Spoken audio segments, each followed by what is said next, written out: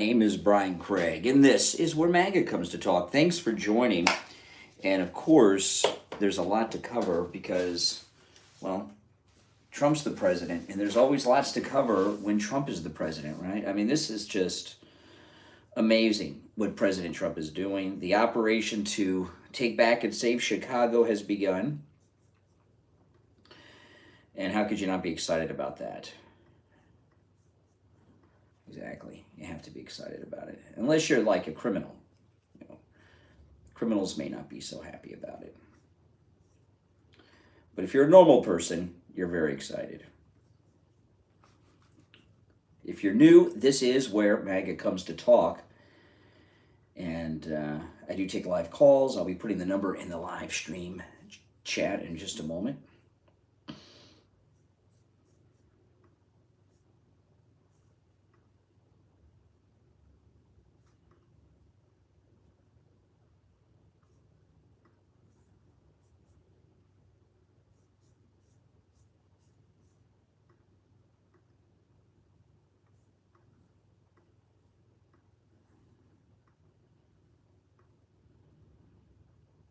Australia, welcome. Welcome from Australia. It's good to have you here.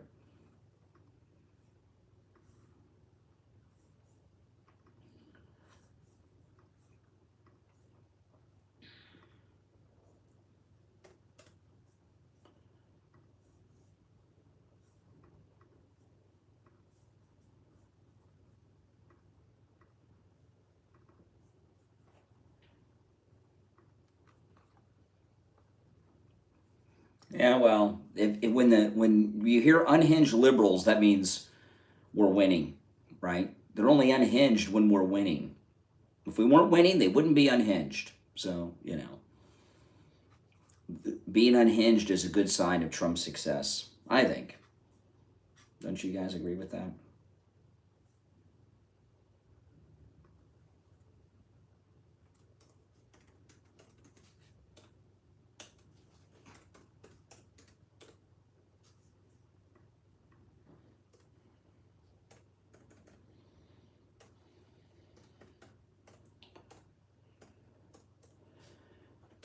I mean, that's how I take it. I mean, I'm sure you guys do too.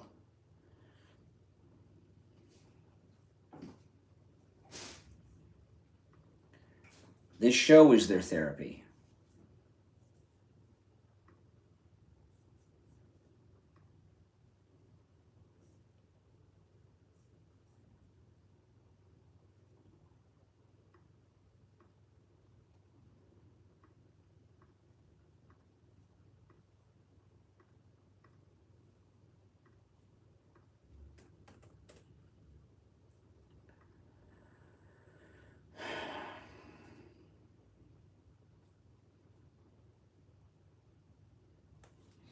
Okay, we're all set up and ready to go.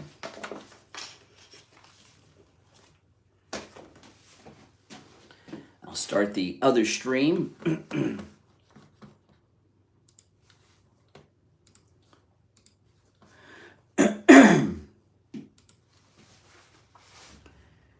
Welcome to the program, everyone. My name is Brian Craig, and this is where MAGA comes to talk. Thanks for joining.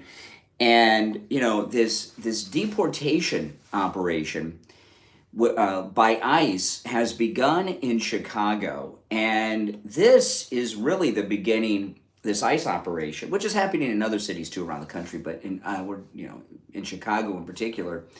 This ICE operation in Chicago is about cleaning up the crime in Chicago like they've done in Washington, D.C.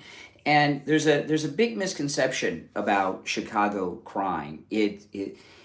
Chicago's criminal makeup is about 50-50, 60-40 black and Hispanic. And the Hispanic gangs, a huge chunk of them, are led by MS-13, Trinidad, De Agua, and all of that. And they are illegals. There's a lot of illegals in Chicago. So the feds are going in and doing a big roundup that no one can contest. They can gripe, but they can't contest it. They don't even need their cooperation, and that's the major ICE operation. So they'll do that, and then they'll work on the domestic criminal terrorists, just like they did in DC. It's a very well-planned, really a military-like operation with military-like precision and how to take Chicago back so that the people that live in Chicago can live without fear of being a crime victim. And, you know, President Trump, he's fed up. Aren't you? I mean, why do you think it's okay for all these criminals just to run amok in our country? Since when? Why is that a thing that you all think is an okay thing? That are liberals. Don't you want to live in a crime-free zone? Don't you want to be able to walk out of your home, wherever you live, and not worry about getting victimized? Of course, who doesn't? You'd have to be a lunatic not to want to live in a low-crime, crime-free neighborhood. So why should the people of Chicago be forced to live in a crime zone? Why? You know, and what's going to happen? See, this time next year, it'll be the heat, a very hot time for the midterm election season. And when we get into the midterm election season,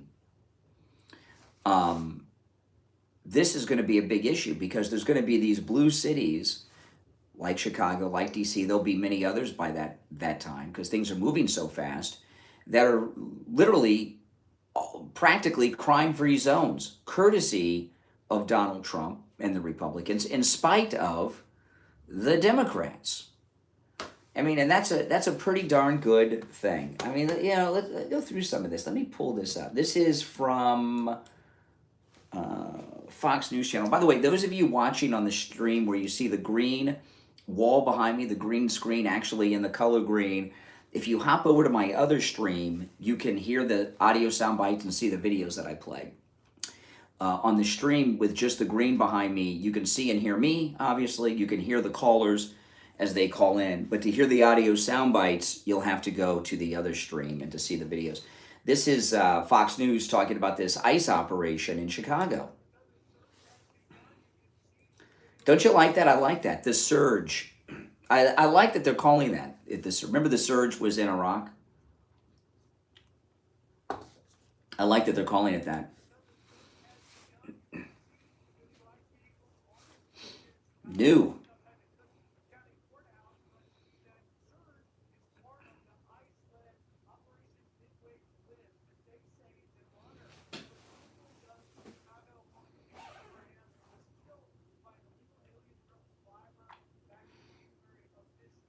Okay, so yeah, this ICE operation is named after this woman who was killed by an illegal in a drunk driving accident in Chicago. You know, and you know, every single one of these crimes that's committed by an illegal, where someone is victimized, sometimes, sadly, in this instance, their life is taken. These are all crimes that never should have happened. The way I always describe it is this: it's almost like Minority Report. You've seen the movie with Tom Cruise where they had those psychics that they could see crime before it happened, and they would go around and arrest people for crimes they had not yet committed but were going to happen. That's what it's like with these illegals. This woman who this woman in Chicago who was killed by an illegal alien drunk driver. He survived, of course. She was killed. The Democrats killed her. All these deaths, all these victims are victimized and killed because of the Democrats. The Democrat Party is basically an accessory to all of these crimes. Just like the Ukrainian refugee who was murdered on the train in North Carolina. The Democrats are responsible for that. The Democrat Party is an accessory to all of this.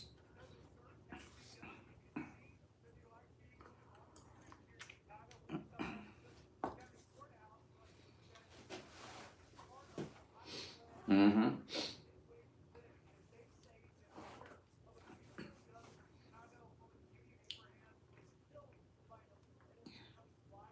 Unbelievable.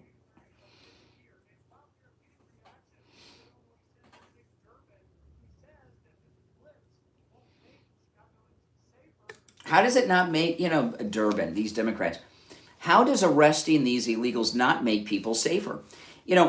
If you grew up watching the old Westerns, right? Remember what the bank robbers and the train robbers would do when they were running from the posse? Where would they run to? They'd run to Mexico, set up a new life.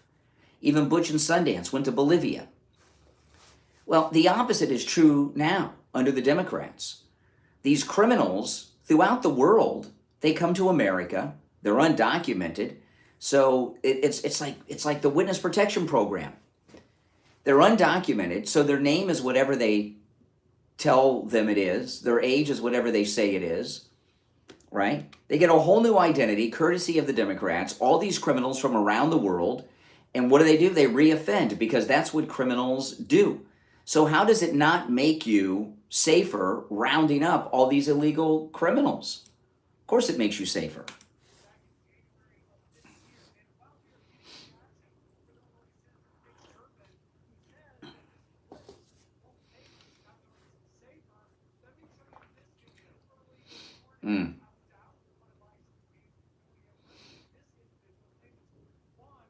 Juan.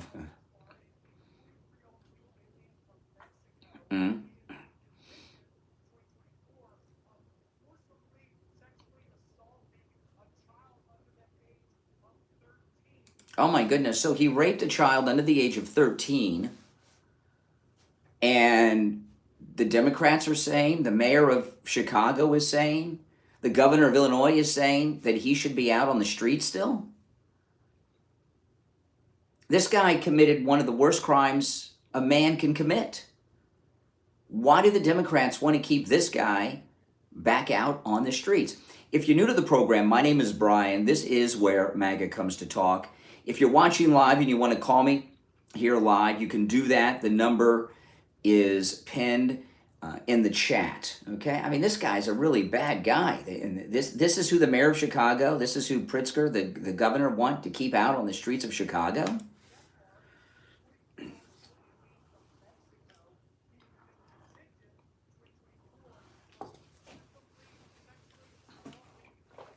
Unbelievable.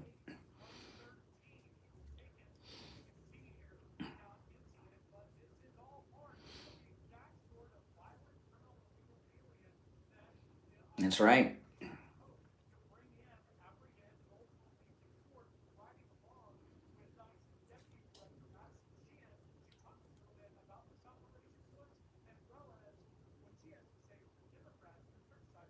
Okay, we'll get to that in a second. I mean, there's a lot of topics that are out there in the news, a lot of issues that there's partisan disagreement on. I always disagree. The liberals are always wrong, but there are issues that are partisan, and then there are some universal issues that are 100% nonpartisan. One of the nonpartisan universal issues is that the child rapist should be locked up. Well, here's one walking the streets of Chicago. Donald Trump arrested him. While the governor of Illinois, the mayor of Chicago, the Democrats, and the liberal fake news media want this guy to continue to walk the streets of Chicago. And their attitude to President Trump is, how dare you arrest these people? Isn't that what they're saying? Absolutely it is.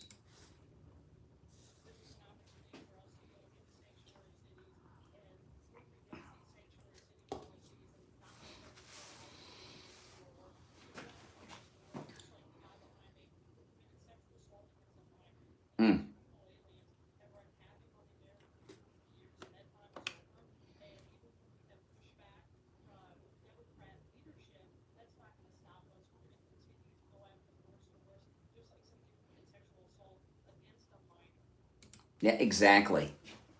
Give me a break. What's the matter with you people? You're on the air. What's your name? Where are you calling from?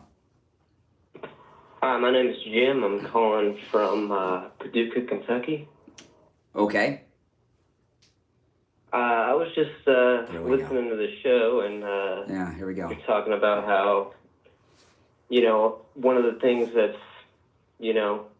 universally consistent among leftists and conservatives is the hatred of child rape, but yet you support a child rapist for president. So No, in fact, what we found out this week, and which you obviously are not aware of, what we found out on Friday from the Speaker of the United States House of Representatives, Mike Johnson, is that President Trump was an undercover FBI informant who was working undercover with the FBI to bring Jeffrey Epstein to justice. He was part of a deep cover team as a confidential informant. It's been widely reported. I'm sorry that you're behind in the news and don't know what's going on. Take care. I mean, this is what you're dealing with here, right? Why are all these young guys obsessed with Jeffrey Epstein, by the way? Anyone have any ideas about it? Have you noticed that? There's a lot of young guys that are obsessed over Jeffrey Epstein. I don't quite get it. Or maybe I do. I don't know. But they're obviously not up to date on the latest news. President Trump has done so much good. But one of the things he's done is he has stopped, arrested, and prevented more sex crimes than any other person who's ever lived. Not just through operations like this Blitz operation going on in Chicago right now. When he shut down the border, what happened? Right? All those women and girls that were traveling up that long way to the U.S. border that were being sexually assaulted along the way, that stopped because that passageway has stopped. That caravan of people has stopped. The sex trafficking that was going on across the border, he stopped that too. And here we have live on Fox News yesterday afternoon, he arrested a sex offender. And a guy like that was arrested continues to offend. They never stop. So he may have been picked up on this charge of victimizing this young girl under the age of 13 years ago, but I promise you this monster's been doing it ever since. These guys never stop. So, all of you weirdos and perverts and gamers and trolls, all claiming to be from Kentucky or wherever the heck you're from, if you truly are concerned about women and children being victimized by perverts, there's never been a man who's lived that stopped more of those crimes than Donald Trump. Just based, and there's other examples that he's done too, but just on the few things I just mentioned, no one has ever done something on such a grand scale before, prior to Donald Trump. And he's doing it in spite of all these haters and Democrats constantly trying to get him to stop doing what it is that he's doing. And this is it. I mean, that's it. All right, let's go. You're on the air. What's your name? Where are you calling from? You're on the air. What's your name? Where are you calling from? Once, twice. All right, you missed out. No, he said hello as my finger hit the screen. Look at that. Let me pull this up. This is CNN. They're talking about the ICE crackdown in Chicago. Oh no, I'm sorry. I apologize. The other ICE operation in Boston is what they're talking about in this clip, not Chicago.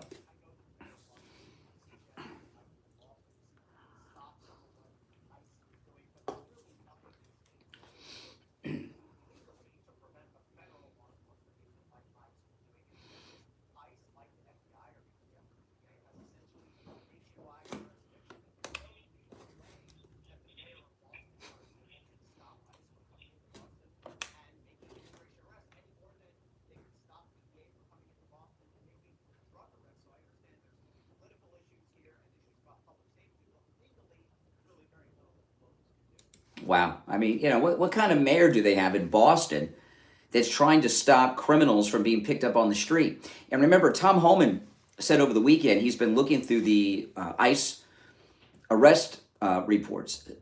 70% of the people that they have picked up, illegal aliens, 70% of the illegals that ICE has picked up have criminal records already, not including their illegal status in the United States. That's incredibly high number. Really tells you what a dangerous group of people you have. If you are watching on my live stream where you see the green screen behind me, the green wall in green, If you want to hear and see the videos, sound bites, and articles that I share, jump over to my other stream and you can get the whole effects of the green screen over there. If you're watching on the stream with the green behind me. Okay, the other stream you get all of the video and the audio. You'll see and hear me and you'll hear the callers, but if you want to hear the audio sound bites, see the video, the articles and everything, hop over to the other stream and it's all there. All right, you're on the air. What's your name? Where are you calling from? It's me again. No, it's one call per day, Kentucky. One call per day. You're on the air. What's your name? Where are you calling from? Hey, this is Joseph from Virginia. Hey, Virginia. What's on your mind? Hey, I just have a question. Oh, here we go. Here's another one. Yeah, go ahead. Yeah. With this new revelation that Trump was a special informant to bring down Epstein and his sex trafficking ring, I'm just curious, how can it be true that he was an informant to bring down the ring, but the whole Epstein thing is also a Democrat hoax? He didn't say that the incidents around Epstein were a hoax. He was talking about what the Democrats are doing now. He says what's the hoax is they're trying to create an ongoing issue with it today and imply that he had some actions in doing terrible things. That's the hoax. He's not saying that Epstein, the whole Epstein affair was an hoax.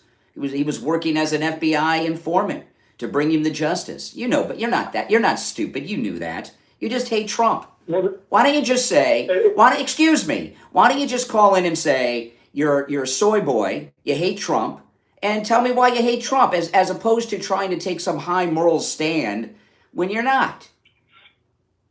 What's the matter with you? Why are you having such an attitude? I'm asking you how to. No, because you're pretending to be stupid. I've talked to you for a few seconds here. You're not some brain dead gamer. You've got some brain cells. You're pretending to be stupid. You know what he means when he says it was a hoax. You have the ability to reason and take in information and everything. You know exactly what he meant. Well, how is it a Democrat hoax? Tell me, he did. I just explained it to you, stupid. Tell me why you really hate Trump. Tell me why you really hate Trump.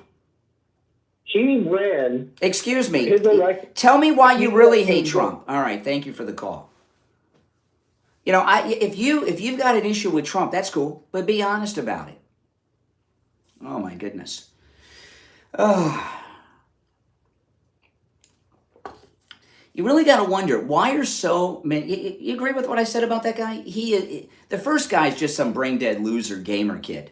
That guy there is a grown man who knows exactly what President Trump meant when he said hoax. He meant what the Democrats are trying to do today is a hoax. There's no ongoing scandal. Remember, Epstein was arrested by the Trump administration. Not only, I mean, think about that. They seem to leave that out. And it just, you know, they're going to try to ignore everything. See, the hoax, this is part of the hoax that President Trump's talking about. No matter what you're talking about that Trump does, inject Epstein into it. That's the hoax, right? You guys get that? If you're new to my channel, my name is Brian Craig. This is where MAGA comes to talk. Subscribe if you're new to the channel. And anytime I'm live streaming in one of my studios, I was at the radio station today. Today I'm in my studio. I take live calls. The number is toll free and it is pinned in the live chat. All right. Okay, let's go. Oh, hit the wrong button there. All right. You're on the air. What's your name? Where are you calling from? My channel. My name is Brian. Yeah, Brian, this is Nick out of Baltimore. Oh, hey, Nick. What's up? You know, it's amazing how these people who are calling, the ones I've heard so far, they sound like they're programmed. Yeah. I'm literally in pain listening to what these people have done, these crimes that have been committed. I mean, it makes me sick to my stomach. Mm-hmm. The incident in Charlotte, there was a woman who was thrown over a bridge here in Maryland. It's all over the place. I mean, you know, people getting set on the fire in New York City at a subway. You saw the woman who was killed walking her dog in the park? No. Yeah, there's a new one. One? Yeah, a new one. Yeah. Yeah, and it seems to be, there's so many, Nick, I can't remember exactly the location of that one. I'm going to go over that story later, but it seems to me that there's an epidemic of racial hate crimes against white people, in particular white women, going on. You know, that Ukrainian, nothing could convince me that the Ukrainian refugee on the train in Charlotte, North Carolina, that wasn't a racially motivated hate crime. Oh no, it was racially motivated. And the guy was insane. And the fact of the matter is that damn judge down there, excuse my language, let that guy out. That's right. You know, while they were deciding whether to put him in treatment or something, I forget how it is. But they, you know, while they were deciding, they let this guy out. I mean, this guy had 14 prior arrests or situations. I mean, yeah. What's sense is? And this was the judges in those cases. He was arrested 14 times. This was his 15th. Those judges are accessories to his murder, as far as I'm concerned. They are. The blood's on their hands. Yeah. And you know what else, Brian? And again, I'm going to get back to the media. The media perpetuates this stuff. They're part of it. And I'm talking about the left-wing media, the mainstream media. Yeah. Not the alternative media, which you are, and the other people we listen to and watch. Yeah. But I mean, the alternative media is not responsible for this, but ABC, NBC, CBS, NPR, PBS. Yeah. The newspapers. Well, a lot of these racially motivated hate crimes, the black on white, like the Ukrainian girl on the train, you know, these are people whose minds have been brainwashed by the Democrats, by the left, by the media. They feel almost entitled to act out against white people. Yeah, exactly. And Brian, did you hear Brian Seltzer?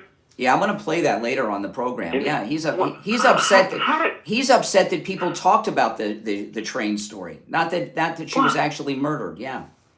How do they bring him back? How do they bring this absolute failure? I call him Mr. Potato Head. Yeah. How do they bring him back? I mean, and he's making a racial issue out of it, meaning that it's because the girl was white. That's why we're pushing this. No, we're not pushing it. It happened. It happened, and all these other incidents happened. And Trump is trying to stop it. He's trying to clean it up, and he's going to clean it up, regardless. You heard Christine. Well, I think about it. You know, the media. See, the media didn't cover that. Now they're covering it because they were embarrassed by conservatives like me that have been covering it.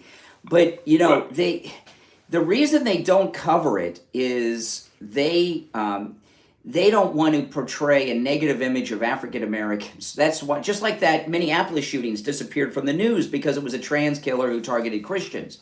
They don't want to. They don't want to promote something. They view it would negatively stereotype blacks and transgender people, right? Remember after the shooting in Minneapolis, they were defending trans people like they were the victims. Yeah. How about the Nashville incident? Exactly. The same kind of thing. It doesn't fit the narrative, and what it is that you see the proof of the pudding is. Look at Washington D.C. Look at all the black people who have said, "Hey, we're happy that Trump is doing what he's doing," including Mayor Bowser of D.C. Exactly.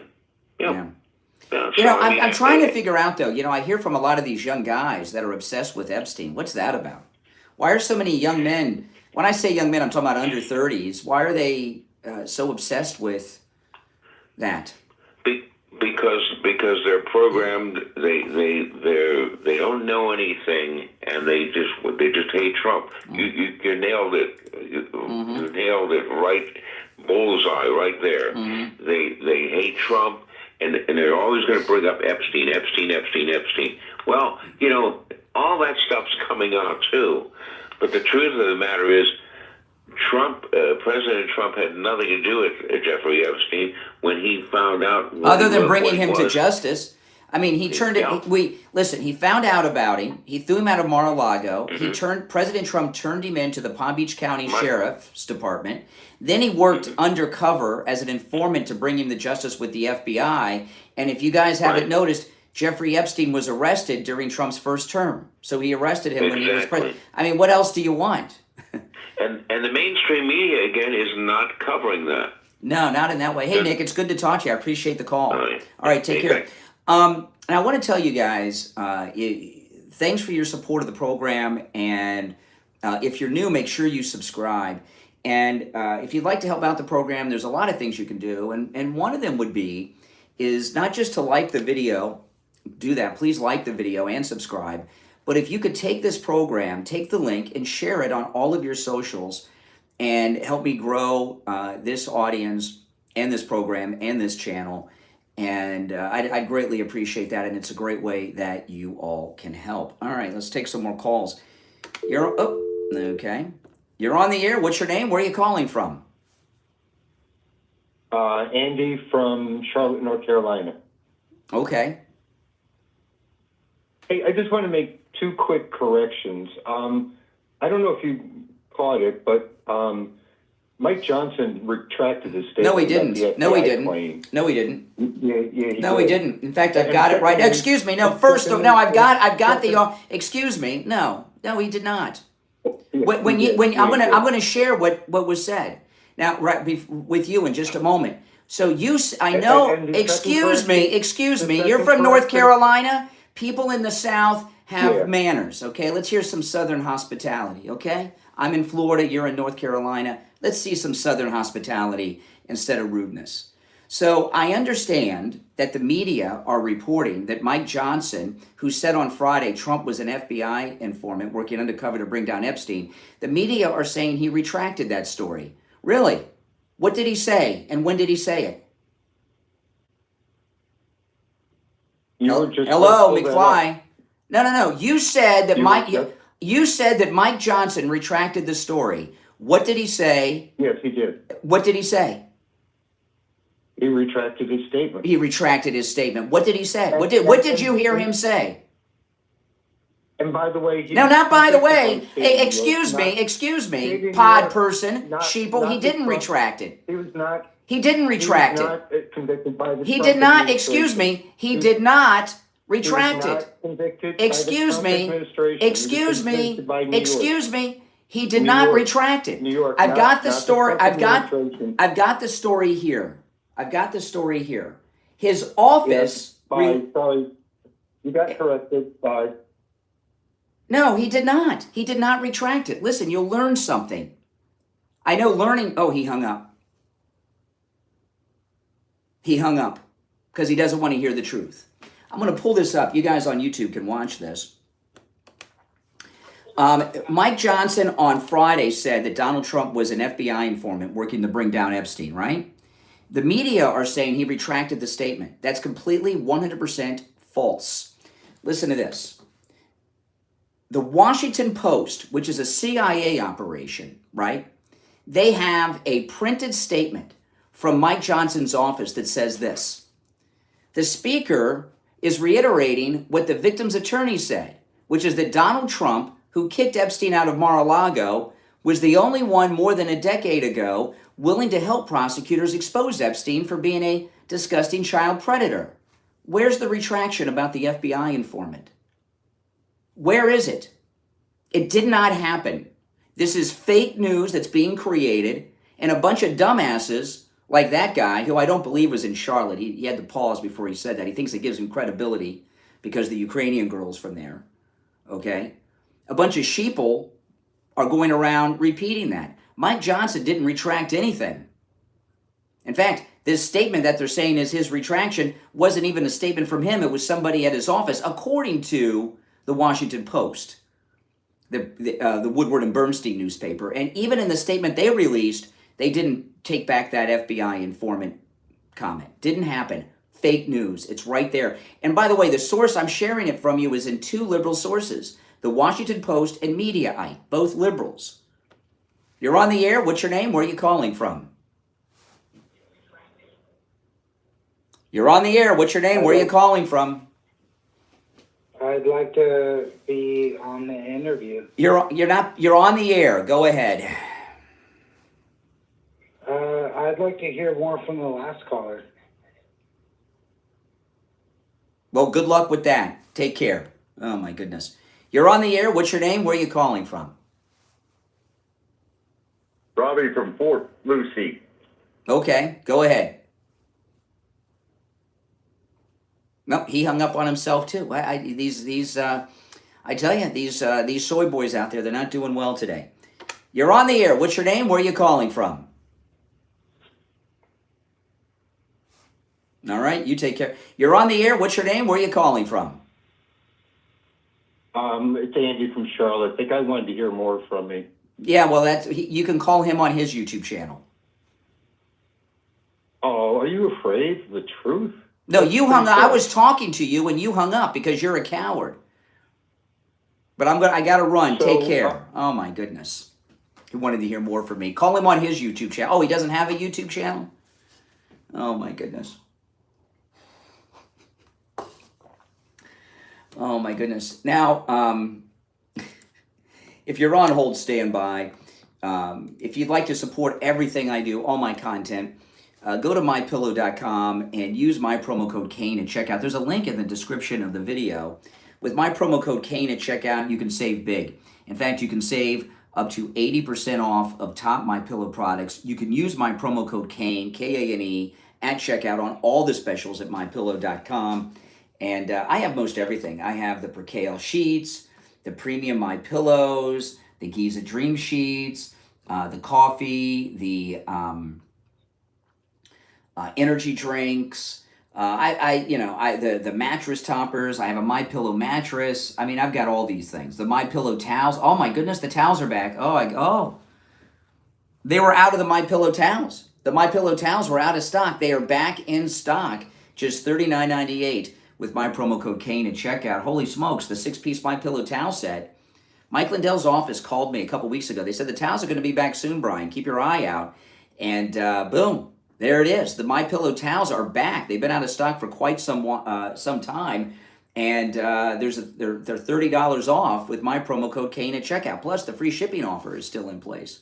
That's pretty awesome. So go to mypillow.com. The link is in the description of the video. Use my promo code Kane and load up. Those towels are going to be selling like crazy because of the great price, and they've been out of stock for a while. Oh my goodness, that's great. Oh, okay, so if you're on hold, hang in there. We are going to be switching over to the radio station in a couple of minutes. And I'll go back to the calls after the radio show starts. But you know, here's a common theme. If you've noticed, and it's not new with Trump. The Democrats have always been this way. You notice how the Democrats, they like to say we are in a cult, which is absurd. But they have all these opinions. You bring out the reason, like this thing that the caller said that Mike Johnson retracted his statement about Trump. Nothing could be further from the truth. I pulled up this statement that wasn't even Johnson. It was in the Washington Post claiming to have a statement from his office, just like they had that birthday card at the New York Times that Trump had signed, right? That's been debunked. And even in the statement from Johnson's office, it wasn't from him. He didn't retract it. And even after I share that with them, they still want to stick with that he retracted his statement. Because why? Because they're sickos.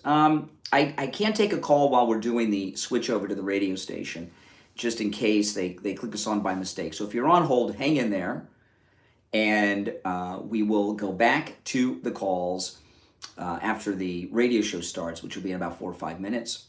And I'm going to recap some of the things we talked about for the radio audience as well. But if you're new, my name is Brian. This is where MAGA comes to talk. Make sure that you subscribe to the program. All right, guys? Oh, yeah, we got Brian Stelter. We're going to get to him.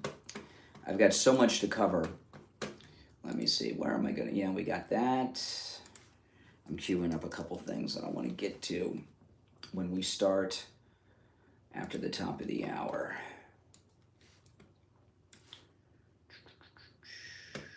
Yes. Oh, yes. I'll go over that. All right. Hang in there, guys, if you're on hold.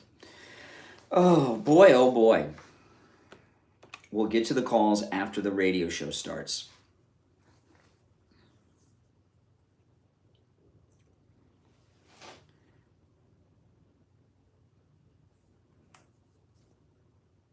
Which will be in about 4 or 5 minutes.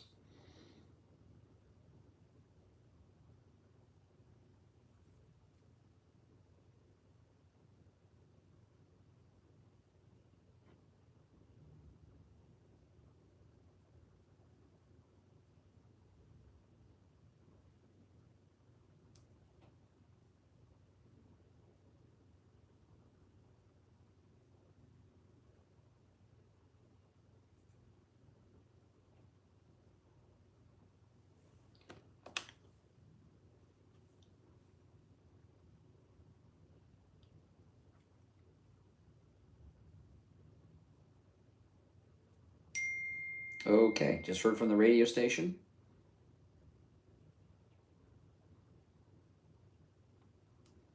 And we will be live in about 90 seconds.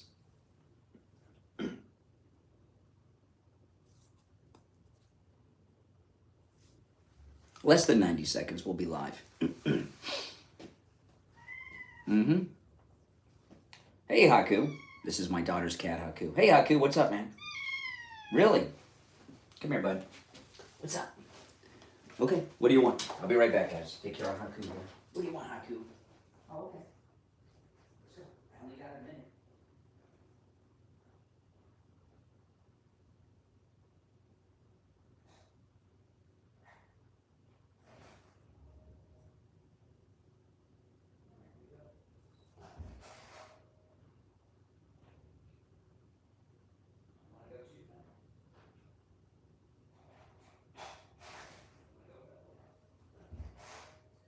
All right. I have demanding cats.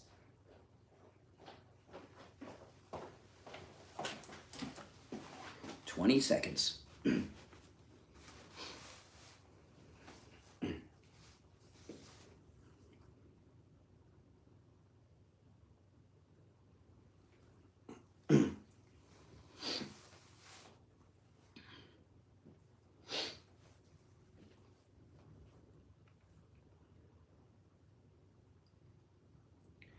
All right, welcome back, everyone. I'm Brian Craig. This is Florida's longest running radio show, the Steve Kane Show, on the radio since 1977. And man, oh man, we're having a great time. And, you know, I've expanded the program to a 4-hour show. So when we go live on the air here at the top of the hour on the radio, I've been on the air already for about 45 minutes taking calls, and we've heard from some doozies. If you're on hold, stand by. This incredible ICE operation that President Trump has launched in Chicago is just an amazing thing, you know, and the crime in Chicago is out of control. It is literally the wild, wild west, although it's worse than the wild, wild west, because in those towns in the wild west where they're having all those problems, there was always a famous lawman or something around, right? Exactly. Wyatt Earp and the Earp brothers, or Bat Masterson, or someone. And Wyatt Earp and Bat Masterson is Donald Trump. And he's cleaning up the wild, wild west of these blue cities around America. And, you know, Chicago is a city that has just had nothing but crime forever and ever. Everyone talks about it. Everyone knows about it. No one's done anything about it. Their government has become a non-functioning government. And I would argue that Chicago is an anarchy, because the first duty of government at every level, from local to federal, is to protect its citizens. And Chicago has failed for decades. So President Trump has gone in with ICE. And, you know, Chicago's crime problem is about 60-40 divided between black gangs and thugs and Hispanic gangs and thugs. And they're going in with ICE, and these, the Hispanic criminals, it's organized crime by Trinda and the MS-13ers. They're going in with ICE, and they're picking up these guys, some pretty bad people. So the cleanup of Chicago has begun in spite of the mayor of Chicago, and in spite of the governor of Illinois. It's happening right now. And yesterday, I want to play this audio. This is Fox News yesterday. Fox News was embedded with ICE. This really reminds me of the days when, we had the media was embedded with all the soldiers and Marines and Operation Iraqi Freedom and Afghanistan. Remember all that? So Fox News is embedded with ICE teams in Boston and Chicago. This is Fox News with ICE in Chicago right there as they do a takedown on an illegal. Oh, let me pull this up. Hold on. There we go. All right, here we go.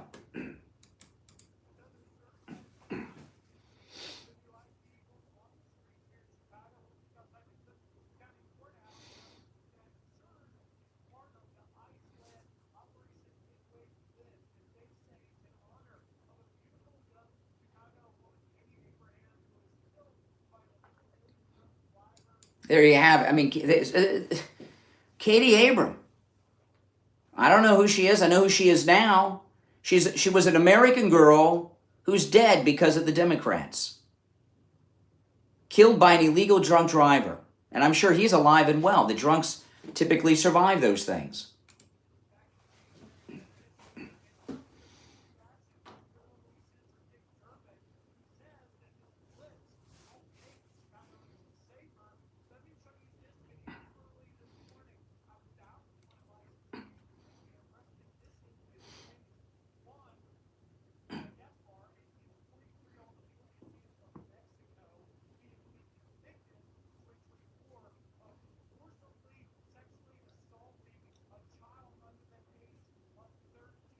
Wow. This is your constituent? This person is who the governor of Illinois, the mayor of Chicago, and the Democrats are fighting for? He's a child rapist. And he was arrested and has this conviction from years ago. These guys never stop offending. The only thing that stops them from offending is when they're in prison. That's true with all sex offenders. President Trump has taken more sex offenders off the streets than any other man who's ever lived in this world. Let me rewind. We'll play the rest of the story.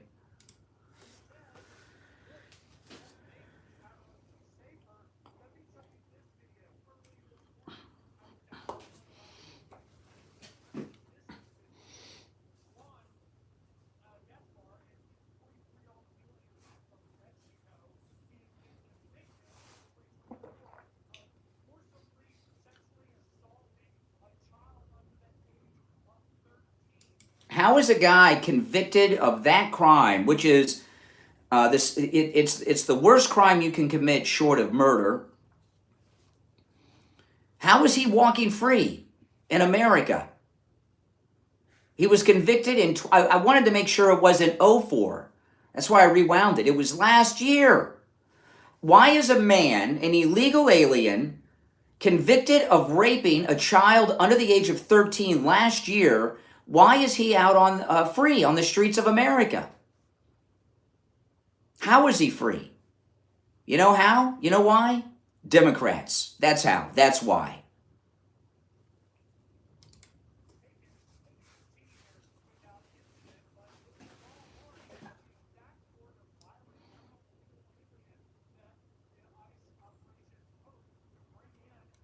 That's right.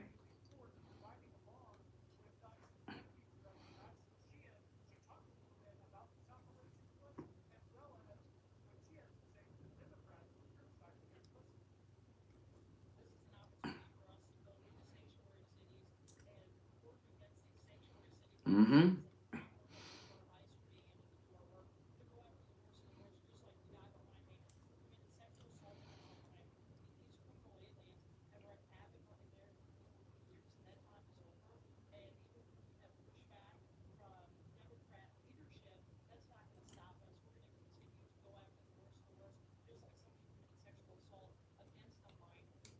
Yeah, that's crazy.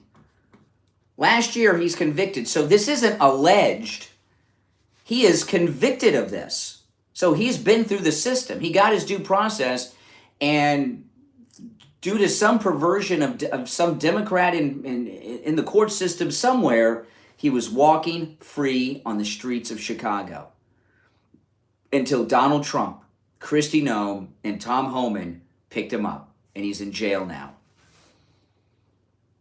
What do you think the chances are that this animal has not victimized other children since this conviction and he's been free? If he hasn't, it'd be a miracle, but you know he's been on the hunt if he hasn't.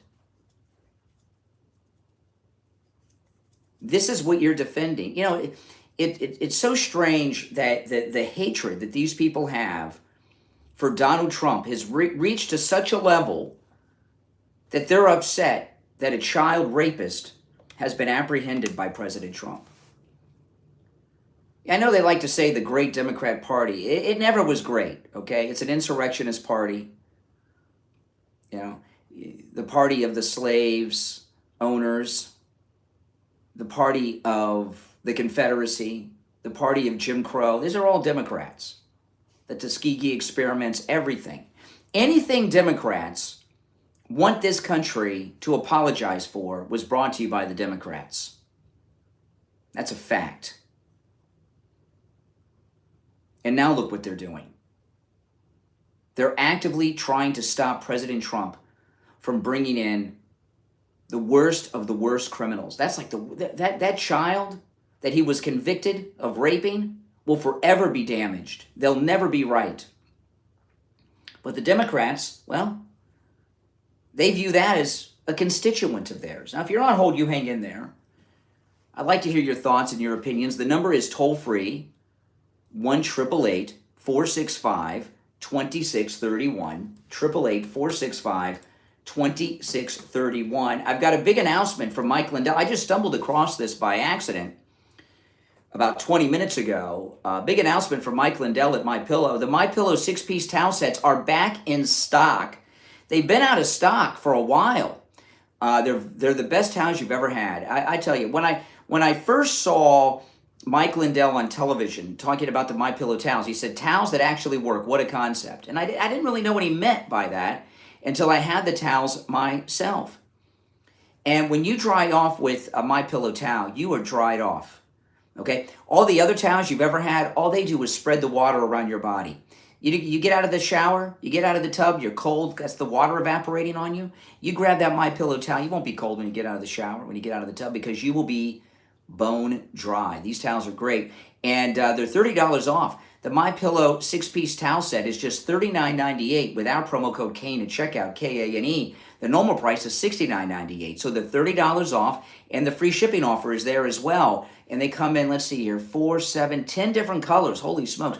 They've been out of the MyPillow towels for a long time. I was talking to Mike Lindell's assistant a couple weeks ago, and they told me we're going to have the towels back in soon, Brian. Just keep an eye out, and they are back. So go to MyPillow.com. Remember, you can use our promo code KANE at checkout on all the specials there. Load up on the MyPillow towel sets. These are the only towels I use in my house. Just $39.98, $30 off the 6-piece MyPillow towel set. And you get the free shipping offer there too with our promo code KANE at checkout, K-A-N-E. We'll take our first break of this Tuesday morning and be right back. Welcome back, everyone. And if you're just tuning in today, remember I've expanded the show to 4 hours. When I'm in this studio, okay, when I'm at the radio station, I go on early, but I can't stay late because the next show starts. But I'm here in my studio today. I started the show at about 20 after 5, so we're almost an hour into the show already, which is nice. Okay. All right. If you want to call in, the number is pinned in the live chat.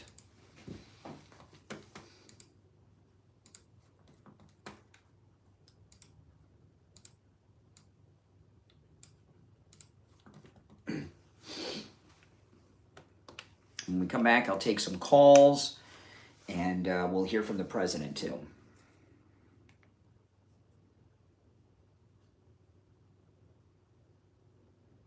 We'll be back in less than a minute. Less than a minute, we'll be back.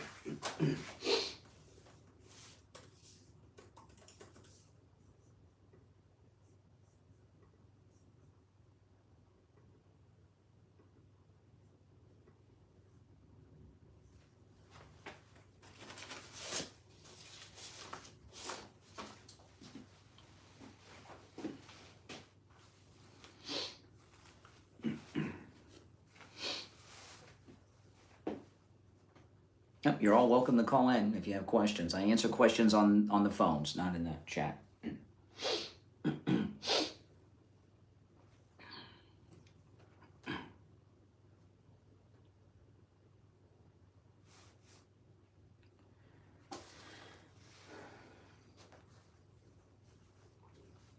Welcome back, everyone. I'm Brian. You're listening to The Steve Kane Show, Florida's longest running radio show. On the radio since 1977. Celebrating 49 years on the radio. Callers on hold, you stand by. Our number is 888-465-2631. 888-465-2631. You're on the air. What's your name? Where are you calling from? Yo, man, my name's Ken, man. I'm out here in California. All right, man. What's up, man? I just had to ask a couple questions for you, man. Yeah, man. What are you high? What's with all the man? It's like every other word out of your mouth is man. Are you calling me from the 70s? The 1970s? From what? Oh my goodness. Yes, you. Bro, Yes. that's What's a on? really What's on your? disrespectful, brother. All right. I was What's calling on to your ask mind? about the standing army that Trump is using against us. I'm not aware of this. What army is being used when you say us? Who are you? Are you an American? What are you? Oh yeah, I'm an American. Oh, Definitely an American. so how's the army a United States of American or a South American? Brother, I live in the United States of America. Stop being funny. Well, I'm curious. Where's this army against you? That he's using the National Guard against us along with ICE agents. Why would I against you? You said you're an are you an American citizen? Oh yeah, I'm an American citizen. Why would ICE be after you? Brother, I got detained by ICE the other day, and they didn't ask me for any. They were asking me for documentation. You were okay. Okay. All right. First dump of the day. Oh my goodness.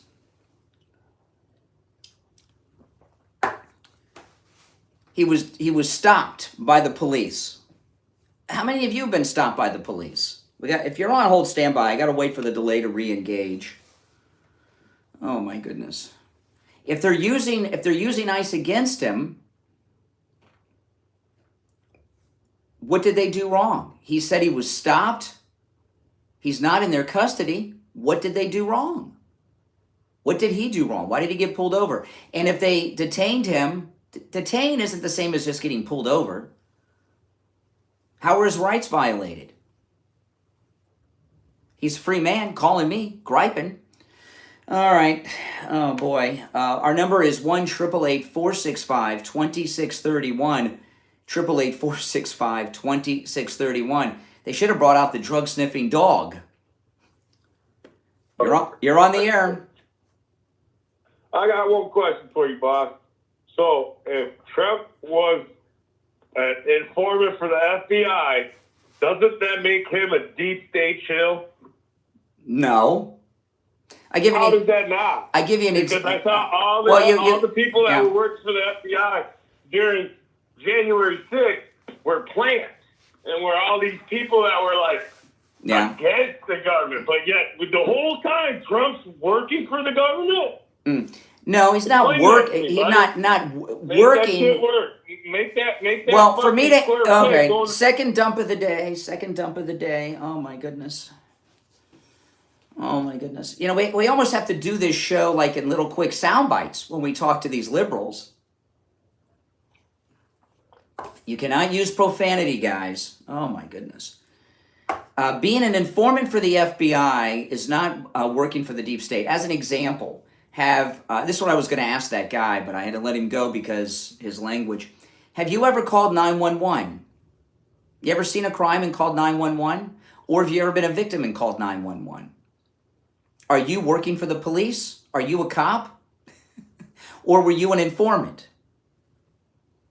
Exactly. You call 911 to inform them of a crime. That doesn't mean you are a cop. Oh my goodness.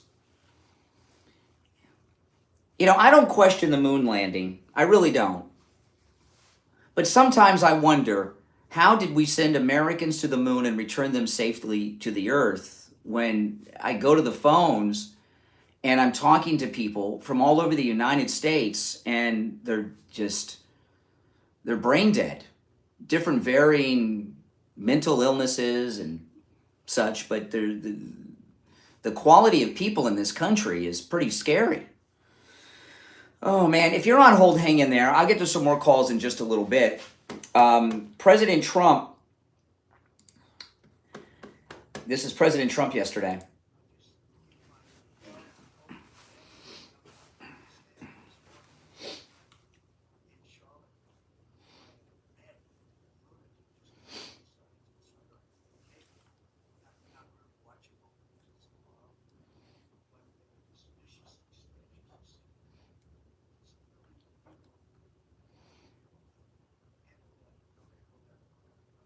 Okay.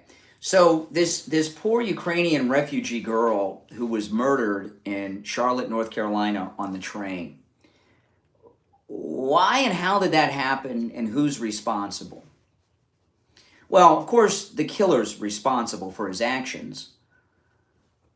But people have done some things to put him in a position to do something so terrible. Why is she dead in such a brutal way? This poor girl, 22, 23, worked at a pizza parlor. You know, they show this image of her that's like from her Instagram where she looks like a Ukrainian model, beautiful girl, but she wasn't a model. She did something that a lot of Gen Z don't do. She actually had a job. And she worked at a pizza parlor. She wasn't a model. Not that that would make it okay, but she was a hardworking girl. And someone told me today that she had worked a double shift. Oh my goodness. Where she was working for something, maybe just to pay rent, I don't know, or saving up for a car. Do you believe that that was a racially motivated hate crime? Do you believe that he killed her because she was white? I do. I think he was triggered by her being white. And you know, not only was she a Ukrainian refugee, which the liberals, the Democrats, claim to celebrate and want to protect, even though they've been ignoring this story, she was a liberal. She had a Black Lives Matter poster on her wall at home, I saw in the news yesterday. So there she got a couple boxes there. She's a Ukrainian refugee and she supports BLM. She was a white liberal. And the white liberals don't want to do anything to help remember her or to stop others like her from being killed. But she is dead today because of Democrats, liberal judges. Liberal judges. This guy was arrested 14 times. The arrest for her murder was his 15th arrest. Democrat judges let a very violent man free to kill. So why did he get involved in a racially motivated? I mean, he was just triggered by her whiteness. He saw that white girl there. He couldn't control himself. He killed her. You know why? Liberals. Liberal media have spread such terrible, this whole critical race theory, the Joy Reids of our society, right? Their critical race theory, which is just some made-up crap that they're trying to craft into some type of social science. It's just racism. They say that all white people not only are racist, but they're born racist, that an innocent baby just out of the womb is racist. They say out of the womb because they don't want to acknowledge there's a life inside the womb. So they have been spreading such terrible negative stereotypes about white people that monsters like this guy feel justified in killing a white person. Just like the trans killers that have gone into two schools and killed Christian children. Nashville, the one in Minneapolis. They've been riled up by the left to believe that Christians are out to hurt them, that they're transphobic, that they're trying to limit their rights. Nothing could be further from the truth. And even if they were, how would little baby children be responsible? So, these incidents are happening because of these negative, hateful stereotypes that are being promoted by Democrats. That is a fact. It is a fact. All of you Democrats are responsible for the train killing, the Minneapolis shooting, the Nashville incident, and many more. The Democrats are monsters. Now, when we get back from our bottom of the hour break, I have some things I'm going to share with you. A lot of it's very disturbing, but we're going to share it. But first, I want to talk about Jupiter Joe Thomas. I'm not into risking money. I don't like the stock market. I'm not telling you not to invest in the stock market. I'm not a financial advisor. That's Joe Thomas. Okay, you talk to him. But I like annuities, and Joe Thomas has a specialty in annuities. And the reason I like annuities is because your money is never at risk.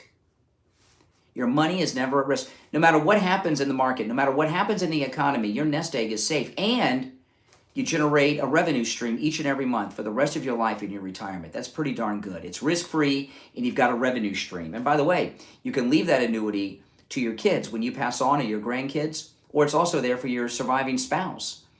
Joe Thomas offers free phone consultations, which you can take advantage of no matter where you are.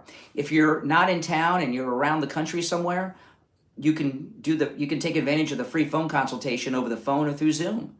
If you want in your local, you can do that too. But you can also go and see him in person. Here's his number, 561-743-0999. 561-743-0999. And online, JupiterJoe.com. We'll be right back. All right, if you're on hold, hang in there. Let's see.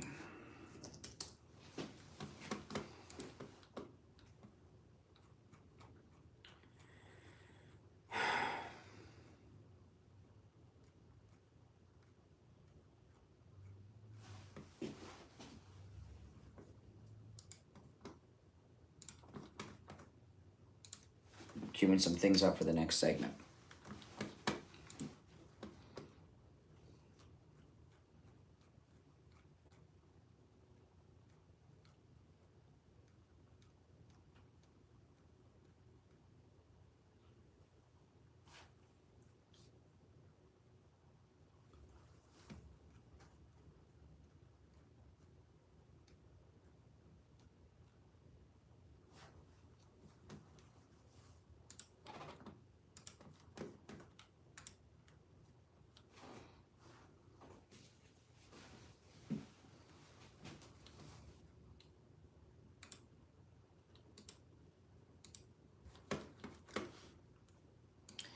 If you are 65 years of age or older or turning 65 soon, call Chapter.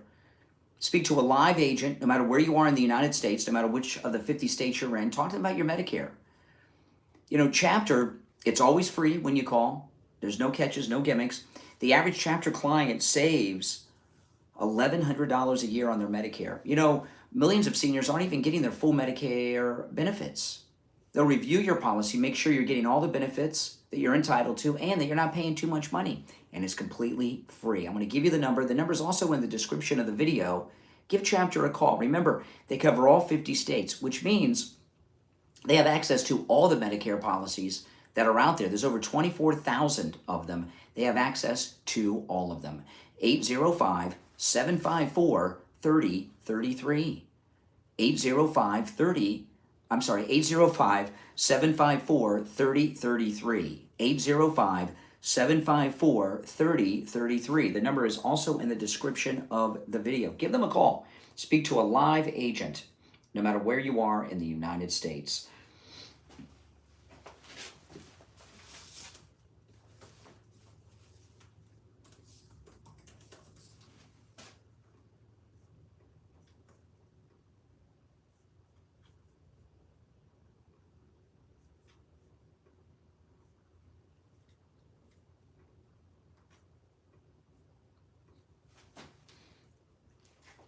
We'll be back shortly, guys. If you're on hold, hang in there.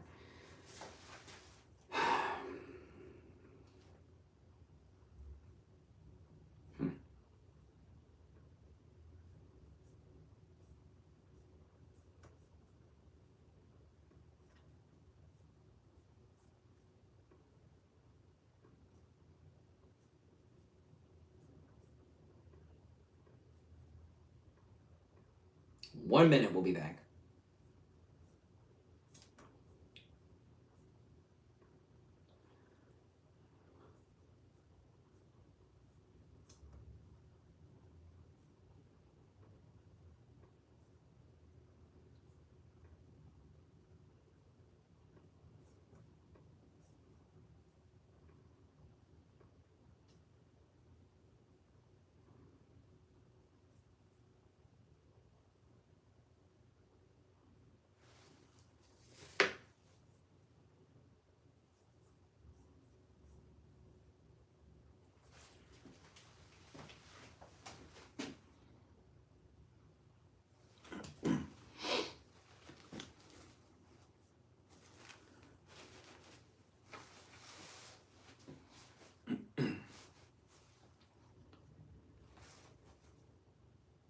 We are back. I'm Brian Craig. You're listening to the Steve Kane Radio Show, Florida's longest running radio show.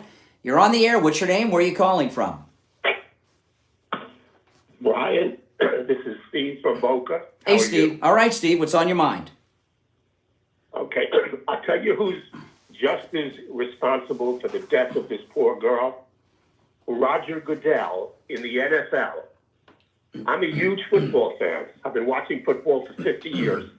I can't take the fact that in the end zone it says, end racism. And on the back of the helmet it says, stop hate. Really? And how many millions of people, Wow. Watch football games and see this? Wow. And Roger Goodell has created a problem that doesn't exist. Wow. He's telling everybody that there's racism in the United States, and we have to sing the black. Well, to be more Americans. specific, what he's saying is that white people are racist and black people, you're entitled to hate them because they're all racist. Yeah, you're right. That's exactly what I was talking about. The left are spreading these god-awful negative stereotypes that are causing these incidents. And that nothing could convince me that was anything other than a racial hate crime on the train in Charlotte. Do you agree or disagree with that? Yes. In fact, I heard, and I don't know if it's true or not, that he said something to the effect of, I killed a white person. Oh my God, I haven't heard that. I don't know if it's true or not, and I don't want to say definitively it's true. No, I've not heard but that. That's what I heard. But no. regardless, Roger Goodell is getting a pass. And I'm telling I got to tell you, there's something wrong with that man. The NFL does weird things so right. like the pink uniforms for the breast. There's something not just off with. He's married to Jane Skinner, who years ago was on Fox News Channel, but something is off with that man. Yeah, Jane Skinner. Yeah, well. Yeah, she used to be on Fox. It's all about the money. It's all about the money and the woke and everything else. But something's off in his mind's not right. There's something off. Hey, I appreciate the call. Take care. Yeah, that's part of the problem. Big part. You're on the air. What's your name? Where are you calling from? You're on the air. Calling from Sheboygan. You're on. Calling from Sheboygan, Wisconsin. Calling from Sheboygan, Wisconsin. Oh, you're too far away from the phone. You got to put your mouth up to the receiver. Calling from Sheboygan, Wisconsin. All right, Wisconsin. What's on your mind? What is your opinion on the Cracker Barrel situation? Be more specific. What Cracker Barrel situation are you referring to? Okay. There are a lot of people upset about the rebranding. Oh no, they have stopped. They are no longer rebranding. They have reversed that, Cracker Barrel. About 2 or 3 weeks ago, they announced. Right. So I'm happy with Cracker Barrel. Okay, that's cool. I mean, that's fine. But see, here's the thing. There was a shareholders meeting a few months back. What happened is that they're starting to realize that they're catering to an older crowd and try to bring in a more younger crowd in the more percentage range. They have over 60% of people who are over the age of 60 to 64. That's their demographic. So what's happening is that in the 5-year trend, they're actually losing money. Well, not anymore, because what happened is this, okay? They had this woke liberal CEO, this lady. She used to run Starbucks in China. And they have this woke lunatic woman who did this rebranding strategy, okay? There was a big outrage over it for good reason. And they totally reversed it. And in the course of that, Cracker Barrel got hundreds of millions of dollars in free publicity. And people are going to start, out of the respect for them, they apologized and reversed the decision. People are going back to Cracker Barrel, so their business is picking up. It worked out very well. They got all that free publicity. Do you believe that in another 5 years, if they don't continue existing to their shareholders, they're a public trading company? Why do you think that? Do you know why they're called Cracker Barrel? That doesn't matter to me. No, tell me. Do you know? No. I didn't ask you what matters. Do you know why they're called? I don't care. Well, listen. No, I'm going to talk about what I want to talk about. Listen. You get your show, and you can talk about what you want. So you don't know. It's hey, listen. It's okay not to know. It's okay not to know something. Excuse me. You're on hold. You're a madman. This is like the guy on the train. Listen to this guy. Oh, he hung up. See, this is what I'm talking about, okay? With the caller from Boca who talked about the NFL with this in racism and how this train incident was a racially inspired hate crime. Many African Americans have all these negative racial stereotypes of things because they've been lied to by the Democrats and the media. And he believes somehow that Cracker Barrel's racist. Now, he doesn't know why, right? He doesn't know why, but he just thinks they're racist. And he thinks that this Cracker Barrel needs to rebrand because they're racist. Now, he doesn't know why, why they're racist in his mind. He just knows that they are. And the reality is they're not racist. And there's so many people out there who think that it's called Cracker Barrel because the overseer's whip made a crack. No, it's called Cracker Barrel because they used to have crackers in barrels long ago at gas stations. It first started as a gas station, like convenience store kind of thing, Cracker Barrel. They had soda crackers in barrels, and that's why they got the name. But there were liberal blacks in this country have been brainwashed to hate our country, think everything's racist, and to hate white people, and believe that they're victims of all these things that don't exist, right? There's nothing racist about Cracker Barrel. Their business may have been down. One of the reasons Cracker Barrel's business is down over the past few years is their business model is not a regular restaurant where you go, let's go out and have dinner at Cracker Barrel. It's basically a rest stop off the interstate highways of America is Cracker Barrel. That's their core business. And what's happened over the years is a couple of things. Where the Cracker Barrels are located, usually a Cracker Barrel will go and opened up locations off of exits where there was nothing else, off of I-95. But what's happened over the years is other businesses have moved in around them that have drive-throughs. So people get off the road and they're in a hurry. They don't want to go and have a sit-down meal. Cracker Barrels are like rest stops.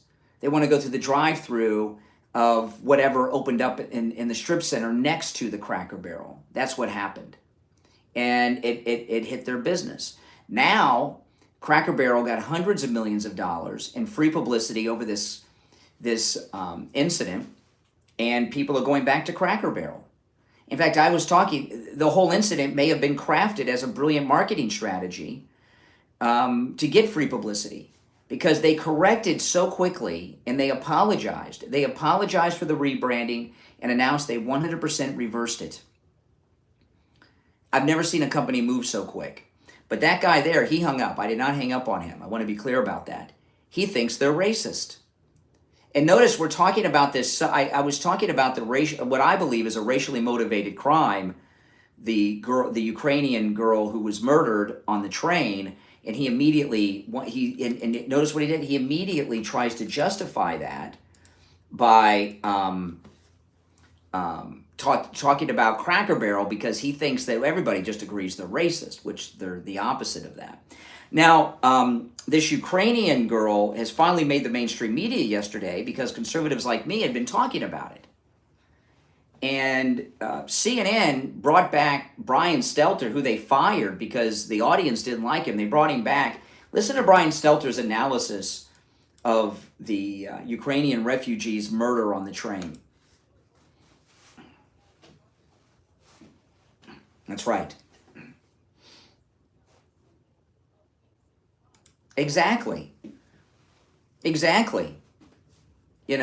how things get done. Remember your civil rights movement.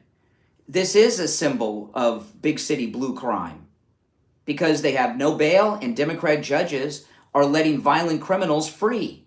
Like that guy I was sharing at the top of the hour was convicted of raping a child under the age of 13 last year, but he's walking around free in Chicago. Well, he was until Trump arrested him yesterday with the ICE operation in Chicago. All right, back to Brian Stelter.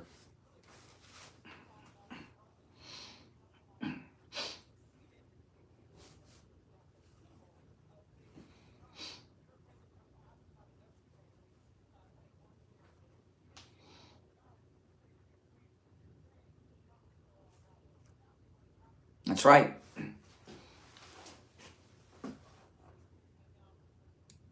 That's how it happens. You know, when Rosa Parks got arrested, it was not a national story. First, it was a local story. That's what happens. Something happens somewhere. It's a local story, and then hopefully, if it's important, it becomes a national story. Brian Stelter's acting like that the way the news operation works, that there's something, if it's not a national story right away, it's a fake story.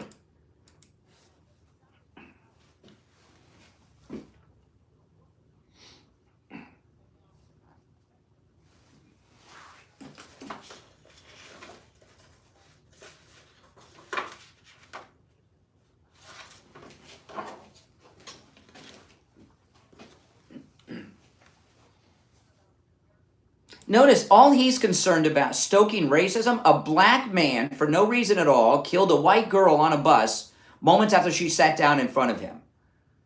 Who's stoking racism? Their stoking of racism is what drove him to take out that pocket knife and do this evil thing. Notice, he's not even angry at the killer. He's upset the conservatives made this a national story to interfere with his left-wing lunatic agenda. If you think he's a jerk, you should see his wife. She's nastier than Brian Stelter.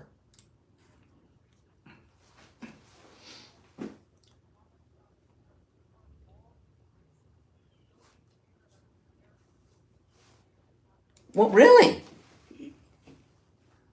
Why should you be fearful? It's not like someone sitting behind you on a train is going to stab you in the neck and kill you. Oh, it happened? What an idiot.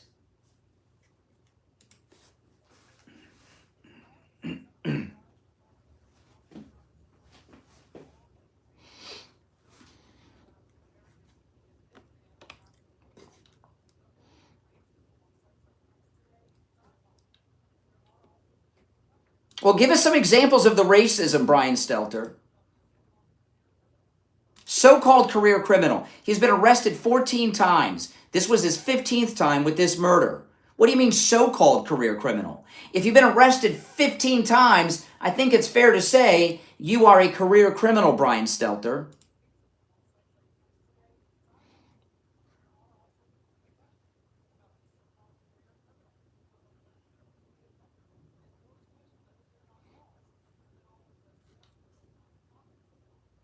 Wow, he doesn't even have a negative thing to say about it. He's defending the killer. And by the way, he's not an alleged murderer because it's videotaped. We have the video from the train. So he is a killer. It's not alleged, Brian Stelter. Oh man, yesterday afternoon, it was raining cats and dogs at my house. I love the rainy season. Don't you guys? I love it. However, if you've got a wet spot on your ceiling, Floridians, you've got a leak in your roof. And that means you want to call Tom Laporta at Laporta Roofing. You know, that wet spot on your ceiling, which might be the size of a quarter, that means you got a leak in your roof, okay? And that leak is bigger than that wet spot on your ceiling would indicate, because the water, before it gets to your ceiling, it's got to eat through the roof, right? The wood in the roof. It's got to go through your shingle, your tile, your roofing material, then through the wood in your roof and all of that. Then you've got insulation in your attic. It's got to soak through all of that. I remember years ago, I had a wet spot on my ceiling. I went up in the attic. On top of my insulation, there was a pool of water. Probably was a couple of gallons of water. I couldn't believe it. I was in shock. So if you've got a wet spot on your ceiling, you've got a leak in your roof, call Tom Laporta. He covers both the east and west coast of Florida and everywhere in between. He works on every type of structure, residential, commercial, even municipal. He can handle the job of any size. If it's one single-family home, one office building, one apartment building, or an HOA with 450 units or more, he can handle that job as well. This number rings directly to Tom Laporta's cell phone. You can call or text 954-604-4602. 954-604-4602. And online, LaportaRoofing.com. We'll be right back.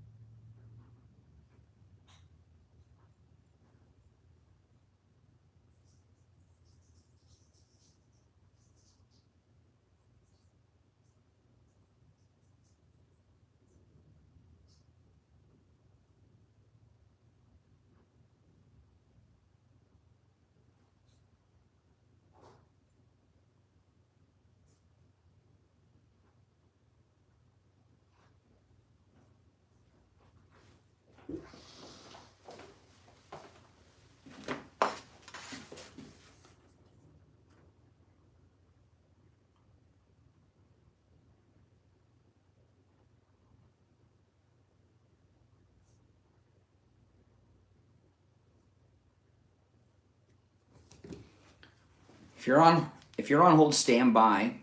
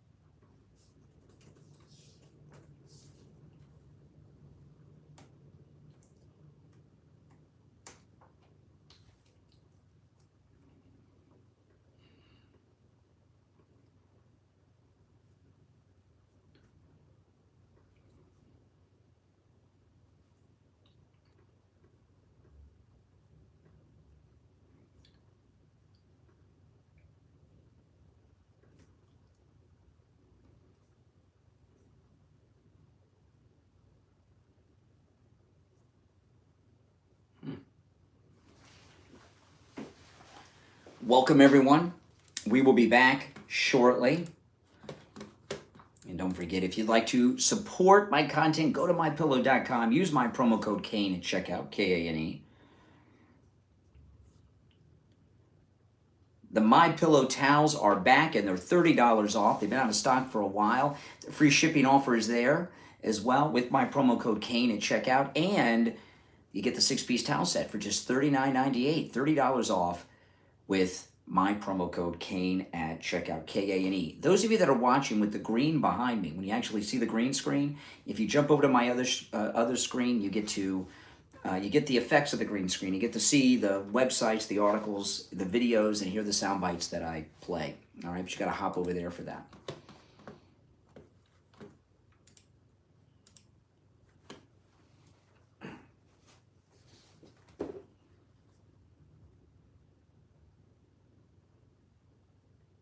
Welcome back, everyone. I'm Brian Craig. You're listening to Florida's longest running radio show. I over the weekend, I did something which I'm glad I did. It was early in the morning. I can't remember if it was Saturday or Sunday. It was either Saturday or Sunday morning. I saw in the news that Zohan Mamdani had been at a speaking engagement with Bernie Sanders.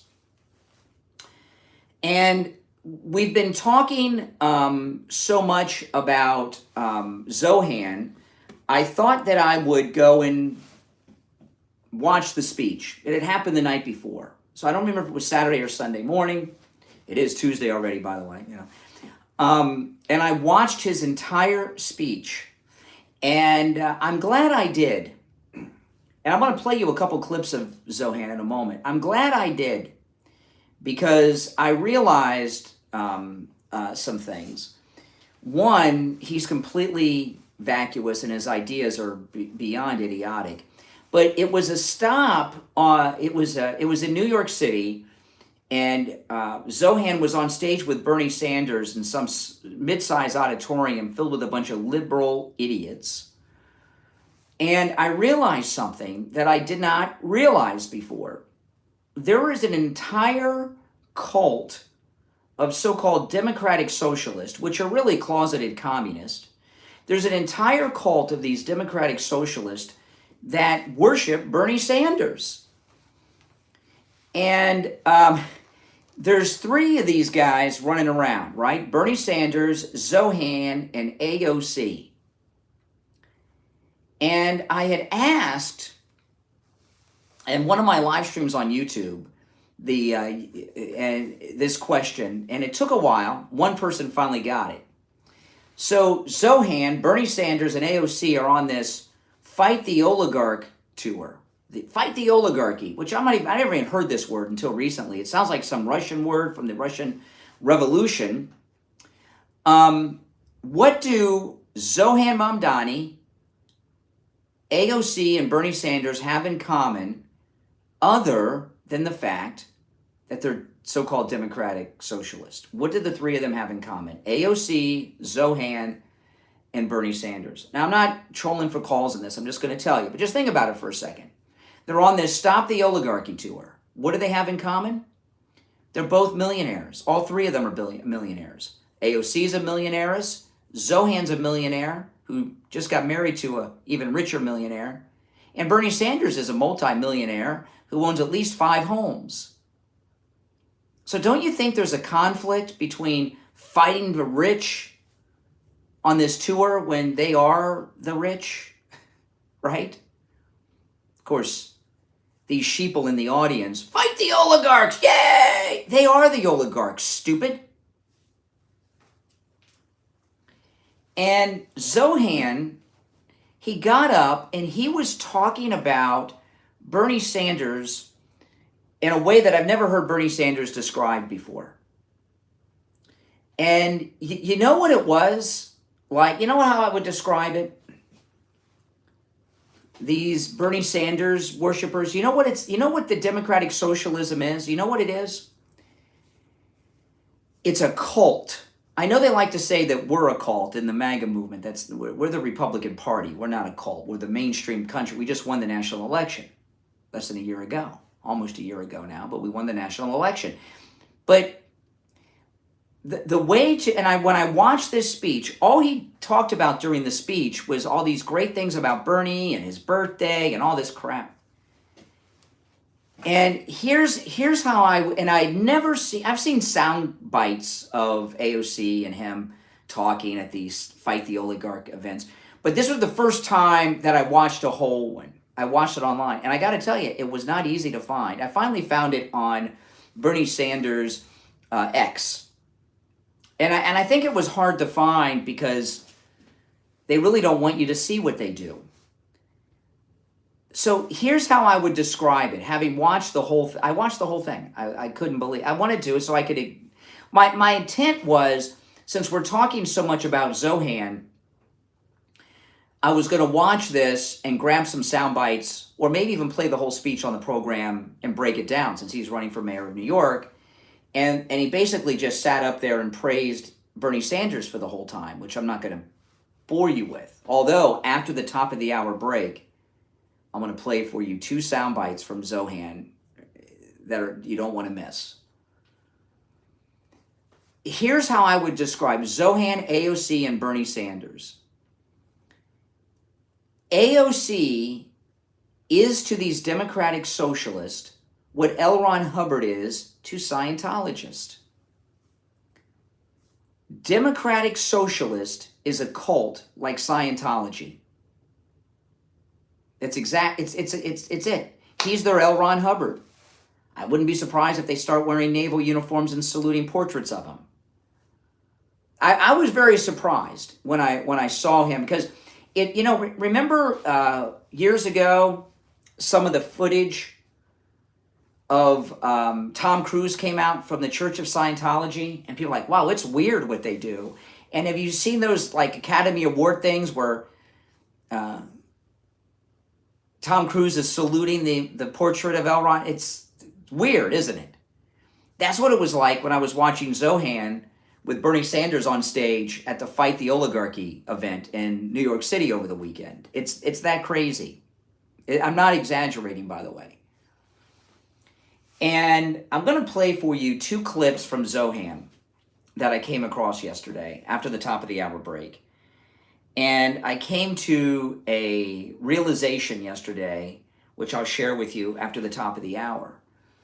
But democratic socialism is closeted communism.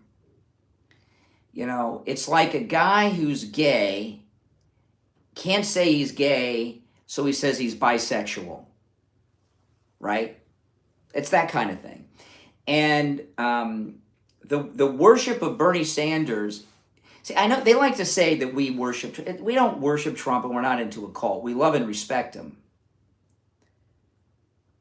But what I saw was idol worship by Zohan and these lunatics in the audience of Bernie Sanders. And it just reminded me of those videos that leaked out of Tom Cruise at these Church of Scientology events. It's disturbing, really. I mean, would you want the Church of Scientology running anything?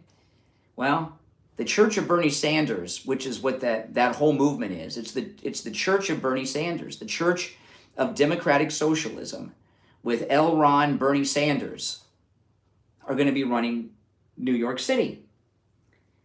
And I came to a realization about that yesterday, which I'm going to share with you after the top of the hour break. But first, I want to make this huge announcement from Mike Lindell and MyPillow. The 6-piece MyPillow towel sets are back in stock. They've been out of the MyPillow towels for quite some time. And they're back in stock. They're $30 off, just $39.98 with our promo code KANE at checkout, K-A-N-E. The normal price is $69.98. I'm surprised they're on special because they've been out of stock for a while because the special was so popular. They ran out. And Mike Lindell's office told me a couple weeks ago the MyPillow towels were going to be back in soon. I had not heard from them, and I just stumbled upon them on the website today.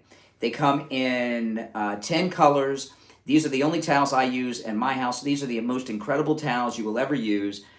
One example I get a couple examples that really show that they're towels that really work. I spilled an entire 16-ounce cup of coffee on my tiled floor. I grabbed the white MyPillow towel, threw it over, it absorbed all of it. It was like a Bounty paper towel commercial. I walked it to my garage where my washing machine is, and it didn't even drip the coffee through my house. It kept it in the towel. These are amazing towels. They're back in stock. They have all the colors in. Go to mypillow.com, just $39.98, $30 off with our promo code KANE at checkout, K-A-N-E at mypillow.com. Also, the free shipping offer is still in place too with our promo code KANE, K-A-N-E at checkout at mypillow.com. We'll take our break for the top of the hour. If you're on hold, stand by. Don't go anywhere. I'm going to share this craziness from Zohan in New York City after the top of the hour break. Our number, toll-free, 888-465-2631. It's the Steve Kane Show. I'm Brian. We'll be right back.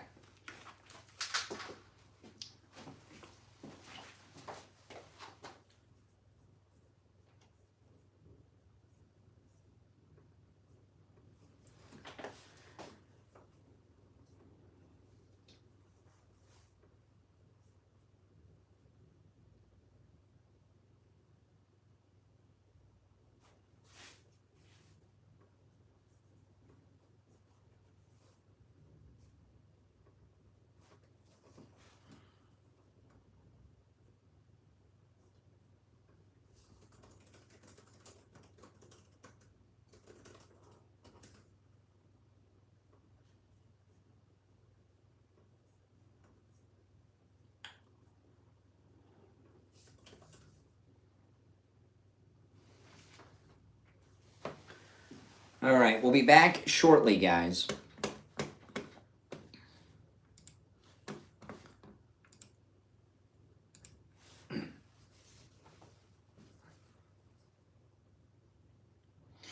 Now, listen, if you guys would really like to help, subscribing and liking the video helps a lot. It helps grow the channel. Subscribing and liking, so please do that. But also, if you could take the link to the program and share it on your social media, share it on all your socials, let all your friends know about this program, that helps a lot too. And I know a lot of you do that, so please keep doing that. And if you've not, please subscribe, like the video, and take the link and share it on your socials, and that goes a long way to growing the channel. We'll be back in just a couple of minutes.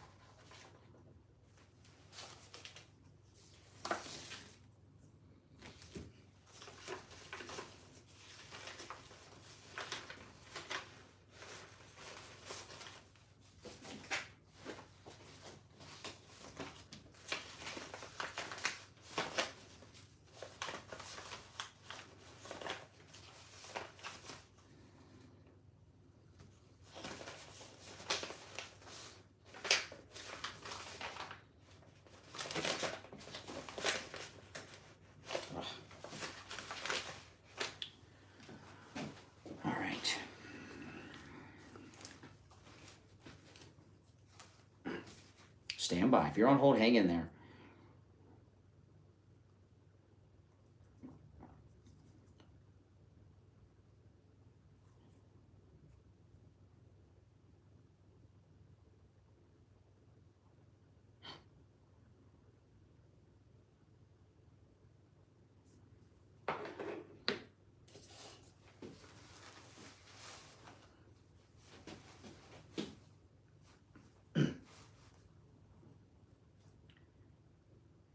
Hour number 2 has begun. I'm Brian Craig. Thanks for tuning in, everyone. You're listening to Florida's longest running radio show, The Steve Kane Show.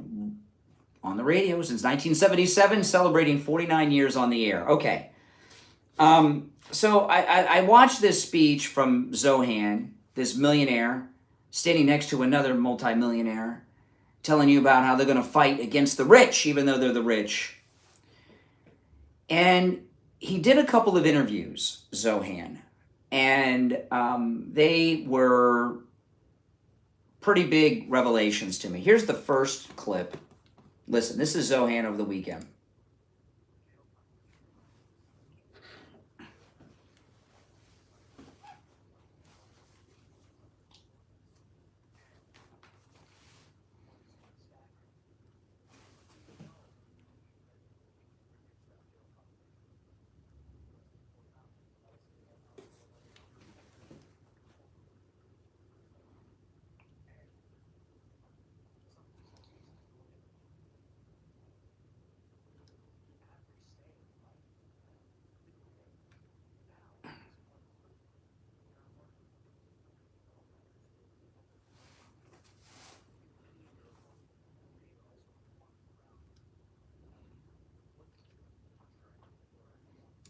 Okay, so Zohan is running for mayor of New York, and his promise is this: vote for him.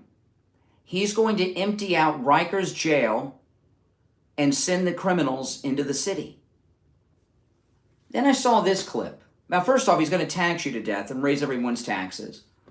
But he's going to empty out the jail and release all the criminals from Rikers into the streets of New York. And then this.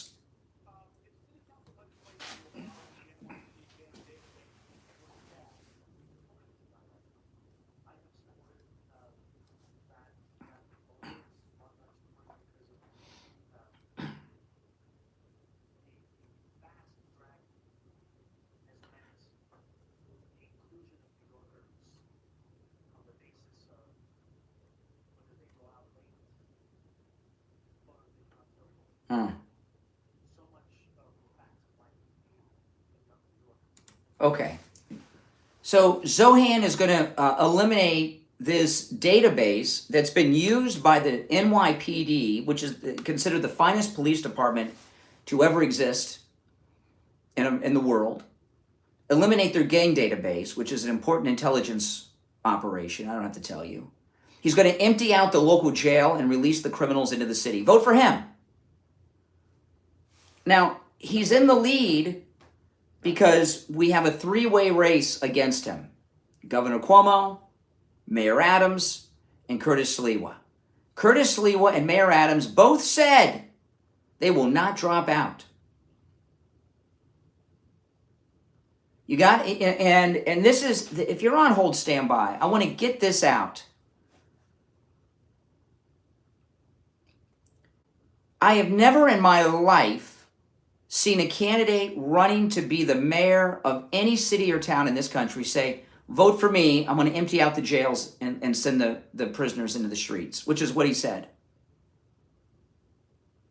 If that statement alone does not convince New Yorkers not to vote for this monster, what are you or I going to say that's going to change their mind? When I saw this narcissist, Curtis Sliwa, say nothing will get him to drop out. When I saw Mayor Adams, who looked like he was asleep the other day, say, I'm not going to drop out and attack Governor Cuomo. As far as I'm concerned, New York deserves it. That was not my attitude before. My attitude before was, we can't let this monster become the mayor of New York City. for all the reasons I've talked about. And then I realized when I saw his Bernie Sanders worship speech at the Fight the Oligarch event over the weekend, and then I saw these two clips I just shared, in particular the first one, when he said he's going to empty out Rikers Island and send the prisoners into the neighborhood. Vote for me. I'm going to empty out the jail. I realized New York deserves this. Zohan is brought to you by Mayor Adams, Curtis Sliwa, and the idiots of New York. If you're a good... Now, that doesn't mean that you as an individual in New York deserve this. Get out. Move out. I mean, when he says, vote for me, I'm going to empty out Rikers Island and send the prisoners into your neighborhood, what else do you need to say we can't allow this guy to be mayor? We got to organize and get somebody else elected. I don't care if it's Hillary Clinton. If you elect this man who's promising that, and he's not doing it in secret, mind you, he's on television bragging about it on a stage, talking to lots of people, it's in all the papers in New York, you deserve it.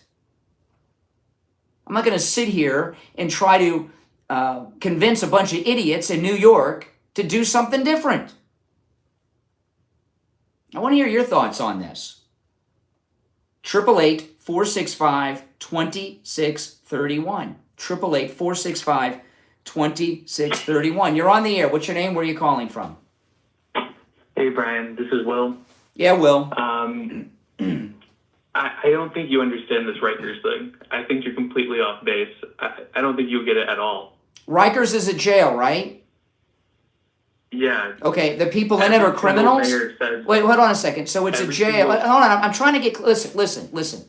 I'm not as smart as you. You're obviously, with the smile in your voice and the giggles, you're smart. It's a jail. So the people in the jail are criminals, right? They could be. What do you mean they could be? They're in jail. They could be. Donald Trump could have gone to jail. Would you say he's a criminal? I don't think you believe he's a criminal. Is he in Rikers? Could have been. No, I didn't say could have been. Is he? What's the matter with you? Do you want to hear my argument, or you just want to yap? Go ahead. They want to empty Rikers, not to empty it of criminals, but because it costs $500,000 per inmate. That's $1.5 billion a year. But what if those inmates? What if those inmates rapes a woman on the subway or sticks a knife in her throat? You move them to a different jail, Brian. Yeah, but a girl's been murdered and raped. This is New York City, not North Carolina. Oh, you're telling me North Carolina is more dangerous than New York City? What are you talking? $1.5 billion. They want to move the inmates. He didn't say move them. He didn't say move them to another jail.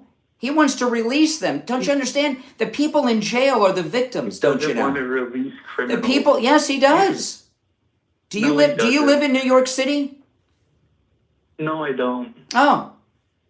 Well, mighty wide of you to allow the people of New York City to be victimized. Hell no, I wouldn't live in that liberal cesspool. So what's so funny? What's so funny? We're talking about violent criminals, and you're laughing? Brian, you're talking about things you don't understand. It costs $1.5 billion. Who cares what it costs? How much is it worth to stop a girl on a train from being murdered by a Democrat? How much is it worth to... No, that's not an answer. That's a question. I don't know. I can tell you... Why do you want to... Why can't we just move the criminals to a different jail that costs less than $500,000 per criminal? I don't understand. I didn't hear any plan from him to relocate them to other jails. Why do you liberals out there have a fetish for criminals? He wants to eliminate... Zohan said he wants to eliminate the NYPD's gang database. He said he wants to eliminate the gang database, which is an intelligence tool they use to track down crime and criminals. Everything he said is anti-cop and pro-criminal. Why do you think that's funny? I don't think anything. You keep laughing and giggling like a girl. I'm not laughing. Yeah, you've got smile in your voice now. You All right, get off the phone, you idiot. Sadistic psycho. You're on the air. What's your name? Where are you calling from? Yeah, it's Renee from Harlem. Oh, Renee, I looked at the clock. I got a break. I will hold you through the break, Renee. You hold on. Oh, boy, oh, boy. Let me talk about Dr. Appleton. Oh, man. You know, Dr. Appleton, I think a lot what my life would be like without Dr. Appleton. I'd be in a lot of pain. I'd be in a lot of pain. You know, right now I'm standing here with all my weight on my right leg. Before Dr. Appleton rid me of knee pain, I had to put my weight on my left leg. I'm right-handed, I'm left-handed, you know, and because I had that knee injury, I couldn't put weight on my right leg because it hurt too bad. And over 3 years ago, Dr. Appleton treated me with this laser away pain treatment for an injury that I had in a car accident over 30 years ago. And I was in pain for 30 years, especially this time of year during the rainy season. He treated me over 3 years ago. Not only did he rid me of my pain 3 years ago, the pain has not returned over 3 years later. It's amazing. His laser treatment works. If you've been in a car accident and you have pains associated with a car accident, it works on those pains. My knee pain was from a car accident. Give Dr. Appleton a call. Remember, appointments are not necessary. Walk-ins are welcome, even on Saturdays. Dr. Appleton performs all the laser treatments himself. And remember, there's no downtime. There's no shots, no injections, no surgery. It's 100% painless. In fact, you don't even feel the laser treatment when it's being done. Give Dr. Appleton a call. If you have x-rays or scans, bring them with you. Dr. Appleton will gladly look them over. 954-973-0710. 954-973-0710. And online, AppletonCairo.com. Call us on hold, stand by. I'm Brian. It's the Steve Kane Show. Back after this.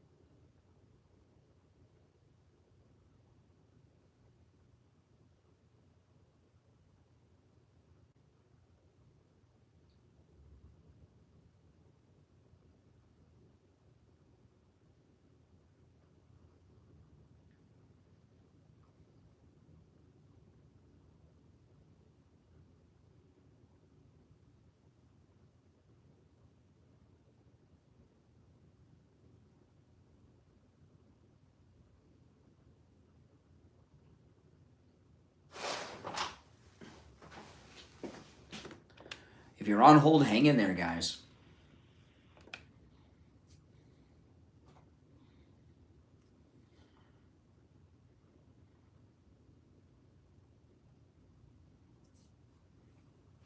Be back in about 1 minute.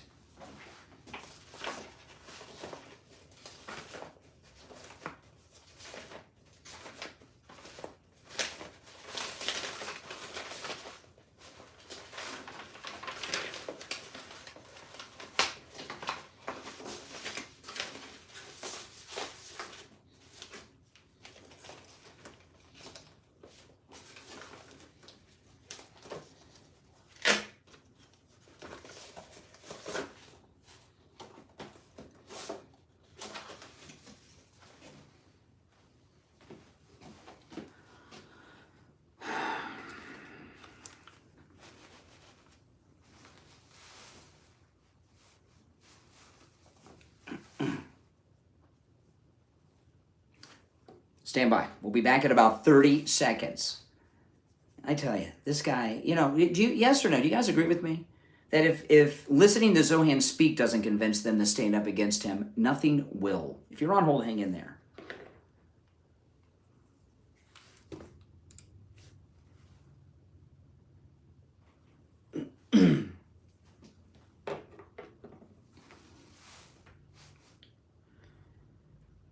All right, welcome back, everyone. I'm Brian. It's the Steve Kane Show. If you're on hold, don't go anywhere. Let me play this again. This is Zohan talking about Rikers Island.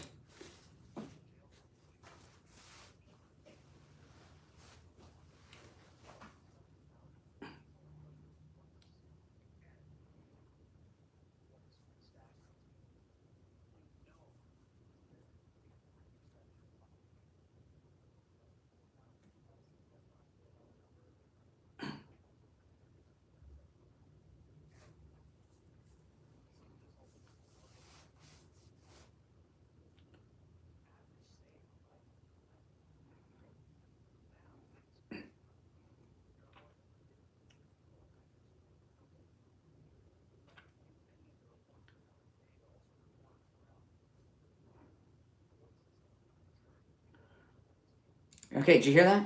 Now, you hear that idiot I was talking to before the break? He's not talking about transferring someone. He's talking about letting them out. So where do they go? Into the city. And what do? They do crime. What is the matter with you? This liberalism. I tell you, liberalism. That poor Ukrainian refugee that was murdered by that Democrat on the train in Charlotte, North Carolina. I saw in the news yesterday on social media, she had a Black Lives Matter poster on the wall in her home. She was a liberal. Liberalism can get you killed. You're on the air. What's your name? Where are you calling from? Yeah, Nation Ball. Oh, yeah. Hey, Renee. I'm sorry. I held you over. Yeah, go ahead, Renee. Yeah, so I really didn't even really want to call, but the fact that you're spewing so much racist nonsense, I just had to interject your white power hour and just give your audience a little bit of sanity. First of all, everybody is calling Trump's followers that maggot, whatever you want to call it, a cult. Everybody. And the fact that you want to call the AOCs and the Bernie Sanders as a cult, that's hilarious. That's really funny. Mm-hmm. It's really exposing yourself. I held you over. I held you over through the break, which I don't do very often, because I thought you had something interesting to say. Renee, you're calling from Harlem. You're in New York City. Zohan wants to empty out Rikers, right? And he wants to send the inmates into Harlem and the rest of the city. What are your thoughts? Well, yeah, I know. That's all that feels. What I was really going to say is you've got Trump's butt all up. Oh, so you can't respond to that. So you have no answer to that? Do you think it's a good idea to empty out Rikers and send them into Harlem and the rest of the city, or is that a bad idea? I think you should take Trump's nuts out your mouth. Okay, there you go. He's trying to. I think we got to dump that one, Mike. Oh my goodness! If you're on hold, stand by as we wait for the delay to re-engage. Renee from Harlem has been calling the show for a long time. That, I think, is the first time that he was speechless. And that was an SOS that he was doing. Did you notice that was an SOS? He said something dirty, something nasty, something you can't say, forcing me to disconnect the phone call. Because you know what that was? You know what that nasty, perverted comment was? I'm going to translate it. That was Renee from Harlem saying, Brian, you got me. Brian, you're right. Brian, Mamdani is an idiot. Brian, this guy's terrible. Brian, I agree with everything you said. But he couldn't get himself to say it like that. So he said it in another language, liberalese. So he said something perverted, forcing me to hang up the call. It was an SOS. Holy smokes. Wow. What a revelation. Renee from Harlem is agreeing with me about Zohan. See what I mean? Wow. All right. Our number is toll-free, 1-888-465-2631.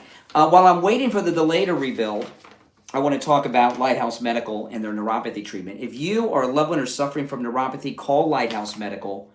They offer free consultations to Steve Kane listeners. The numbness, the pain, the burning, the tingling in your hands and feet, the muscle weakness, the falling down and dizziness and loss of balance you're suffering from, muscle twitching, the feeling of pins and needles in your hands and feet, no feeling at all. Lighthouse Medical, they have a treatment for neuropathy that works and a treatment that lasts.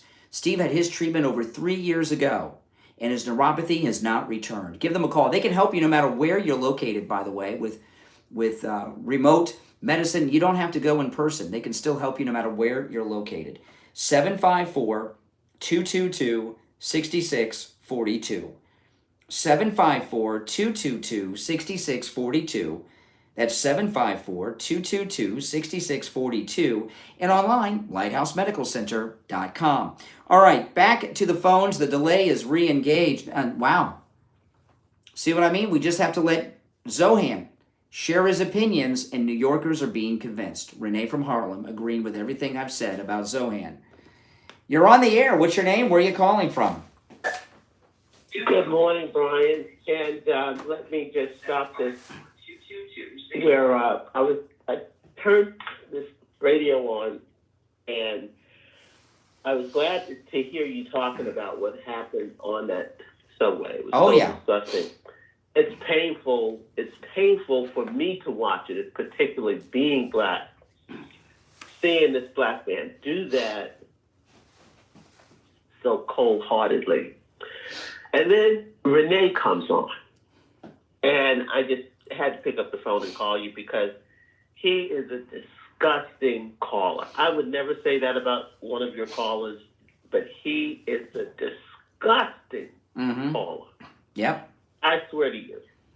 What he just said, what he said to you, goes beyond the pale. Mm-hmm. And the fact that he can't say that this Mondami, you know, New York is where I grew up in Queens. I'm telling you, everybody who is in jail right now, can you imagine all of those people being out of Rikers Island?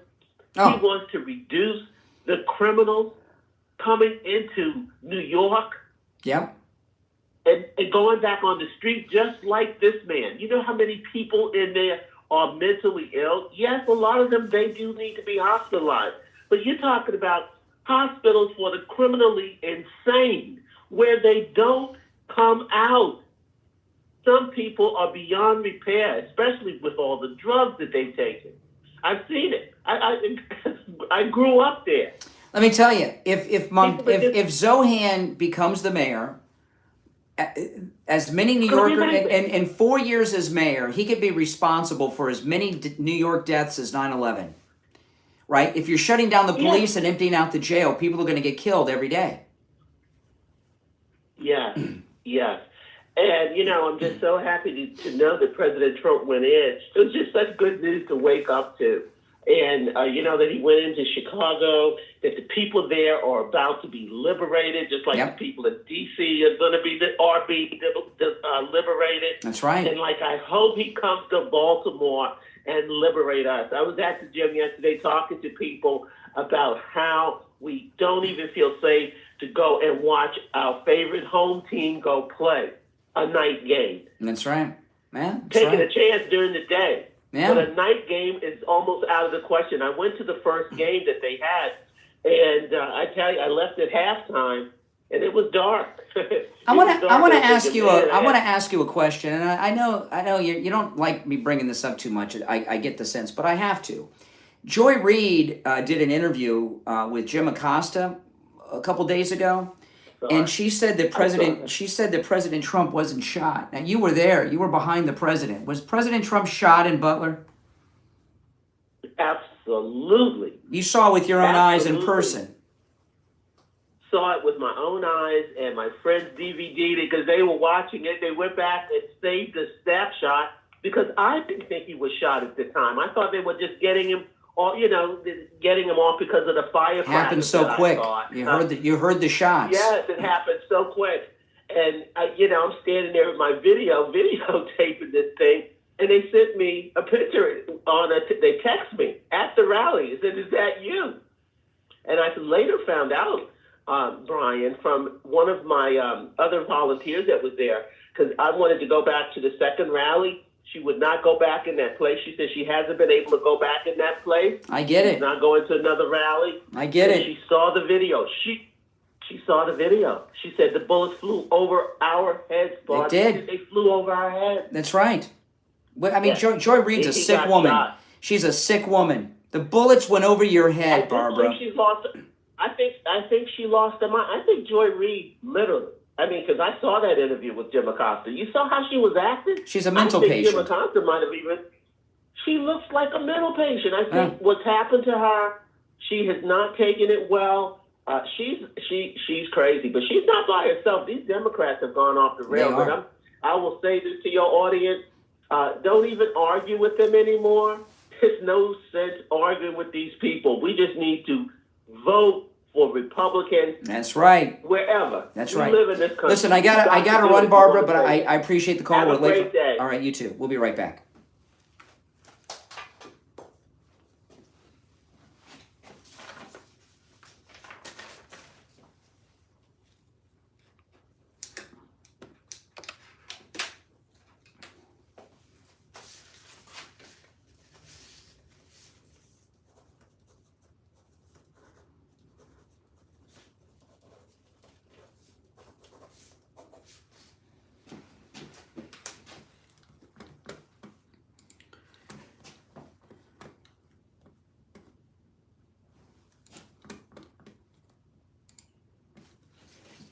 If you're on hold, hang in there.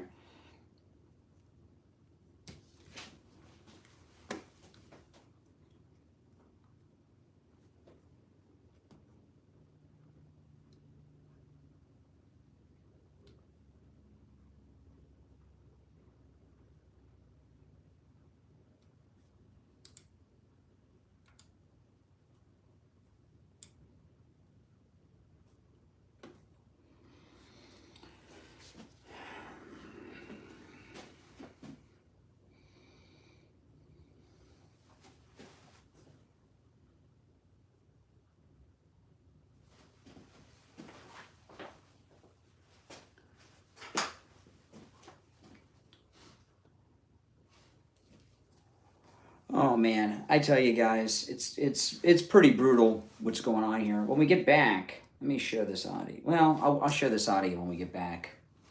If you're new, my name's Brian. This is obviously where MAGA comes to talk. Make sure you subscribe, and if you guys could like the video and share on your social, that would be spectacular. It'd be greatly appreciated. I tell you, I'm just fed up with the liberals. I'm losing. I never thought I would lose. I've lost my tolerance for the left. Their arguments are just so stupid at this point. I mean, there's just... See, Renee from Harlem, he had a brief moment where he came out of it. He came out of the liberal groupthink and saw reality for a brief moment in time, and then he started yelling out the perversion, so I had to hang up on him. No, if you want to call in, the number is pinned in the live stream, guys. Liberals are morons. I'll give you that. Absolutely.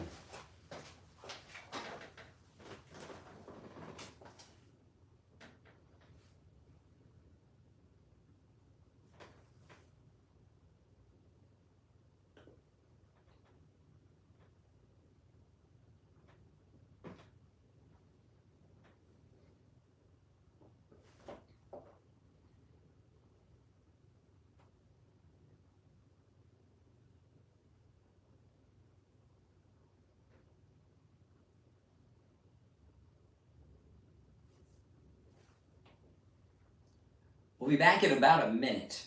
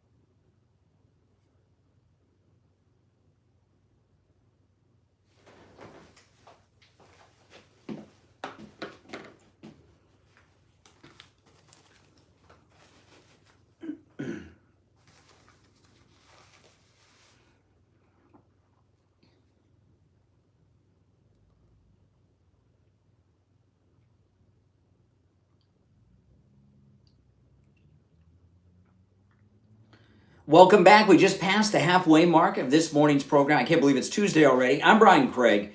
You are listening to Florida's longest running radio show. Our number 888-465-2631. 888-465-2631. You're on the air. What's your name? Where are you calling from? Hey, this is Loon. Loon? Oh, as in liberal loon? Loom. Loom. My name. Loom. Okay, your name is Loom? Okay. Mm-hmm. Loom. What kind of name? Is that short for something? Is that a nickname? What kind of name is Loom? Nickname, yeah. Oh, okay. How'd you earn a nickname like that? I made it up. Oh, you just made it up? It's my screen name. Oh, it's your screen name. Oh, okay, you made it up. It's like a handle, an alias. Okay. What are you in? What do you do? You work in like the textile industry or something? Where'd you come up with calling yourself that? Loom. It was supposed to be my password at some point. Actually. Oh, okay. So what's on your mind? You called me. What's up? I have a question. How do you feel about America passing a law that requires ID verification to use media like YouTube? I'm not aware of any such law. There was something passing through the House, but it's a big thing over in England right now, the online... Oh, well, they don't... And England's not America. England's lost. You know, listen, I'll tell you my thoughts. Okay, I'm glad you meant... Okay, in England, I've heard of such things in England. Okay, like I remember when... You're not old enough to remember this, but when I was a kid, I learned something about England that blew my mind. You know, you can go to Best Buy and buy a television set or order one on Amazon and start watching TV. In England, you had to have a license to have a television set and watch TV, a license. Can you imagine? England's not a free country. It's a socialist country. That's for sure. Okay, and it's never been a free country. That's why our great founding fathers declared independence and fought a revolution from those freedom-hating redcoats. Yes. Agreed. I'm saying I've heard of people like asking for ID verification, facial verification to use social media, and it's trying to be. That's not going to happen in this country. That's not going to happen in this country. And if anyone's suggesting it, right. if anyone's suggesting it, it's a liberal. What do you tell me about Donald Trump? What are your thoughts on Donald Trump? I'm not too sure. I think he's doing some really good things. I've heard a lot of good things, and I've heard a few problems with like gun laws and stuff they've been trying to pass. And what gun law is he trying to pass that's bad? What is Donald Trump trying to pass that's bad? He's been trying to remove like NSA restrictions, but it's being pushed NSA down restrictions. to the lower house. Where do you get your information? What NSA restrictions are there on guns? Are you in the United States? Suppressors? That's not the NSA. Suppressors. Silencers. I said NSA. The National Security Agency? National Firearms Act. Silencers and suppressors. Yeah, there's restrictions on those. That's not. But you know what? He's been trying to but a and suppressor. that's a good thing. Oh, I don't know. A suppressor's not a gun. A silencer's not a gun. You said he's trying to bring in gun restrictions. What type of restriction is he trying to remove them? Oh, okay. And that's a good thing. Okay. All right. All right. Appreciate the call. He doesn't have much opinions about much. I mean, what's that saying Steve has? Talking to that guy's like trying to play handball off a wet mattress. You're on the air. What's your name? Where are you calling from? Good morning. Good morning. Oh, hey, Richie. Brian. Oh, my goodness. You know, you have to change Renee's name. First of all, he's got to be the dumbest black man I've ever listened to on the call-in shows. He's a disgrace to his race. He's a dumb black man. All his vocabulary vocabulary is racism, racism, racism, racist, racist, racist. Yes, all it is. He does is. have a limited vocabulary. He's like that guy in Guardians of the Galaxy, Groot. All he can say is Groot. All he can say is racist, and he has about 10 variations, maybe 5, maybe 10, maybe about 5 variations of calling somebody a racist. That's his whole vocabulary. It's his language. And he thinks he's smart, which is really incredible. And that's scary. He listens to himself speak. He's a total moron. Now I'm going to bring a couple things up. Mondani, Rikers Island. He wants to reform, and he doesn't want to close. So what he wants to do is take, and I want you to realize this, he wants to take the people that are in there who are the hardened criminals, because New York has that no cash bail where they let them out within hours. So you got to really do something bad, like in the subway, put somebody on fire, a passenger, or punch a lady in the face and blind her so she has to have reconstructive surgery and can't see out of one eye. This is what you're going to... So what he's going to do is he's going to reform by taking these people out of Rikers Island and put them in the subways of New York. Oh, that's great. Then he's going to ask... That's awesome. Yeah. Then because the ridership is going to go down, because these people don't pay, they jump the toll booth. So they're going to say, we need more money, more taxes from rich people. And I don't know where he's going to get the rich people, because they're going to leave. New York is going to be the pit of the earth, and it's a great thing for us. If they are so stupid, they're going to vote for this guy. But that's going to be here's Richie. This is it, okay? Donald Trump came up with a great opportunity last week for Adams and Curtis Lewa. Yeah. Both of them said nothing will get them out of the race. I'm watching what Mamdani says. He's going to empty. There's too many people in jail. He wants to empty out the jails, send them back into the city. If New York deserves this. Okay, if they're going to elect this guy, they deserve it. If that doesn't convince you to not vote for him, I can't help you.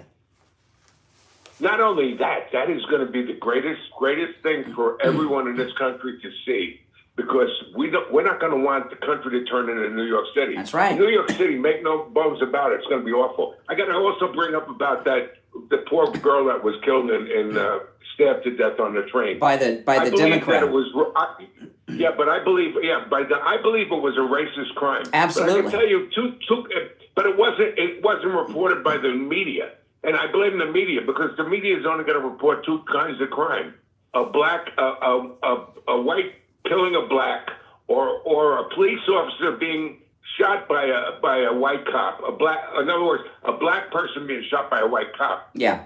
Now, I'll give you an example. If that woman was a black woman sitting there and she was stabbed in the neck, you wouldn't hear nothing. Okay? If Michael Brown had attacked a black cop, you wouldn't have heard nothing. Correct. The media jumps on any time you see a black victim. In fact, the only reason Trayvon Martin became famous is when they heard the name Zimmerman, they figured he was a Jew, he was white, they didn't know he was Hispanic. Yeah. If they would have known George Zimmerman was Hispanic, you never would have heard of Trayvon Martin either. No, the media is the reason why this country's in the condition that they're in. That's right. That's all they want to do. They want Richie, to I gotta run for the break, so I'll give you the last word. They want to divide the races. That's the bottom line. And there isn't the racism you think there is in this country. That's right. That's right. The black community is waking up. No, you're right. All right, take care, Richie. I got to talk to you about coastal weight loss secret. You know, I lost my driver's license, and I got a new one, and I did it online. And I just got yesterday afternoon in the mail my new driver's license. It's a duplicate because I lost my driver's license. I don't know. It fell out of my wallet somewhere. And because I didn't go in person, they used the old picture that was there, which is pretty old. That picture's like, the picture on my driver's license, I think might be like 10 years old, 7, 8, 10 years old. I don't know. Does anyone know where when I got a ticket and I had to go to court, if you were listening back then? And I got my driver's license in the mail. I've been waiting for it, and I opened it up and I looked, and I'm like, that's not what I look like now. And I was thinking, everywhere I go, I'm going to have to show them the old round-faced me when I need ID, right? That's not me anymore. I'm so much lighter. I've got bone structure now. I got a chin. I got a neck. My face is no longer round like it is in my driver's license photograph. I hadn't looked at my driver's license, and you take it out. I didn't pay much attention, but this time, because it was the duplicate in the mail, I opened that, I looked at it, and I said, who's that guy? Right? Who's that fat guy? Oh, it used to be me. Pretty crazy. Listen, my results from Coastal Weight Loss Secret are typical. You know, they can help you no matter where you are with telemedicine in the United States. We have listeners from all over America who have lost a lot of weight from Coastal Weight Loss Secret. The number, give them a call, 561-247-6300. I might have to go in person and get a new driver's license picture because I don't know if I want to show people the old me in that photograph. 561-247-6300. 561-247-6300, and online, coastalweightlossecret.com. We'll be right back.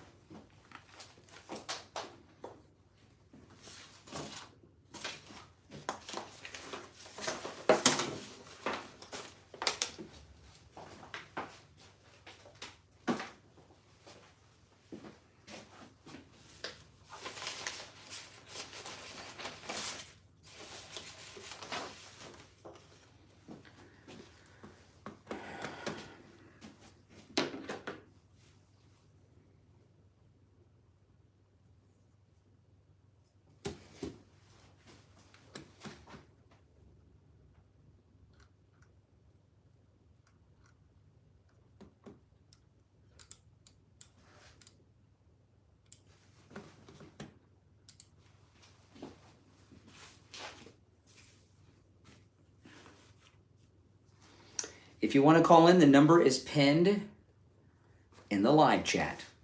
Toll-free call. You're welcome to call in.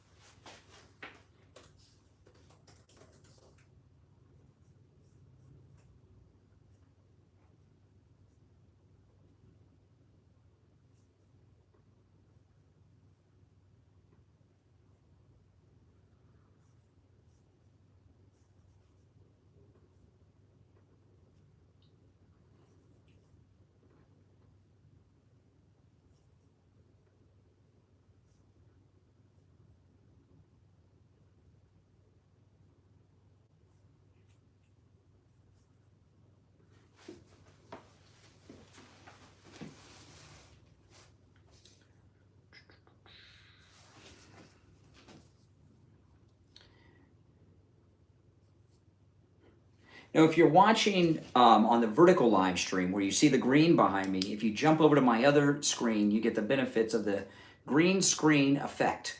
You get to see and hear the videos, see everything on the screen that I'm looking at, see the articles I cover and everything. If you have the green behind me, you obviously can see and hear me and the callers, but if you want to hear the audio sound bites, see the videos I share and all of that, jump over to the other screen. And by the way, guys, if you're new, please subscribe. And those of you that are already subbed, do me the favor of liking the video. When you guys like the video, that helps grow the channel. And if you could take the link, copy and paste the link of the program on your social media, whatever you use, Truth, Facebook, X, whatever you use, share the program. That also helps a lot, guys. We'll be back in less than a minute. If you're on hold, hang in there. If you want to call in, the number is pinned in the live chat.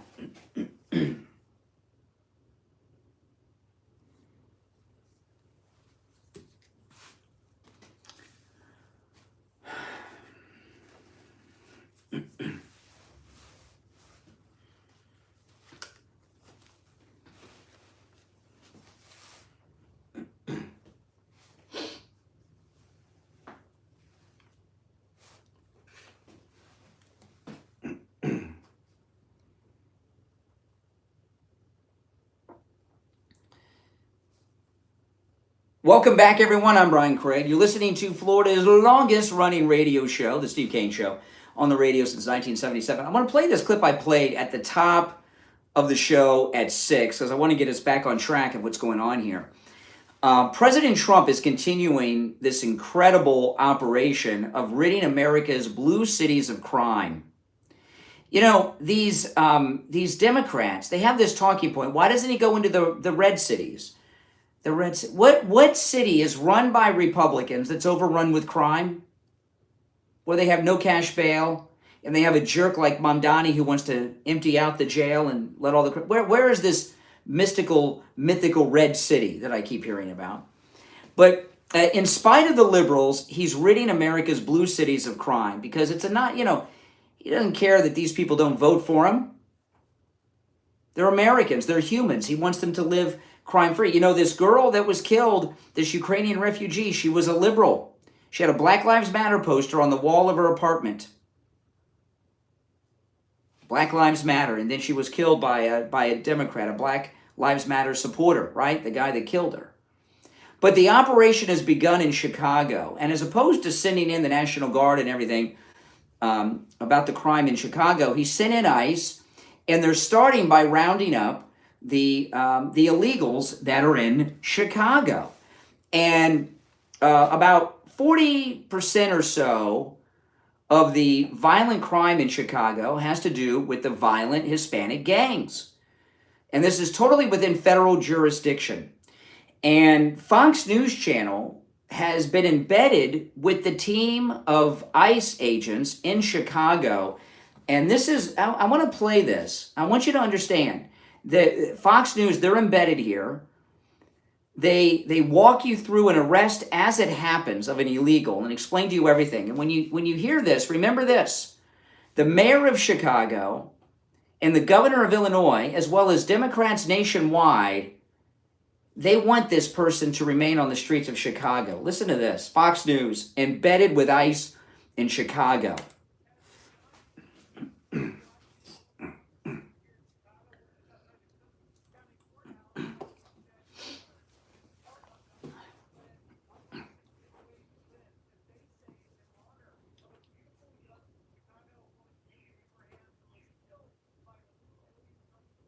Now, Katie Abraham, this operation dedicated in her memory, I want you to understand this. Katie Abraham is dead because of the Democrats. She was killed by an illegal alien drunk driver.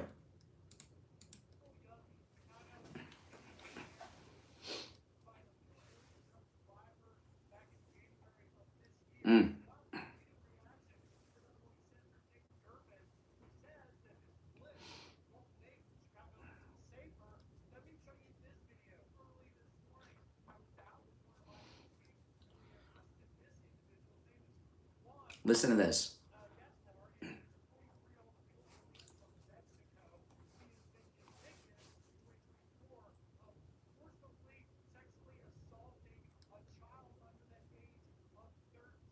Okay, so think about this. This guy, he's an illegal. He was convicted last year of raping a child under 13, and he's walking the streets of Chicago. How is that possible? You know how it's possible? Democrats. This is who Pritzker wants walking the streets of Chicago? Convicted kitty rapist? This is who that idiot mayor of Chicago wants walking around his city? Kitty rapist?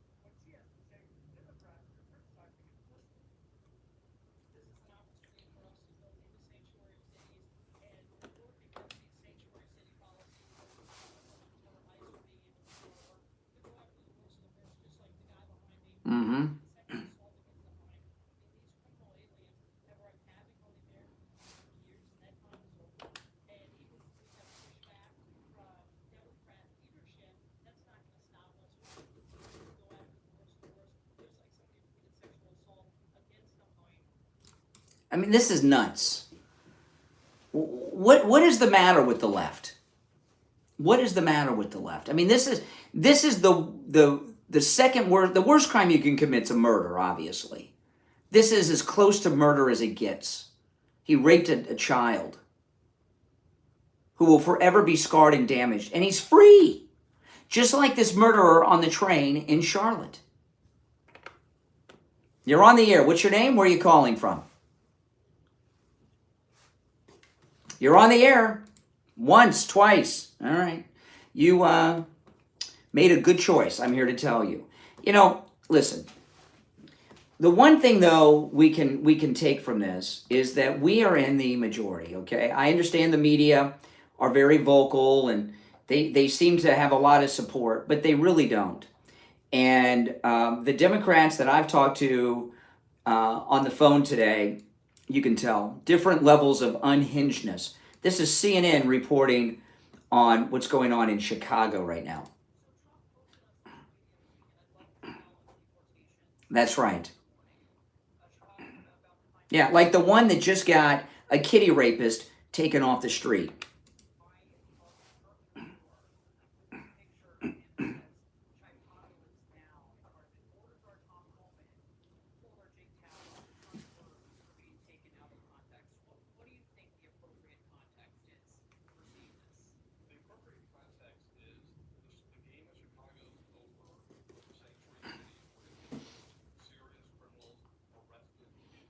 That's right.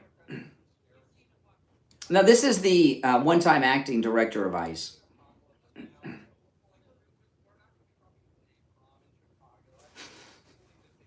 Exactly.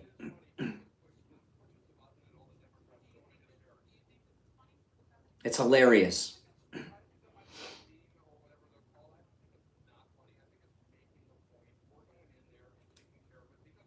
See, you know, she's not even upset that there's a kitty rapist walking the streets. She's upset that the kitty rapist is being arrested. This is CNN.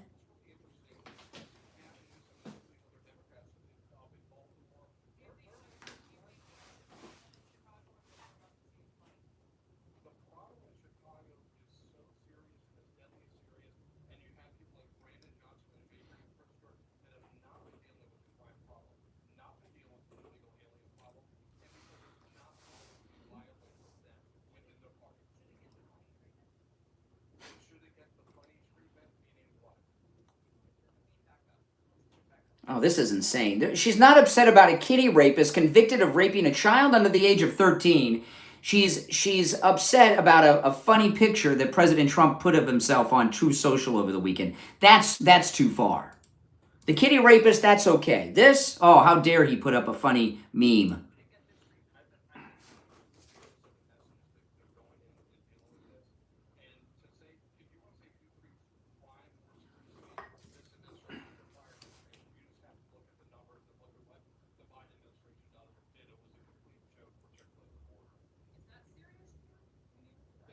These people are mental patients. It's like these idiots I talk to on the phones. I mean, she's an anchorette over there on CNN. She is more outraged at that meme than she is the Ukrainian refugee who was murdered on the train. You're on the air. What's your name? Where are you calling from? Good morning, Brian. My name is Donald, and I'm calling from Washington, D.C. Come on. How are you? Yeah, go ahead. I mean, this is a terrible imitation. I mean, you know, come on. Use your real voice. Well, Brian, Use your real voice. Use your real voice. The fake media is the problem. I just wanted to say, especially on your show. All right. You're on the air. What's your name? Where you? I don't have patience. We're talking about children and women being victimized here. I'm not, you know, give me a break. You're on the air. I'm not very tolerant for liberals today. What's your name? Where are you calling from? Good morning, Brian. Yeah, Chris from Pompano Beach. Hey, Chris. Yeah, you know, absolutely. If it wasn't as sad as it was funny, you know, and that's the whole point. You almost have to make a little light of this because that's how ridiculous it is. You know, my friend uses the word ridiculousness. See, but the difference, you know, the difference was like, you know, with that caller that just called me and that, the difference between the two, because I know some people saying, well, wait a minute, you were upset for them being upset. The difference is Trump was funny. The guy on the phone wasn't funny. That's the difference. Exactly. That's the difference. And then I've another call up just about anything negative because they don't like Trump. And here it is. What's the main thing they're saying? Don't like Trump, don't like Trump. I mean, everybody's doing a great job. It's the arrogance. So who's more arrogant than them? You know, that's right.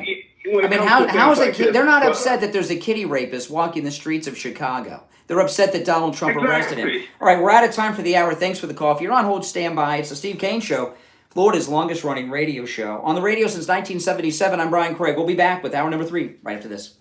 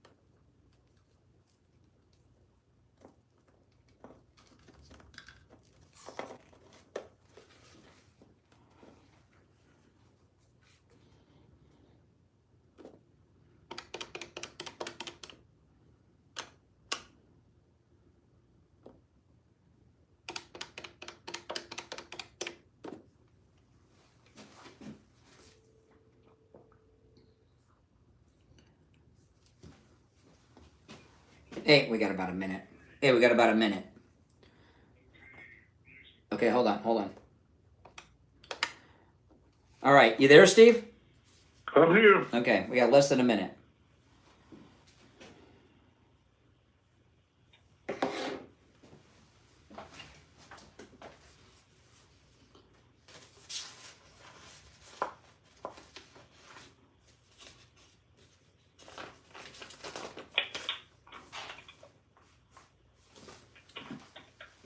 I'm going to put you on hold for a second. Hold on. All right. Hold on, Steve. Yep.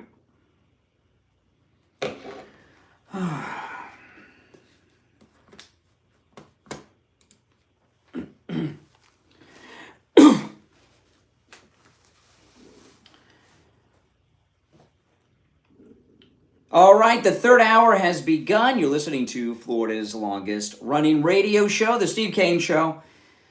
My name's Brian Craig. Steve Kane joining us. Hey, Steve. Good morning. Oh, man, so much. Did you have somewhere you wanted to go? Glorious day in paradise. It is, yeah. Did you have somewhere you want to go, or... Well, no? I just found out something that kind of blew my mind. You might have known it, but I just found it out now. Yeah. I keep wondering why they're ignoring Curtis Lewa in this debate for mayor. Yeah. Do you know the story behind that? Obviously not what you're thinking, because I just thought he was kind of a joke and had... Well, it was Curtis is a good guy. We had him on the show a couple of times. I agree with that. And the only thing with Curtis is evidently he is in a 10-year feud with Trump. I never heard about that till this morning. It's in the Post. I did not know that. They have a major feud, and that's why Trump never mentions his name. So he's putting his so he's a narcissist, Lee. He's putting his personal anger ahead of the good of New York. Well, I don't like to go. I don't say, who are you saying that? Trump? No, Curtis Lewa. Curtis Lewa is a narcissist. He can't win. Well, I think it's Donald that's not speaking to Curtis. Well, he's the president. He's busier than Curtis Lewa.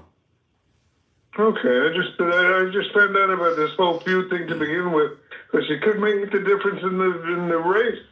Curtis Lewa said yesterday with passion that nothing will get him to drop out. See, I came to a realization yesterday about this. I'm done with New York. I mean, I watched this interview. Curtis Sliwa won't drop out. Mayor Adams won't drop out. They got the vote split 3 ways. I saw Zohan. I played a clip earlier in the show. Zohan did an interview yesterday. As mayor, he thinks there's too many people in Rikers. He wants to let at least 1,000 to 1,500 immediately out of Rikers. So he wants to empty out Rikers into the city of New York. If that doesn't convince New Yorkers not to vote for this jerk, nothing you or I say is going to do it. So as far as I'm concerned, New York obviously has very strange voting habits to begin with. They deserve him. If they elect him, they deserve it. He's not hiding what he's going to do. I'm going to tax you to death, and I'm going to empty out Rikers into the city. There you go. Oh, and by the way, defund the police, and no cash bail will be the law. He's telling them what he's going to do to them. Notice I say to them, not for them, when he becomes mayor. So if that doesn't convince them not to vote for him, nothing you or I say is going to change that, or anyone else. So I'm kind of fed up with him. I really am. It's so aggravating, Steve. I can't. I'm so frustrated. This guy's a bad guy. He's one of the worst. He's gonna make garbage out of New York. There's no question of that. If he gets elected, it's going to be a terrible tragedy. I don't wish it on the good people in New York. Now, this is a story that is so out of left field. But it's in the New York Post today. I read this in the New York Post, and you have to be a little older to even know what I'm talking about. Did you see the story about Oliver North in the New York Post today? No, I missed it. Oh my goodness. Oliver North hasn't been in the news since like 93, right? Yes. He disappeared. Yeah. Do you remember his secretary? Oh, yeah. Okay. Yeah, okay. Fawn Hall. Back in the Oliver North Iran-Contra days, there were these... What was it, Fawn Hall? Fawn Hall. Yeah. Yeah. Fawn as in baby deer? Yeah. Fawn Hall. Yeah. I got you. Yeah, she was a beautiful blonde secretary. And if I remember the story correctly, she had smuggled some documents out for him and all this. Remember all that stuff? And she became... It's been a while, but I remember. So Fawn Hall, she became a sex symbol. She dated Rob Lowe for a while. And then she ended up married to a guy who was the manager for the Doors. And they're both in the New York Post today. Oliver North and Fawn Hall just got married. Wow. He's 81 years old, Oliver North. And I'm sure she's got to be like in her 60s or 70s. And I couldn't find any recent photographs of her or him. But his wife of 59 years died. I was kind of surprised to see this. I know it's kind of gossipy, but I was reading the New York Post today. I wasn't even going to mention it, and I you guys know I got a personal connection to Oliver North. I'm not going to talk about it now, but I know him a little bit. He's a friend of the family, but they got married in secret, and it's kind of, if you went back, because I remember back in those days of Iran-Contra. Everybody assumed that they were having an affair because she became like a kind of a world famous woman for a few years, and she went to Hollywood, and that's where she married this guy from the Doors. I can't find the story now that told how they met, but I was just shocked to hear that Oliver North married Fawn Hall. Oh, here it is. Hold on, it's in the New York. I read this in the New York Post today. Oliver North and this is the New York Post. Oliver North and his former secretary, Fawn Hall, married in secret last month, 40 years after their leading role in the infamous Iran-Contra affair. I can't believe it's been 40 years since Iran-Contra. It's pretty wild. Yeah, a copy of the marriage license obtained by Michael Isikoff. Michael Isikoff was, by the way, the guy from Newsweek that broke the Monica Lewinsky, Bill Clinton story. Michael Isikoff's story says that Oliver North, age 81, and Fawn Hall, age 65, were married in Arlington, Virginia on August 27th. It was a secret marriage. And that's, is that it? Is that all they got? It doesn't sound like they got... No pictures of Fawn Hall? I couldn't find... She looks like well, of course, everybody... I haven't thought about Fawn Hall in a long time. No pictures of her. Let's see here. Hold on, let me click here. Read more. They have some pictures of her from back in 87. Ollie North, a retired Marine Corps lieutenant colonel, was a member of President Reagan's National Security Council when in the late 80s he was accused of facilitating illegal weapons sales to Iran. The scheme was aimed at encouraging Iran-backed militants in Lebanon to release American hostages. It goes into all of that. The former secretary revealed she helped Oliver North shred mountains of documents related to Iran-Contra after the Justice Department caught wind of the weapons scheme. Fawn Hall told investigators in '86, when Oliver North was fired over the scandal, she smuggled Iran-Contra documents that had not been shredded or altered out of the old executive office building at the White House, hiding them in her boots and inside the back of her skirt. Oliver North, he had 3 felony convictions, which were tossed out because of that, but they got married. No, I cannot find... after the scandal, Fawn Hall worked as a model in Hollywood, where she married Danny Sugarman, the manager of The Doors. She was married to him until his death in 2005. And then Oliver North reconnected with Fawn Hall last December at the funeral of his wife of 56 years, according to Michael Isikoff. She rekindled the relationship at the funeral. And now here they are married. That's pretty bad that they got, you got to wonder, were they having an affair back then? I would think it's pretty safe. You got enough sense of romance. Oh, Steve. I got a lot of that survived all those years and under all that pressure that they were under. I got a lot of respect for Oliver North. However, you don't pick up chicks at your wife's funeral. That's pretty low life. I'm sorry. That's pretty bad. That's pretty bad. I'm very disappointed in him, I must say. All right, let's just a little gossip from the past. I was reading the New York Post this morning, and I saw Oliver North. Oliver North must have died. So I clicked it, and then I was shocked. 81 years old, married Fawn Hall. But I'm dying to see, if anybody has any photographs of Fawn Hall today at the age of 65, all of them are back in the 80s and early 90s. I bet you she's pretty good looking. For a 65-year-old lady on Social Security and Medicare, yeah. But don't be so sure. I don't know, Steve. I don't know. All right, let's take a couple calls. Let's go. You're on the air. What's your name? Where are you calling from? Rob, West Palm, Florida. Hey, Rob, what's on your mind? In the United States, I had said to you once before, I'm retired from law enforcement. There's a term that sits with the government and every state in the union called a fugitive from justice. Once they cross that border illegally, they're fugitives. Okay. What this guy did is irrepressible. Oh, you're talking about the guy in Chicago? You're talking about the kitty rapist on the streets of Chicago that Trump arrested? Correct. Yeah. Now, if he was a citizen in this country and he got jailed, he wouldn't have maybe an hour, if he was lucky, if they put him in population. It's just unbelievable. But I'm a little unclear. The Fox News report was unclear. They said he was convicted of this illegal that Tom Homan, Kristi Noem, and President Trump arrested in Chicago against the mayor and governor's wishes. They wanted this kitty rapist to stay on the streets. Was there any specific time given for when this is going to occur today? When what's going to occur? When what's going to occur? Brian? Yeah, when what's going to occur? I'm not sure what you're referencing. I'm talking about the war on Chicago. No, it's already happened. They've been making arrests. They've done it. They started with the ICE raids.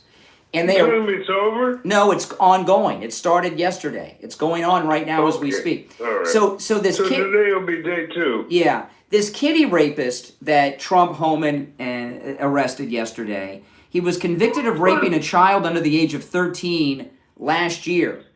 But what Fox didn't tell us, was that in Mexico or was that here? They didn't tell us. I'm curious about that. I think it was here. Well, if they caught him in a Mexican jail doing that, he'd rot in jail. We all know that. I don't think a kitty rapist would have made it out of, if he was convicted in Mexico, he'd be in prison in Mexico, if not dead. So he had to have done it here. And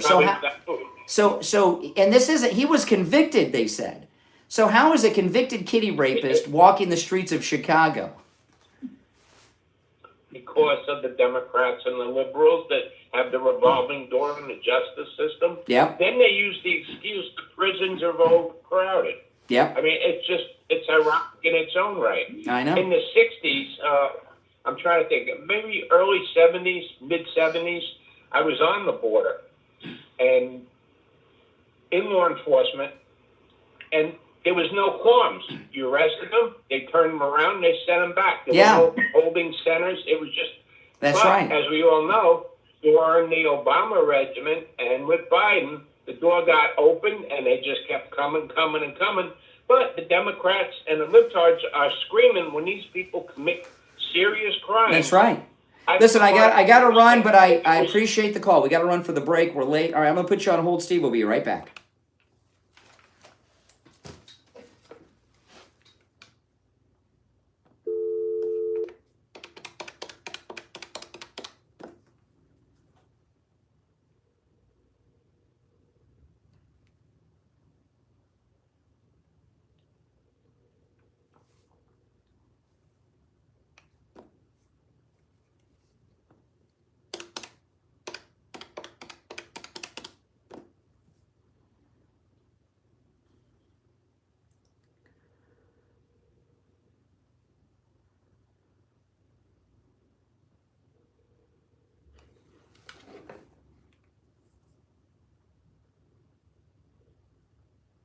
Hey, Barry, it's Brian.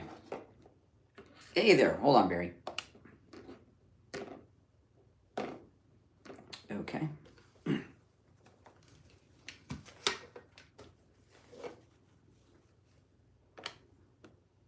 right, Steve, we're coming to come back with Barry. We got about 90 seconds. Okay.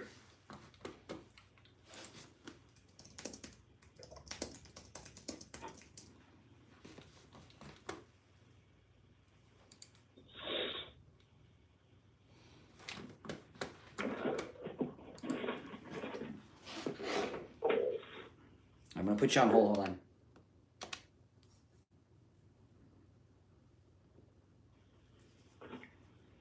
Okay.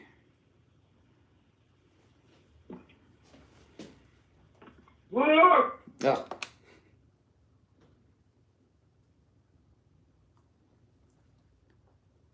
Steve, hold on. We got. We'll be back shortly. Hold on. We got about 30 seconds. Okay.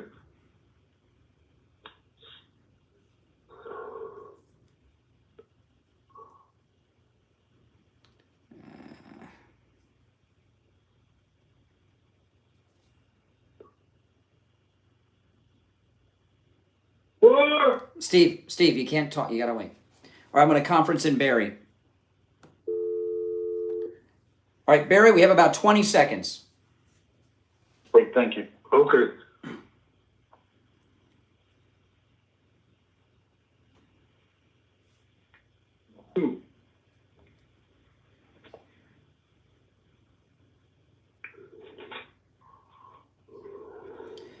All right, we are back. I'm Brian. Steve Kane is here, and it's time to check in with Attorney Barry Siegel from the Siegel Law Group. Attorney Barry Siegel, good morning. Good morning. How are you today, Brian? We're doing great. What do you have for us this morning?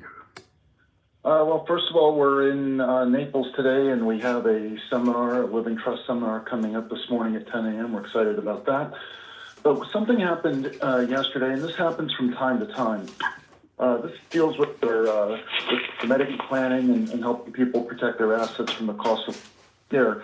We had people who came in, and they had brought a neighbor that they know who was a gentleman who didn't really have anybody else in his life, no family or anybody. So, sometimes you just have to be on the lookout for some people who may need help with things. Mm-hmm. And, most of the time when people come in, they're adult children who are dealing with their aging parents. But there are some people out there who may not have anybody. So if there's a person out there, a neighbor or someone at your church or someone who might be alone, and you're starting to, that you see them on a walker, you see that they need care, it may be something that we could help them so they don't have to spend down their assets. They may be spending money on home care, or they may be in assisted living, and they don't have to spend down all their assets. They can get Medicaid to help, but they may not know about it, and they may not have a family member who's going to be looking out for these kinds of things. So let's look out for some of our friends and neighbors. Yeah, I don't think, because you do estate planning, you do estate or elder law, and I don't think, Barry, a lot of people don't realize that there's an area of law with you that specialize in such things, and a lot of times they'll do things that are not helpful. They'll Google search, they'll ask a friend, or maybe the person at the nursing home or assisted care facility. That's not the way to go. You want to call the Siegel Law Group.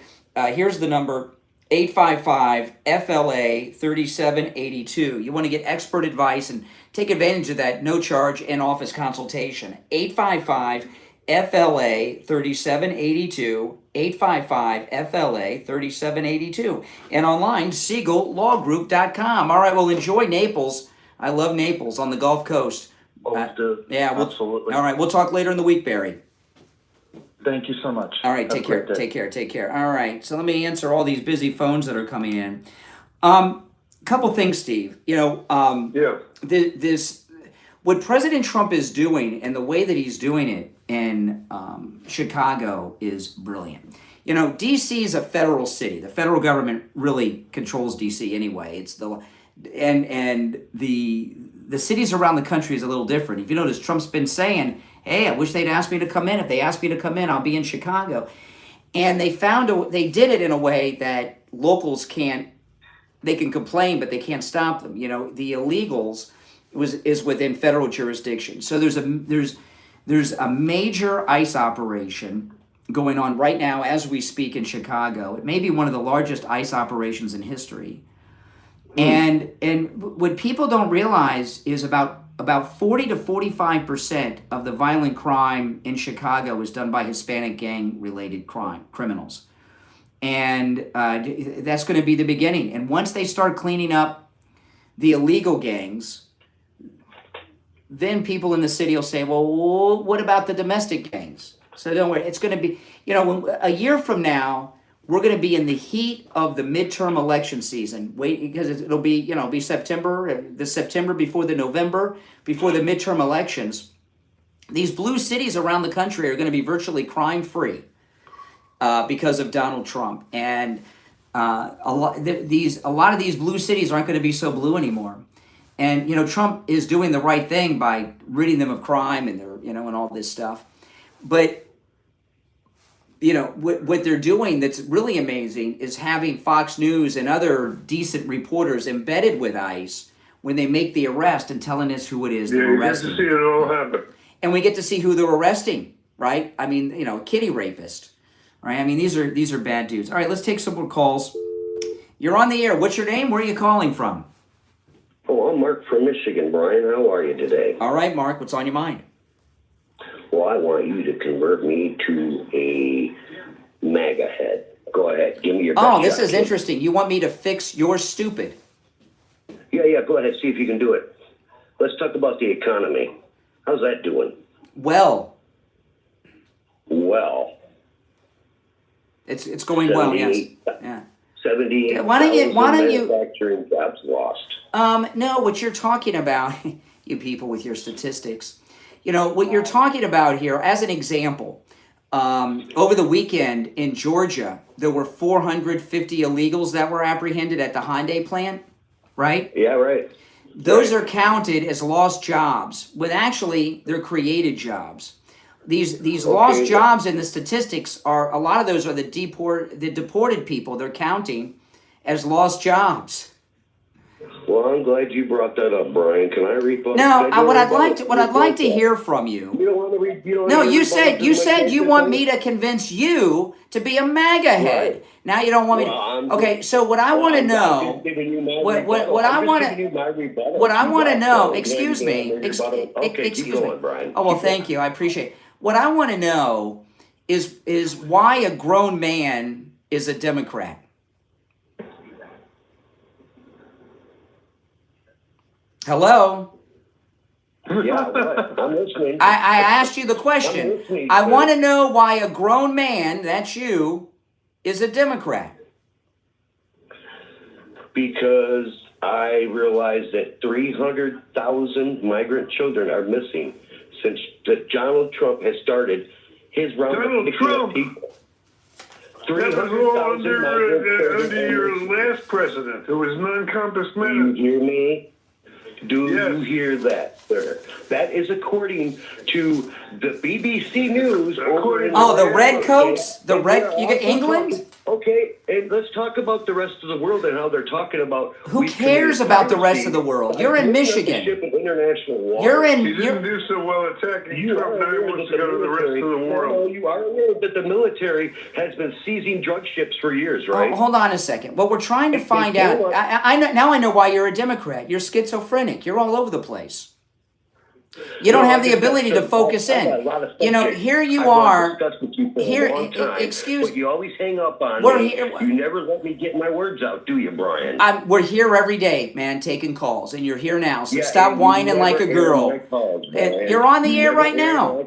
You're on the air right now. Oh, am I? Okay. Well then, how about? You think you're imagining this phone? You think you're imagining this conversation? Well, no, but usually you air it out like I don't even exist. How about the fact that the rest of the world sees us as pirates because we blew up a ship in international waters instead of going up and seizing the ship and grabbing the drugs like we have been doing forever? Why didn't we do that, Brian? Well, I'll tell you why. You haven't seen any other drug boats getting blown up in the ocean, have you? Since then. Well, no, because... Okay, now slow down for a second. So...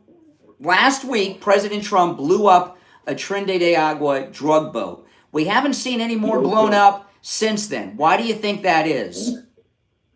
Because he got his photo op. No, because they can't find anybody willing to get on those drug speedboats. We haven't had to do it. They're afraid. So you're telling me people can't get drugs in the United States anymore? It's getting harder. It's getting harder. He shut down the drug trade at the southern border. Now he's doing it by sea. You do realize crystal meth is made in the United States. Now, I don't know about illegal drugs like you. That's not my area of concern. But I'm telling you, I don't have sympathy. I don't have sympathy for drug traffickers on a speedboat. Bringing poison. That they were drug traffickers because he blew up the boat. Yeah, sure. We've got the good word of the President of the United States and his intelligence. Who owes a woman $100 million for a lying lunatic? Not for sexual. No. He wasn't convicted of any crimes. With the prison and Trump Towers. Uh-huh. And he owes the state of New York $500 million for that. You know, if he's so successful, why can't he pay his bills? Why should he? Why should he pay? You know, E. Jean Carroll. See, didn't I tell you schizo? You've mentioned like 30 topics. You can't focus on one thing. All those are. All right, appreciate the call. We got a break for the bottom. I mean, that guy can't focus in. He's got a very short attention span, Steve. That guy. I mean, he's obviously nuts. All right, if you're on hold, it was just getting going. Well, we got a break. The show's not commercial free. This isn't NPR. We got to pay the bills. All good things must come to an end now and then. All right, I'm going to put you on hold. We'll take our break and be back.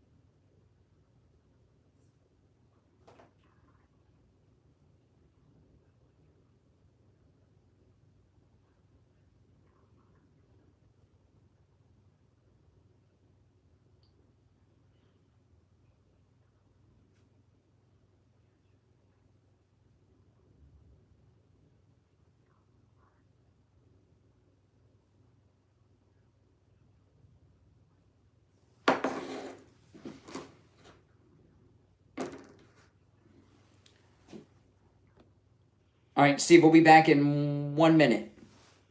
Yes. I got a good comment for you when I get back. Okay. I got to do a quick spot.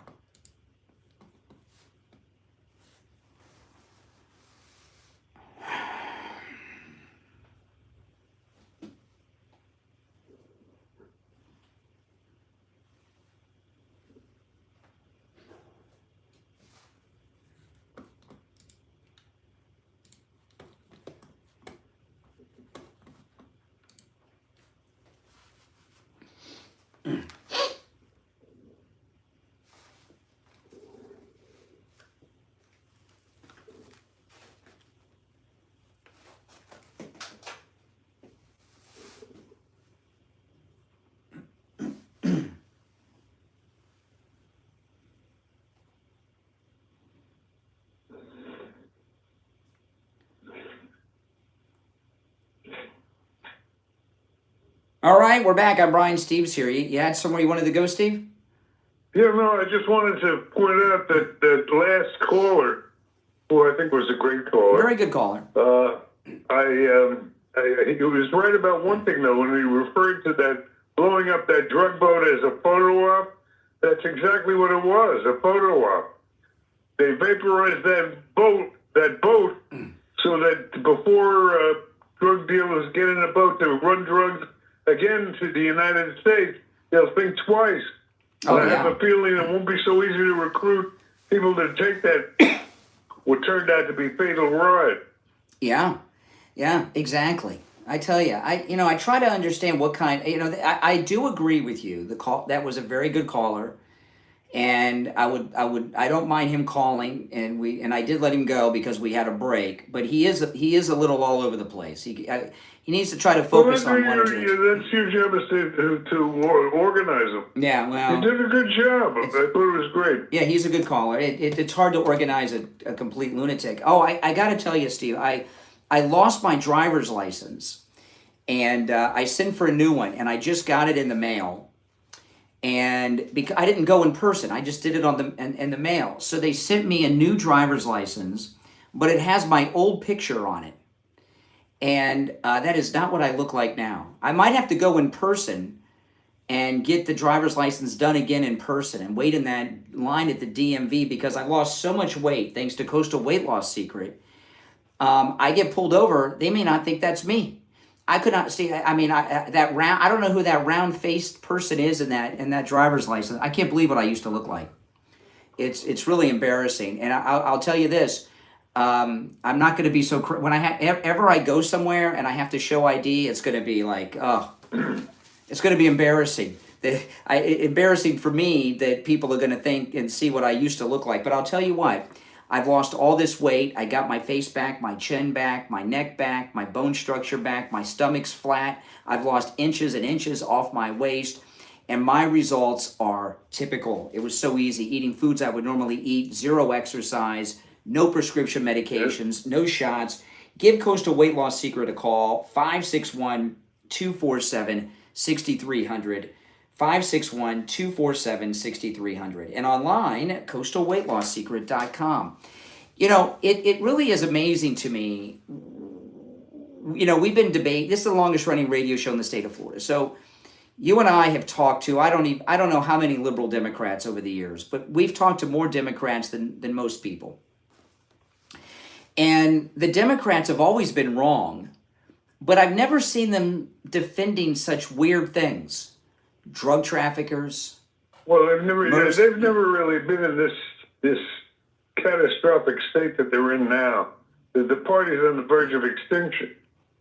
And they know it? And they know it. So what do they... You can hear the pain in their voice. You saw the... You've seen the story of the Ukrainian refugee murdered by that Democrat on the train in Charlotte, North Carolina. Yes. Sad story. It is a sad story. And I'll tell you, she was a liberal. She had, I saw this yesterday, she had a Black Lives Matter poster on the wall of her apartment. I heard you saying that, yeah. And I have no, and I have not watched the full video. I can't. I see the guy get the knife out, the pocket knife out. I don't need to see it. I only watched that much because I knew we'd be talking about it.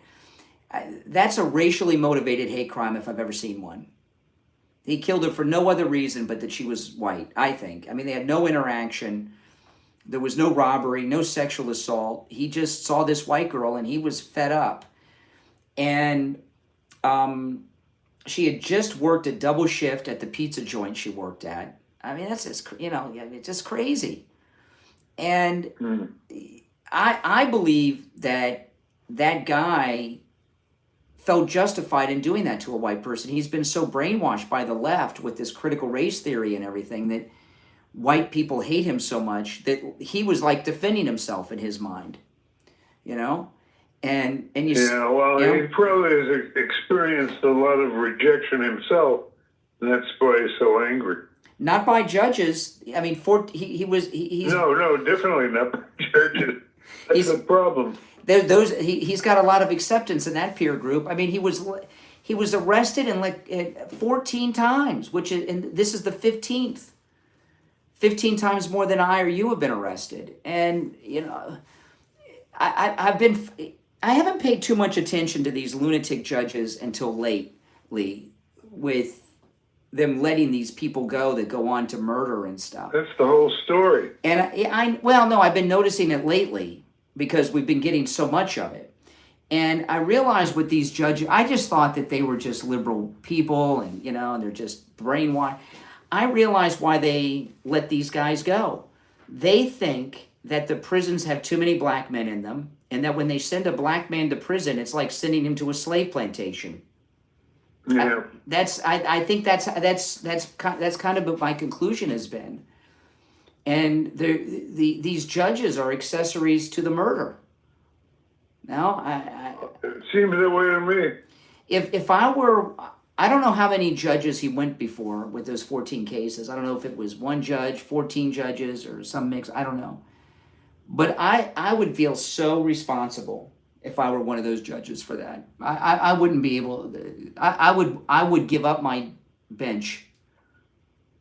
I'd give up my bench and become a prosecutor. I mean, I've never seen such a clear case of everything liberal going wrong. And, it's a sad thing, and you hear the media are finally reporting the story, but they're only reporting it because they were embarrassed into it because conservatives over the weekend were reporting it, and they're angry about it. CNN was calling conservatives racist for bringing this story up, and the story needs to be out there because promoting that story could save lives. I've watched the video a bunch of times because it's in the news so much of her getting on the train.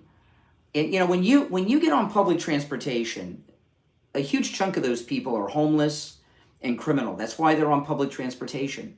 Most people that take public transportation are homeless, mentally ill, or criminals, and they can't get a car or don't own a car. There's a reason.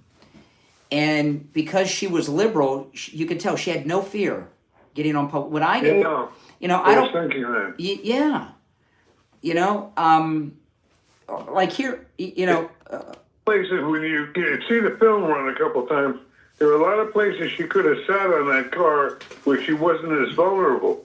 She chose a seat directly in front of this guy. Yeah, when I used to... Wouldn't have been where I would have been sitting if I were her. Oh, no. When... sorry about that. I've taken some public transportation, and I've been in some scary situations. I would sit next to... I don't know what you can do on a train like that, because I haven't seen the whole train, but... the car seemed empty from where I saw. Yeah, there were people sitting around her, but if I'm on a... Yeah, but just a couple. They were scattered. It wasn't a compact crowd. There was, a few people. She certainly had other options in seating other than where she chose to settle right in front of them. Back to them. Yeah, I wouldn't have sat in a place where I was vulnerable. If I was on a bus, I'd sit next to the driver. The word vulnerable. They gotta have... Let me ask you, on a train like that, they got to have like a conductor or something, right? There's got to be some employee. I would sit as close as I could to an employee. Or to another human being. Yeah. Yeah. I know, it's frightening. Well, her liberalism is what got her killed. Is the point? It's a sad thing. That's exactly right. I don't want to blame her because the Democrats and the killer were responsible, but yeah, you know. And if you would have talked to her before that happened, hey, you shouldn't sit like that. She would think you were a racist. Yeah, exactly. Mm-hmm. All right, let's take some calls. You're on the air. What's your name? Where are you calling from? My name is Scott, and I'm calling from Kansas City. Hey, Scott. Yeah. You were mentioning the young woman who was the victim of that fiend aboard the train being a very liberal woman. Yeah. I don't think it's going to work on anybody when you hear stuff like that. There was an instance a couple of summers back where a young man and his girlfriend were walking down the street at night in New York. He was a community organizer of some kind of big leftist operation. His girlfriend, I think, was employed there too, and she was Antifa. She got a Batgirl Ultra disguise. She was an Antifa thug. Antifa. They were attacked by some guy who stabbed him to death. He ran away from him and tripped over a stone thing, a bus. Yeah. You remember all? I don't, but you know what it is? You know, like we're talking, we all know the train one. That guy, that's the snake that President Trump was always talking about in that poem at the rallies. The snake. Okay. You got it, you know. I don't. Yeah, I may not have caught that one, but I'm going to take your word on that. All right, appreciate the call. All right, let's take another one. You're on the air. What's your name? Where are you calling from?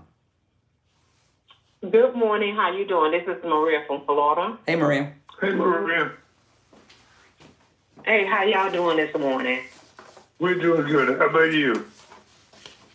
I'm good. I'm blessed. Thank God for that. Yes, I called this show because I had, over the weekend, I came across the same thing with the young lady being stabbed to death on I forgot what train that was, but, I can't even remember the young lady's name, but it disturbed me because I can't understand how judges can let this guy out like this after he had been telling them what he was going to do. Liberals. You know, I just don't get it. Steve, remember we used to have in Broward County, we used to have a judge. We used to call, let him go LeBeau.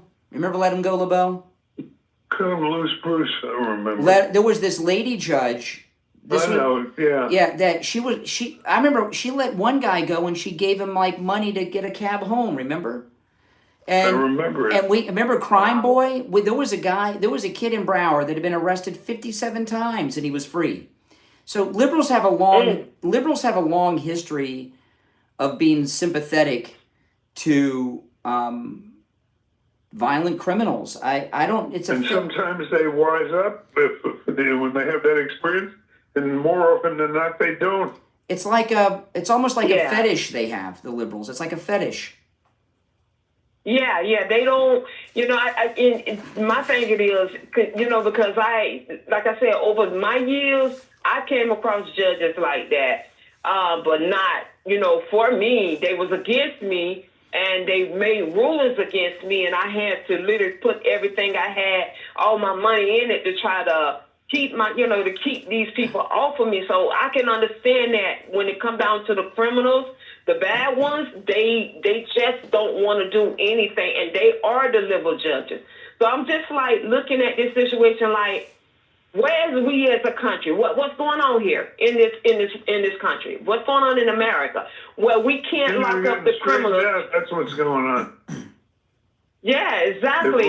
This is horrible.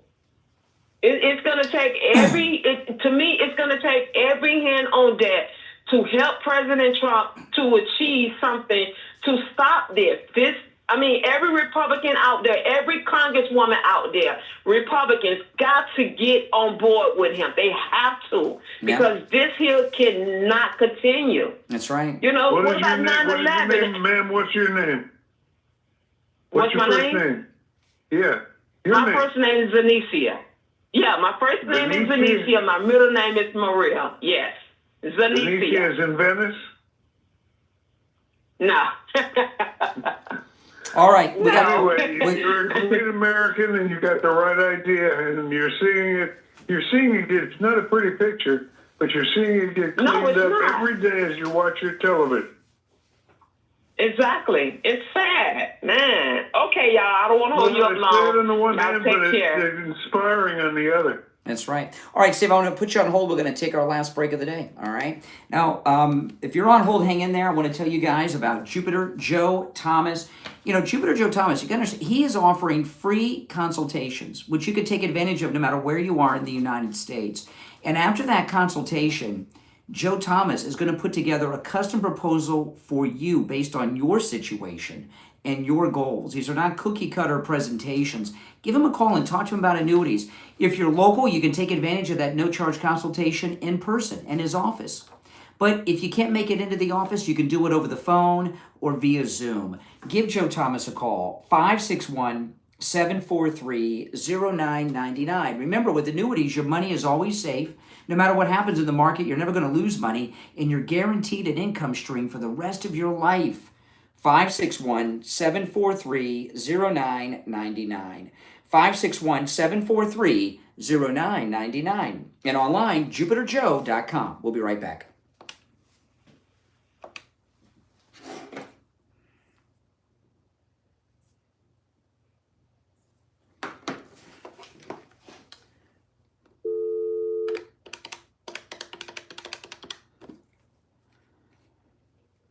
Okay.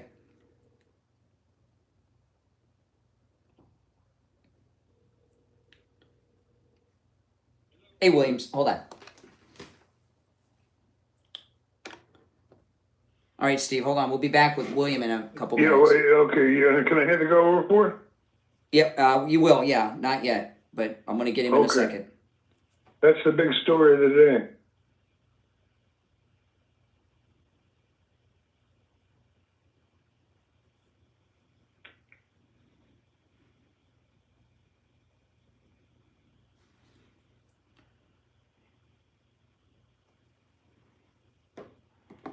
Yeah, we got 30 seconds. I'm gonna conference William in. Okay. All right, William, we have 30 seconds. Okay.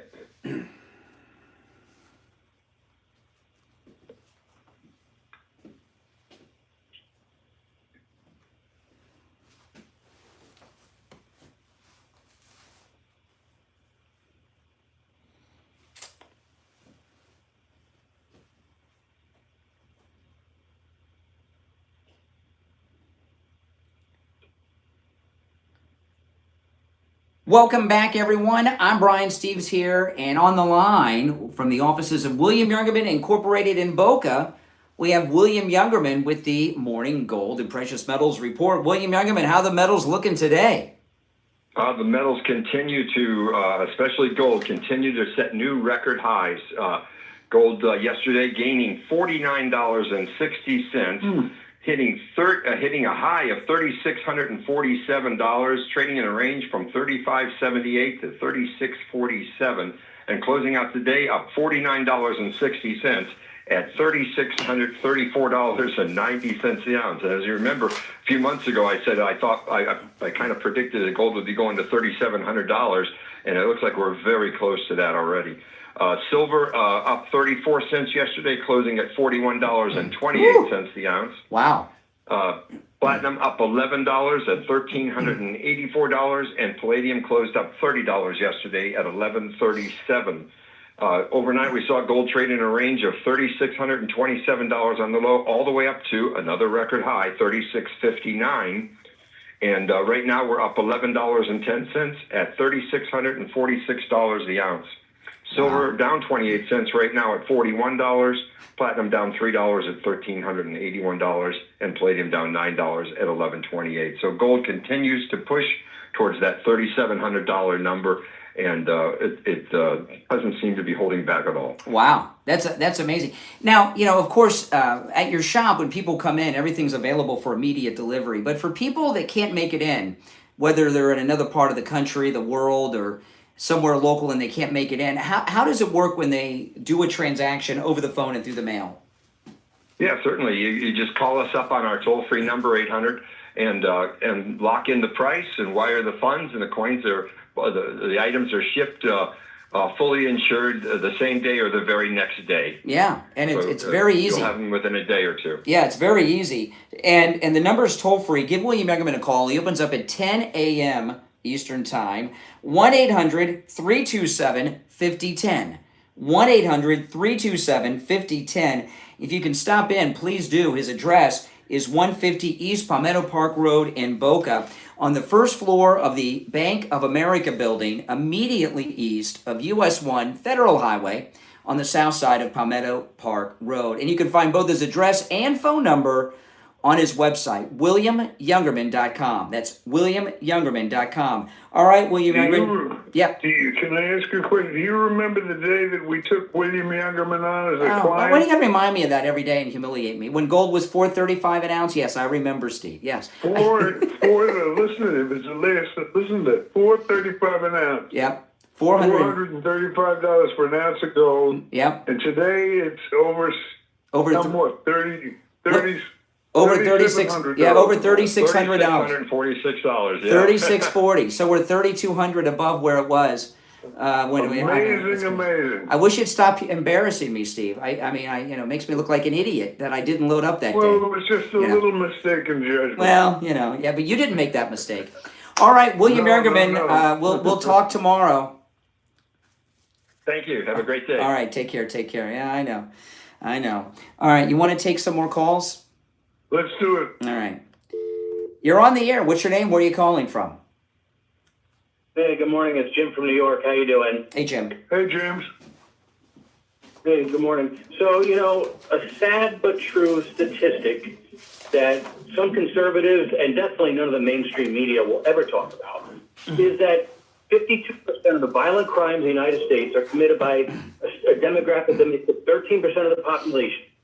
If they don't want to talk about this, and it's sad, and I don't revel in it, it's an unfortunate fact. Black folks. That same segment of the population, though, is also the largest victim group. And absolutely, that's what the irony is about this. So you can people like racist Renee from Harlem or Stelter and all these people don't want to address the problem. They just want to stoke fear, and they actually they create racism because it's good for business for them. And, it's just sad. It's a sad statistic that is not addressed and doesn't look like it'll be addressed anytime soon. Well, no one wants to go around saying that. Do you blame them? What do they? No, I don't blame them because sometimes you have to state. You have to state what's on. Like this story. What Steve said's right. Like Chicago. Most of that is black on black, Hispanic on black, black on Hispanic. There's very few whites in Chicago. Right. And that's why there's so many people in D.C. and Chicago and these places welcoming the National Guard. And exactly. That's the good news. That's the great news. That's the good news. So, you gotta go through the crap to get to the good news, and what we're going through is the crap. Yeah, I get what you gotta go through hell before you get to heaven. So, but I don't know. Again, it's not a statistic that I love or revel in, but it's unfortunately is not addressed. Yeah. Okay. Well, you addressed it, Jim from New York. All right. Take care, Jim. All right. Great show as always. Well, thank you so much. He's got a great taste in radio shows, no doubt. You're on the air. What's your name? Where are you calling from? Brian from Deerfield. Oh, hey, but before we get to Brian, I just want to tell there's this incredible cool new thing from Sloman's I got to tell you guys about, Shield Link. Now listen to this, Steve. With the Sloman Shield Link, your entire house can be totally set up through your phone, right? Your thermostat, your TV, your music, your lights, everything. right? Your alarm, and you can set it up so that when you open up, you turn your alarm off, you open up your front door, your music and TV are where you want them to be, on what channel and what volume. Your thermostat is set where you want it to be set. Your lights are on where you want them to be on. It's really, you know what it is? It's living in the future. It's like living in the 21st century that we're in. But it's like living in one of those houses that Buck Rogers used to live in, that I used to watch in the future, after the year 2000. You'll be able to have this stuff. You got it with Sloman Shield Link. Give them a call, 833-283-5050. It'll automatically lock your doors, too, and unlock them when you want them. 833-283-5050, 833-283-5050. Okay, Brian, go ahead. That's fantastic. It'd be like the Jetsons, too. I remember those cartoons of that. That's that right. Was a great deal. It's pretty cool. I have to say, now this terribly sad story of this lady who was killed on this train yesterday. And this guy has been in and out, 14 times? He's been released. I heard a story later on in the day, and it sounded like supposedly President Joe Biden pardoned 2,400 people on his last day in office, supposedly. Is that a true story? 2,400? His pen pardon. Yeah. I haven't heard that number. Is it that many? Yeah, I thought this is outrageous. It couldn't possibly be. How could you do that in a day? Well, even using the electronic pen and going through all the cases. These congressional hearings that have been closed doors, which should be on television, some of these Biden staffers have been spilling their guts about the auto pen. Yes. And that's why President Trump's been so happy with Pam Bondi lately, because these things are about to be invalidated. Yeah. Yeah. They were being done completely without his approval or knowledge. Well, we have people assuming the powers of the presidency who have no business assuming the powers of the presidency. That's right. And this Democratic Party seems to just be a champion of lawlessness and crime in the streets at every level, whether it's the street level, the white-collar crime, political crime. They're just a champion for this, and it's just a disgrace. It is. And I think this is going to really resonate with people in the midterms, because I think people have had enough of this. Yeah. But all these pardons, I mean, how could you possibly go through that many in a day? I don't know. Unless I haven't heard the 2,400. If that, I mean, I'm not believing you, but that's, I mean, how could even the auto pen do? How many auto pens do they have? I don't know. And how many people have access to this auto pen? I mean, you still have to, you have to line the document up. How do you do 2,400 in a day? I don't know how you would do that.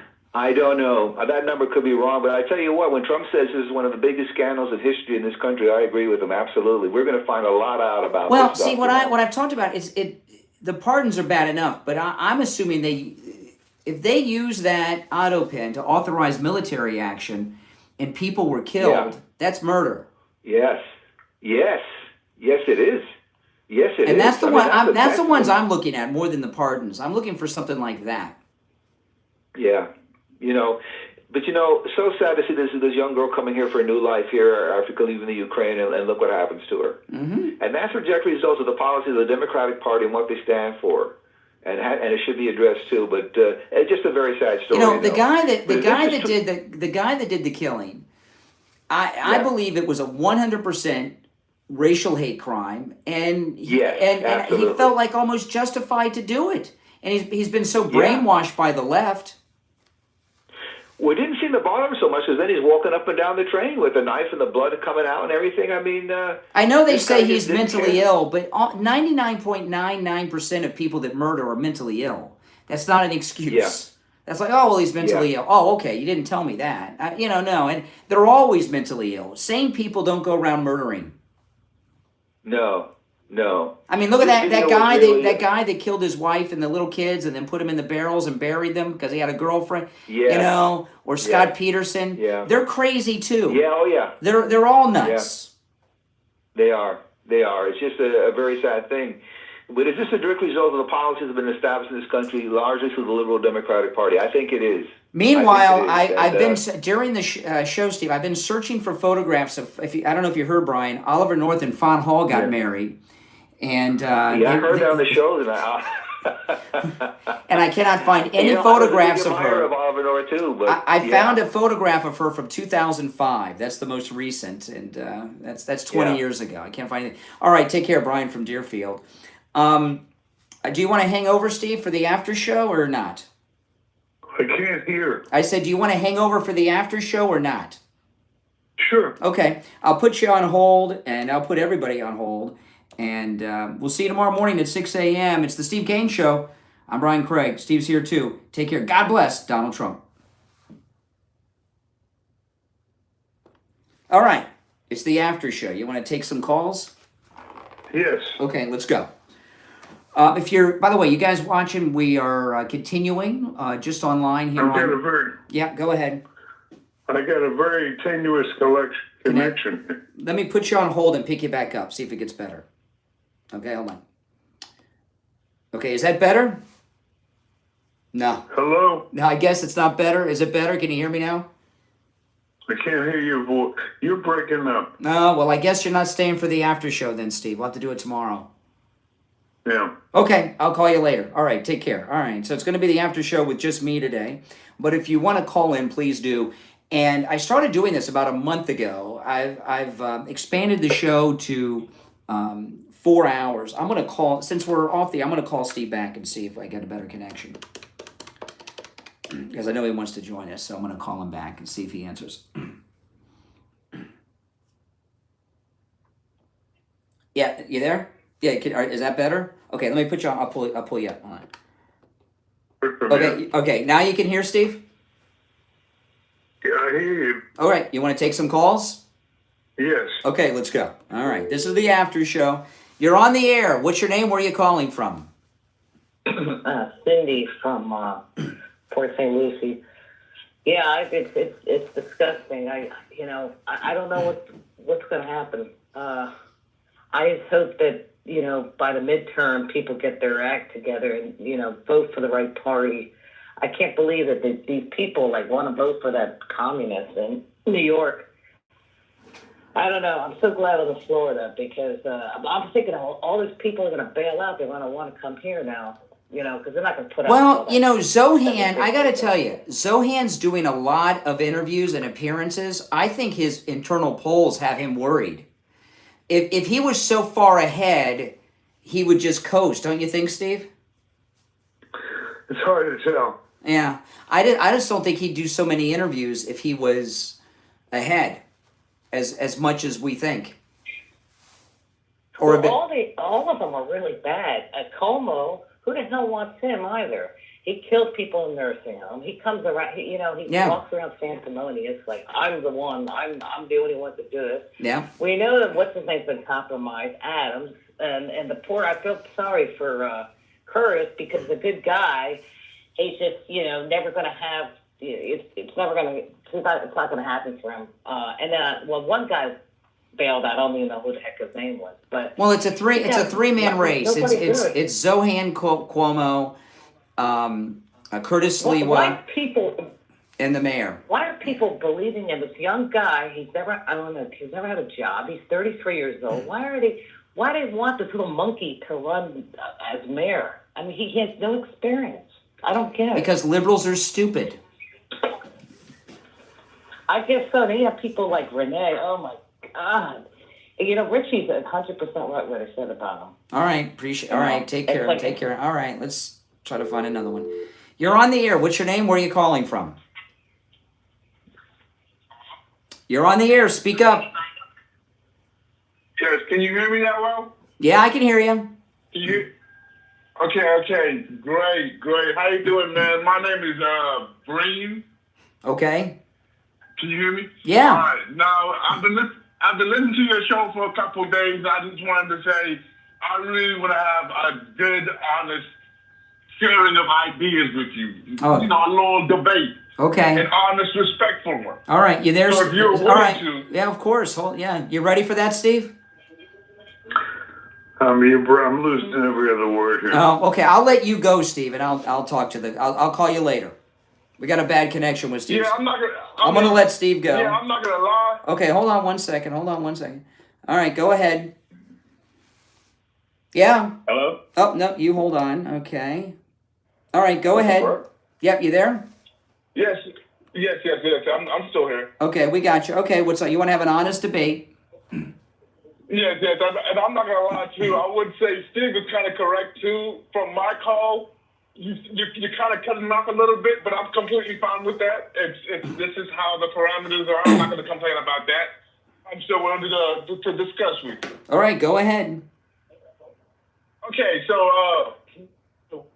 I'll just show a little bit, and you can call me a Democrat, you can call me a socialist, maybe. I'm on that side of the wing, but I, for real, have the belief that facts are facts, and facts don't care about your feelings.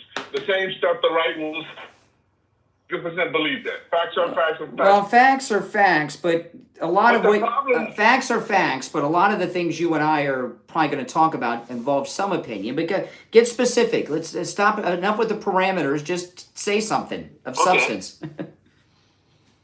Okay, so no, I'm just really talking about Trump, and it's stuff like, because for Republicans, it seems that they have a hate for Democrats where they point out everything they do wrong, but you all never look at your party the same way. You all never hold that same judgment.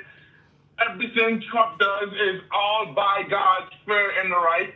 If his best friend is a pedophile, you never look at him and say, "Hey," or criticize him. Okay, now slow down a second here. I'm whose best friend is a pedophile? I mean, Jeffrey Epstein is a pedophile.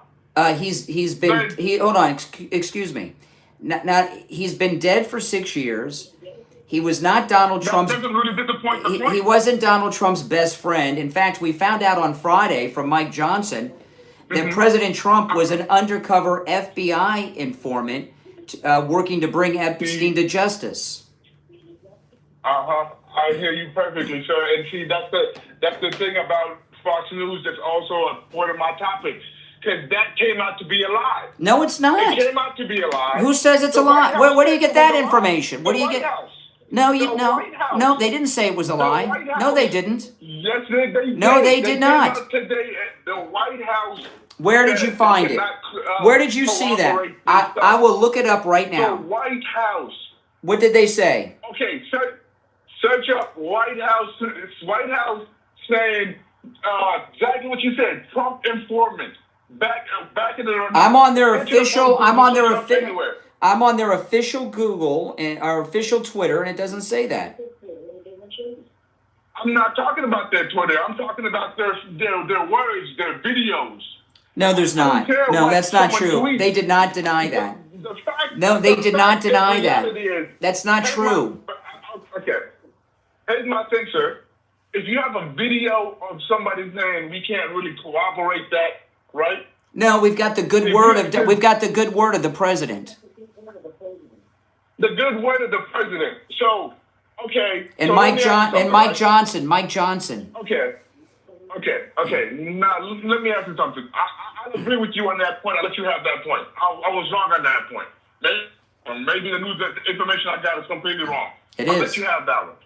So, if you're approving on the good word of Donald Trump, when the New York Times came out and said there was a letter that was written by Donald Trump. That's been debunked. That's been debunked. It's been analyzed, and it's not the president's signature. But the picture just came out, and it's been literally bar for bar. The writing is exactly. No, it's not. They did. That picture came out weeks ago, and it's in the news again because it's been debunked. But sir, do you see my point though? Yeah, you have a lot of opinions. Your opinions are based on lies. But sir, okay, whether or not my opinions are based on lies, I can hear you. But here's my thing, sir. When in the reality where everything Trump does is never his fault, everything that comes out, everything he's done. But sir, let me get 30 minutes. 30 seconds, sir. 30 seconds just to make this point. I promise you I'll give you the point. If we're saying Democrats are brainwashed, right? And in reality, a brainwashed person is the first thing a person says they go ahead and agree with without a backing of any evidence, without a backing of the first thing Trump says the Republican Party and the Republican fans, they go ahead and agree with. That's a brainwash. That's reality. Because I know for us, Democrats, when Biden was getting old, we hated him. We wanted him out of there. And so if any president does something, we know for people, the president works for us. We don't have to believe his bullshit. People can lie. Okay. You don't have to believe. Okay, listen. Excuse my language. Okay, and You can have your- let's limit the discussion to Trump's second term that we're in. Okay, let's limit it to that because that's what we're living through now. Okay. What is something? Tell me something, President Trump, policy-wise, some policy in his second term that you think we shouldn't be supportive of. I think the tariff policy was a bad idea. It worked. It worked. It worked. It didn't work. It didn't. Because here's the thing. Oh my In goodness. reality, all it did was just... Oh my goodness. A mind is a terrible thing to Let me waste. ask you something. No, let me ask you something. Let me ask you if I'm right or wrong about this. Did the negotiations, after negotiations, right? What were the tariffs and what were the outcomes of the negotiations? Was it the same thing before Trump put in the tariffs, or were they better before Trump put in the tariffs? Better after. Okay, name me one country where the numbers were better. Name me two. Every country, Japan, the EU, England in perspective. I don't have all the numbers in my hand. Excuse me. Listen, stop talking for a minute. Golly, I dropped the mic.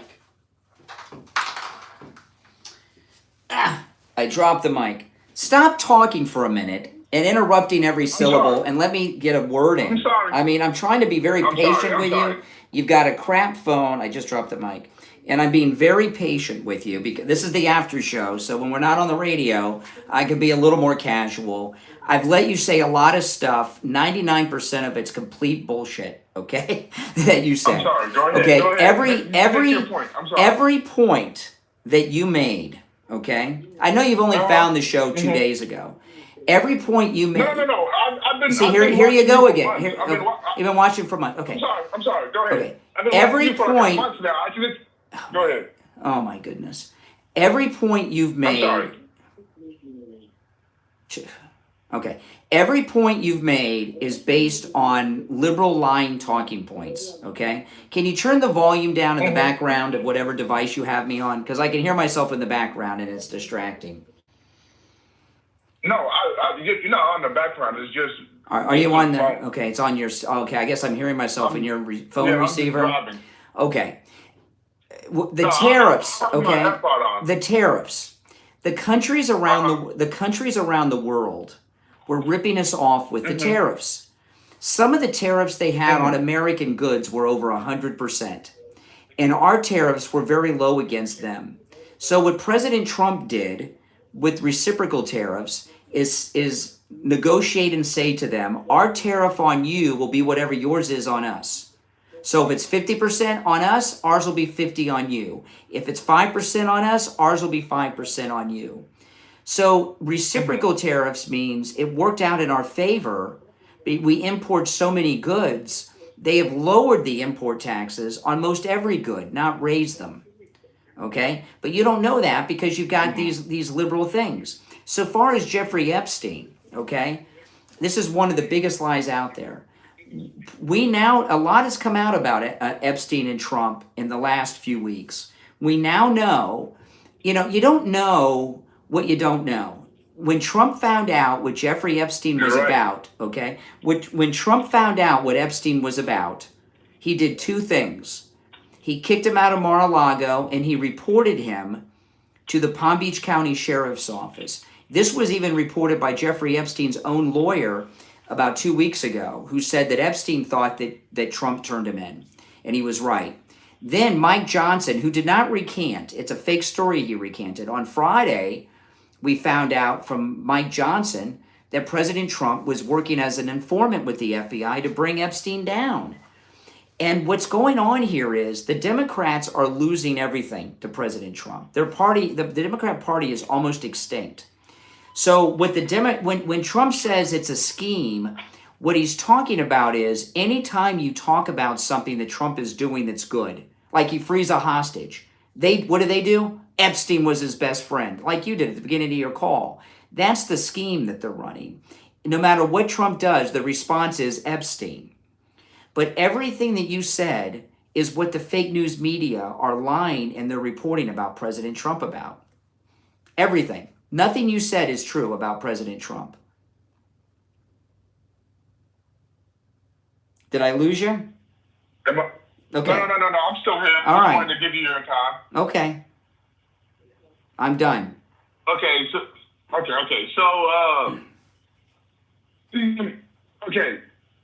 with the tariffs, right? Let's because I want to listen to everything, make my way through. So with the tariffs, you said they matched it, but in reality, let me just ask you one question: how do tariffs work?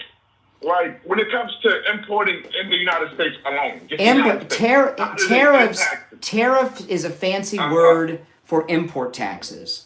Countries around the world have import taxes on our goods, and we have import taxes on their goods. That's how they work. You've got to pay a fee to the government. It's like when you renew your auto tag. That's a tax. You get taxed on imported goods both ways. Yeah. Okay. So in a capitalistic world, who pays those import taxes? The businesses, right? Well, this is an interesting thing with Democrats. You are correct in saying that all taxes are eventually paid for by the consumer. All taxes. No. This specific import tax. All taxes, whether you increase the sales tax or the income tax, all taxes are passed on to the consumer. No, sales tax is completely just consumer. We understand that. I'm talking about this income tax too. Income tax, corporate income tax, it all gets passed on to the consumer. I understand that, but we're talking about this. Well, I give you an example. Like Canada. Like Canada was charging on some items over 200% import tax. That's not because I gave you your point. That's not evading my question. This specific one, it's a simple yes. It's the businesses that have to pay, right? Eventually, yeah. Not eventually. I mean, but see, don't you understand? But this is what you're not factoring in. Okay. What you're not factoring in. Okay. These countries around the world lowered their tariffs, so it balances out. No, I mean, what I'm talking about, like I said, the United States. I'm not talking about around the world. I'm talking about the United States. Okay, I'm gonna move on because I'm getting a headache. I mean, I'm talking to a guy that just can't accept reality, right? I mean, how many times can I go around and around in a circle? You're on the air. I mean, come on, you're on the air. What's your name? Where are you calling from? Hey, Brian, it's Sherry from Texas. Hey, Sherry. Yeah, I'm sorry about the guy. I mean, I kept him on for like 20 minutes. I'm going around and around and around. I can't fix stupid. This governor in Chicago, it's so blatant of why this is being done, why Trump is doing what he's doing. If you are going to take a seat to run a state, a city, I don't care what position it is. If you become apparently incompetent and you allow the level of crime, murders, beatings, carjackings, I mean, the list goes on, there's always a bigger dog out there that can fulfill that seat. Yes. And keep the American people safe. And that is exactly what Trump is doing.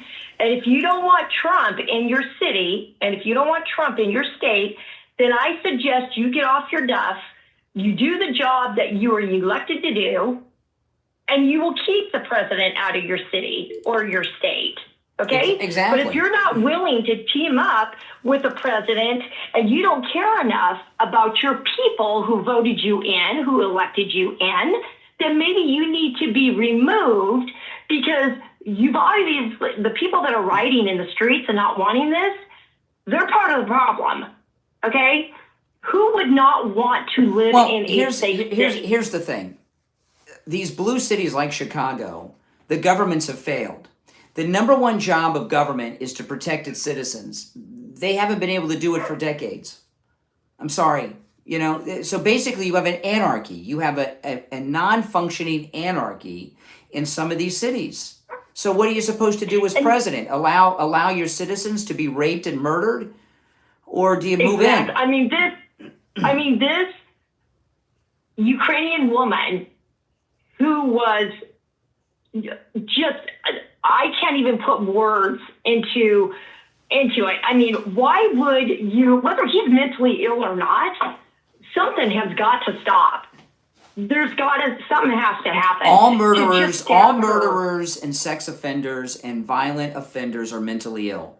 To hurt other people and like they do, fixing. Yeah, you're mentally ill. I mean, that mental. If you go to prison, they're almost all mentally ill. That's not an excuse. And think about this. They say, okay, sex offenders. I've heard people say, castrate them, right? It's not there. It's in the head. Yeah. All right? It's in the brain. There ain't no fixing it, man. They're broken. Yeah. So I totally agree with Trump's actions and this baloney of people saying, why isn't he going to the red cities? Why isn't he going to the red states? Well, I don't know. It doesn't take a genius to figure it out, and it doesn't take a history book, okay? Take a look at the daily activities that are going on in these Democratic cities and states. You don't see that ruckus going on in the red states. Notice how we're talking about blue cities, and now all of a sudden they're talking about states. You know, like here in Florida, we're a Republican state, but there are some Democrat-run cities where there's a lot of crime, like Jacksonville, Florida. Exactly. So, you know, totally different. Wherever Democrats run, you find crime. If they're running it, there's crime, and it's out of control. Okay. There's crime everywhere, but the difference is the level of it and the way that the government locally handles it. And in the blue cities, they're encouraging crime. Where are these mythical red cities? Where are these mythical red cities that are overrun with crime that have cashless bail and all this crap? I've never heard of them. And I have you to answer me this. Have you heard of red states or red cities, however you want to categorize it, struggling with sanctuary cities? No. I haven't. No. I haven't. No. And because what, you feel the Democrats feel like they're being targeted? Well, I'm sorry. When you put your face on a sign that says America's Most Wanted or America's Most Hated, you do that to yourself. See, you know, and by the choices, you know, like somebody in the live chat said, New Orleans moron. New Orleans is a Democrat city in a red state. It's not a Republican city. Yep. You know, don't you guys get it? You know, and they just don't. They don't get it. It's like the harder you hit your head up against the wall, the bloodier your head gets. You know, you think the less sense that it becomes. You know what I mean? It's just, I don't know. I had to call on it. I've been staying back for a while. All right, I appreciate the call. You made some good thanks, points. Brian. All right, take care. You know, I got to tell you, you know, like the caller before her with the tariffs. I have always talked to liberals who have called me on the air all my years of doing this. I've always talked to people from the other side. The liberal arguments lately have gotten so absurd, and you're going around in circles debating insanity. There are some things that are non-partisan, okay? When a country has an 80% tariff on our goods and we have a 5% tariff on theirs, you gotta fix that. When you have a convicted child rapist walking around the streets of Chicago, the Democrats don't think he should be arrested and deported. They got this fake Maryland man. His wife says he beats her up and he traffics humans. He was caught as a human trafficker. This is who. So in the last couple of days, I'm literally getting a headache talking to some of these liberals. You can let me know if I'm right or wrong about this, but maybe I am wrong. And I'm open to that idea. But the positions that they want me to argue with them about are so idiotic and insane.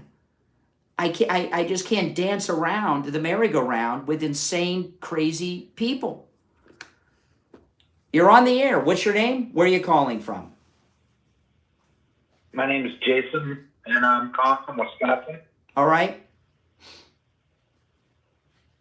Yep, you're on the air. What's on your mind? Okay. What I don't get is how the Democrats are so bent out of shape out of every little thing. And you can definitely tell the difference between the Democrat and any other party now these days because they're so full of hate and violence. You can't even go out in public and wear America's great hat again. Mm-hmm. And it's like, the one thing I don't understand is why do they keep bringing up the Epstein thing? It's already been proven. Well, there's a few reasons why, okay? And I'll tell you. Some of the people I'll talk about the ones that call me, okay? Some of them are seminar callers put up by liberals and liberal organizations to just keep saying it over and over. When Trump says Epstein's a scam, he's talking about that, right? Some of them obviously are strange people that have an obsession with a pedophile. You can hear it with these people that you hear talking about it, it's very bizarre to me. And some of them are like that one guy that called earlier on the tariffs. They're just brainwashed by all the BS they hear in the fake news. You know, I mean, the victims, think about it. Last week, they had the Epstein victim press conference. A reporter asked them, did any of you ever see President Trump do anything inappropriate? They all said no. It was on NBC News. All the victims said no. Right. So, what do you do about the Dems that come up to you? Do you have anybody? Do you have anybody that comes up to you and tries to be violent with you because you have a Trump supporter hat on? Yeah, of course I've had stuff like that happen. I talk about it sometimes. Yeah. Oops, sorry, I got my line. Yeah. It's just gotten so insane. It's what do we do as a nation to get rid of that problem? Because that problem right there has become a huge problem. You can't even be safe walking around your own city because the people who are deranged are going to be attacking you. That's right. Yeah, I know. They're deranged. Yes. Yeah, they're deranged. Yeah. Well, because it's what Michael Savage says. Liberalism is a mental illness in many of these people, and that's not just a phrase. It's true. A lot of them are mentally ill, like the guy on the train in North Carolina. Yeah. And now about that one, Trump is going to go real hard on him on that one, isn't he? Absolutely.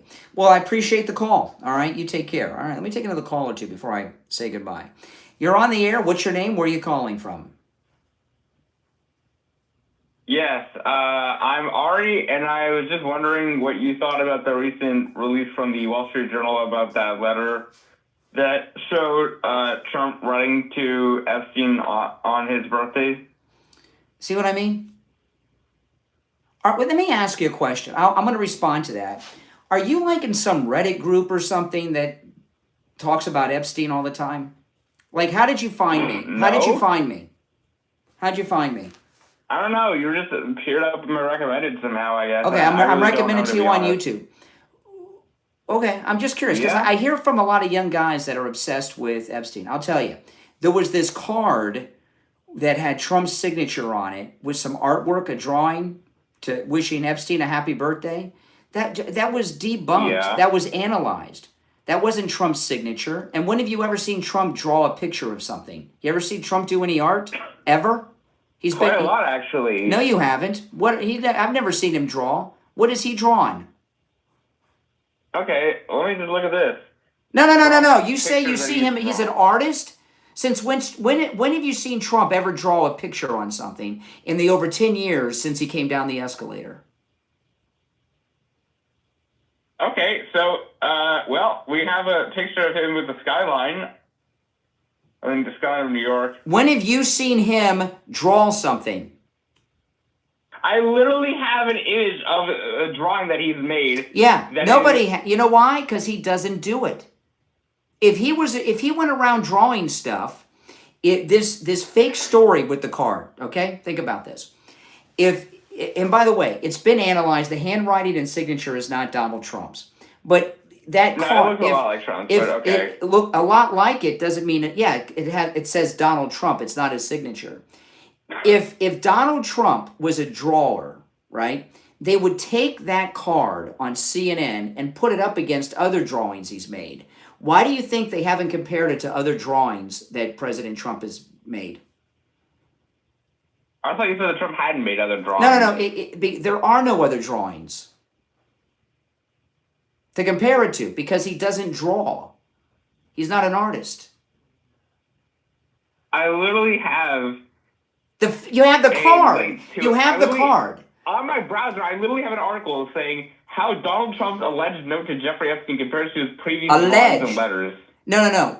Art. There's artwork on it. Why are they not comparing that drawing to other drawings that Donald Trump has made? Oh my God. See what I mean about talking to I literally have an article in which they're doing that. I don't know what else to tell you. I'm not asking you about the article. There's a drawing that they say Trump made in this card, right? It's artwork. He drew a picture, right?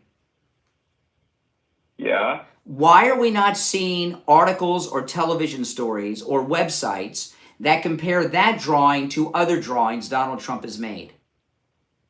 Well, I'm literally on a website where they're doing that, so you're wrong. No, no. What website?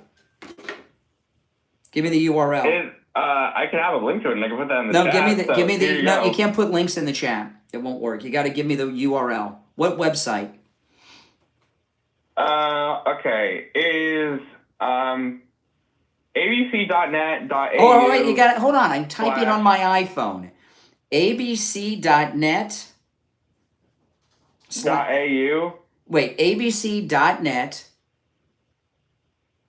.au is Australian. Okay. abc.net.au. Flash news. Okay, hold on. Yep. Flash 2025. Okay. Dash 09. Dash 09. Yep. Flash. Oh my goodness. Donald Trump's. Donald Trump's with an S? Oh my goodness. Yeah, it's Donald Dash Trump's. Okay, hold on. Donald Dash. There's no way this is going to work. Okay, Trump's. Okay. Dash. Okay. Drawings. Okay. Dash and. Oh my goodness. Yeah. Dash. Oh my. Letters. Uh-huh. Dash before. Can you give me the headline on the article and I'll Google it? What's the headline on the article? Yeah, I think. Okay, it's how Donald Trump's alleged note to Jeffrey Epstein. Wait. How Donald Trump's alleged note to Jeffrey Epstein. Okay, compares to his previous drawings and letters. ABC.au. Okay, let me see if it comes up. Australian Broadcasting Corporation.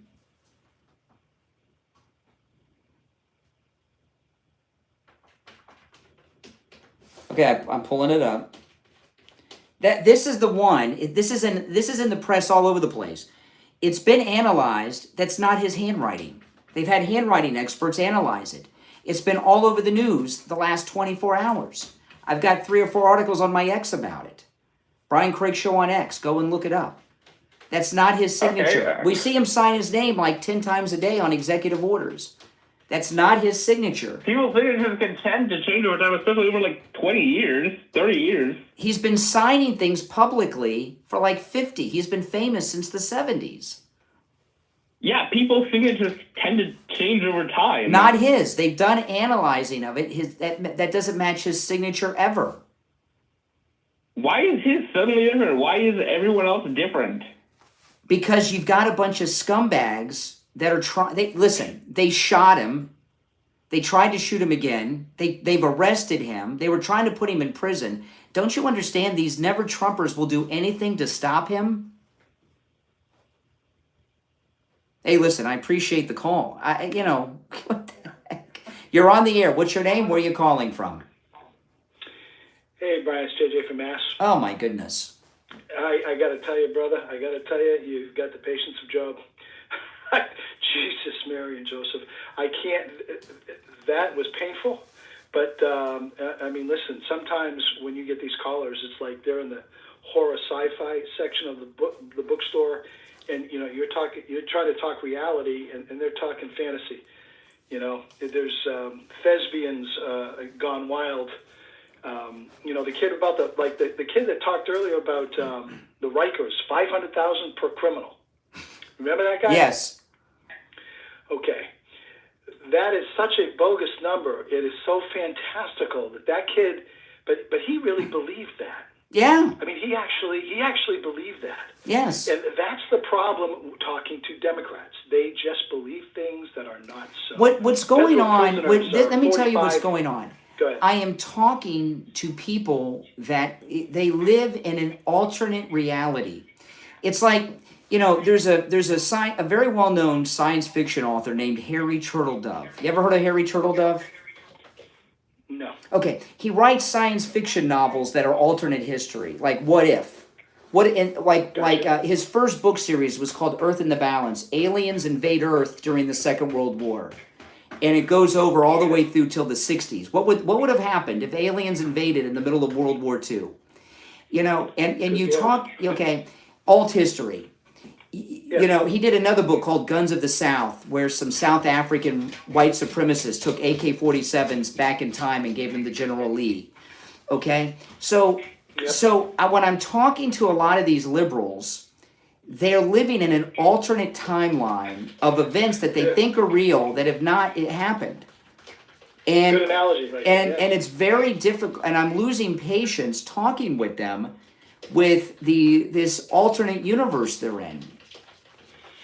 Yeah, it can be. It's just they get fixated on the one point. The guy was the kid about the prisons was just like they just want to take the prisoners out and move them to another prison. Like you're missing the point. New York is so damn corrupt, and you actually believe 500,000. Federal prisons are about $44,000 to $45,000 per year per prisoner. That's for the federal prisoners. Now, it maybe you know what I mean. Listen, Brian, and maybe I'm being the fool here. Because this is New York, and they're one of the most corrupt frigging states there is. It could be on the books. It could be that much. It could be. It is. Maybe it is.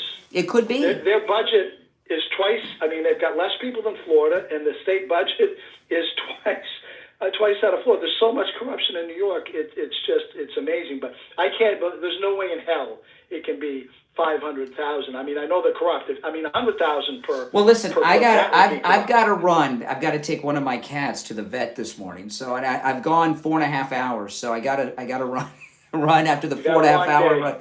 I got a podcast this afternoon. So I got a busy day. Pepsi or Coke? No, Luna. Luna. Oh, Luna. Okay. All right. Well, I hope it all goes well. All right. Take care. Listen, if you're new to the program, this is where MAGA comes to talk. And I don't want you to think I don't want to talk to Democrats, because I do enjoy talking to Democrats. However, I'm curious to hear your thoughts on what I told the last caller. That when the Democrats that I'm talking to today, they have a completely alternate version of reality. And, you know, Steve Kane has this phrase that he uses a lot. It's like playing handball off a wet mattress. When I'm talking to people who think all of a sudden that Donald Trump is Picasso, who's running around drawing all these masterpieces, they have this wonder. If Donald Trump drew things, people that doodle and draw do it all the time, they would compare it to 10 other drawings that he's made, and they haven't done it because he doesn't draw. I've heard President Trump talk about this. And that whole thing with the card was debunked months ago when it first came out, and somehow it made it back. Was it the Wall Street Journal or whatever, New York Times, wherever it made it back in the last couple of days. And, you know, so they brought it up again. Listen, if you're new, make sure you subscribe. My name is Brian Craig.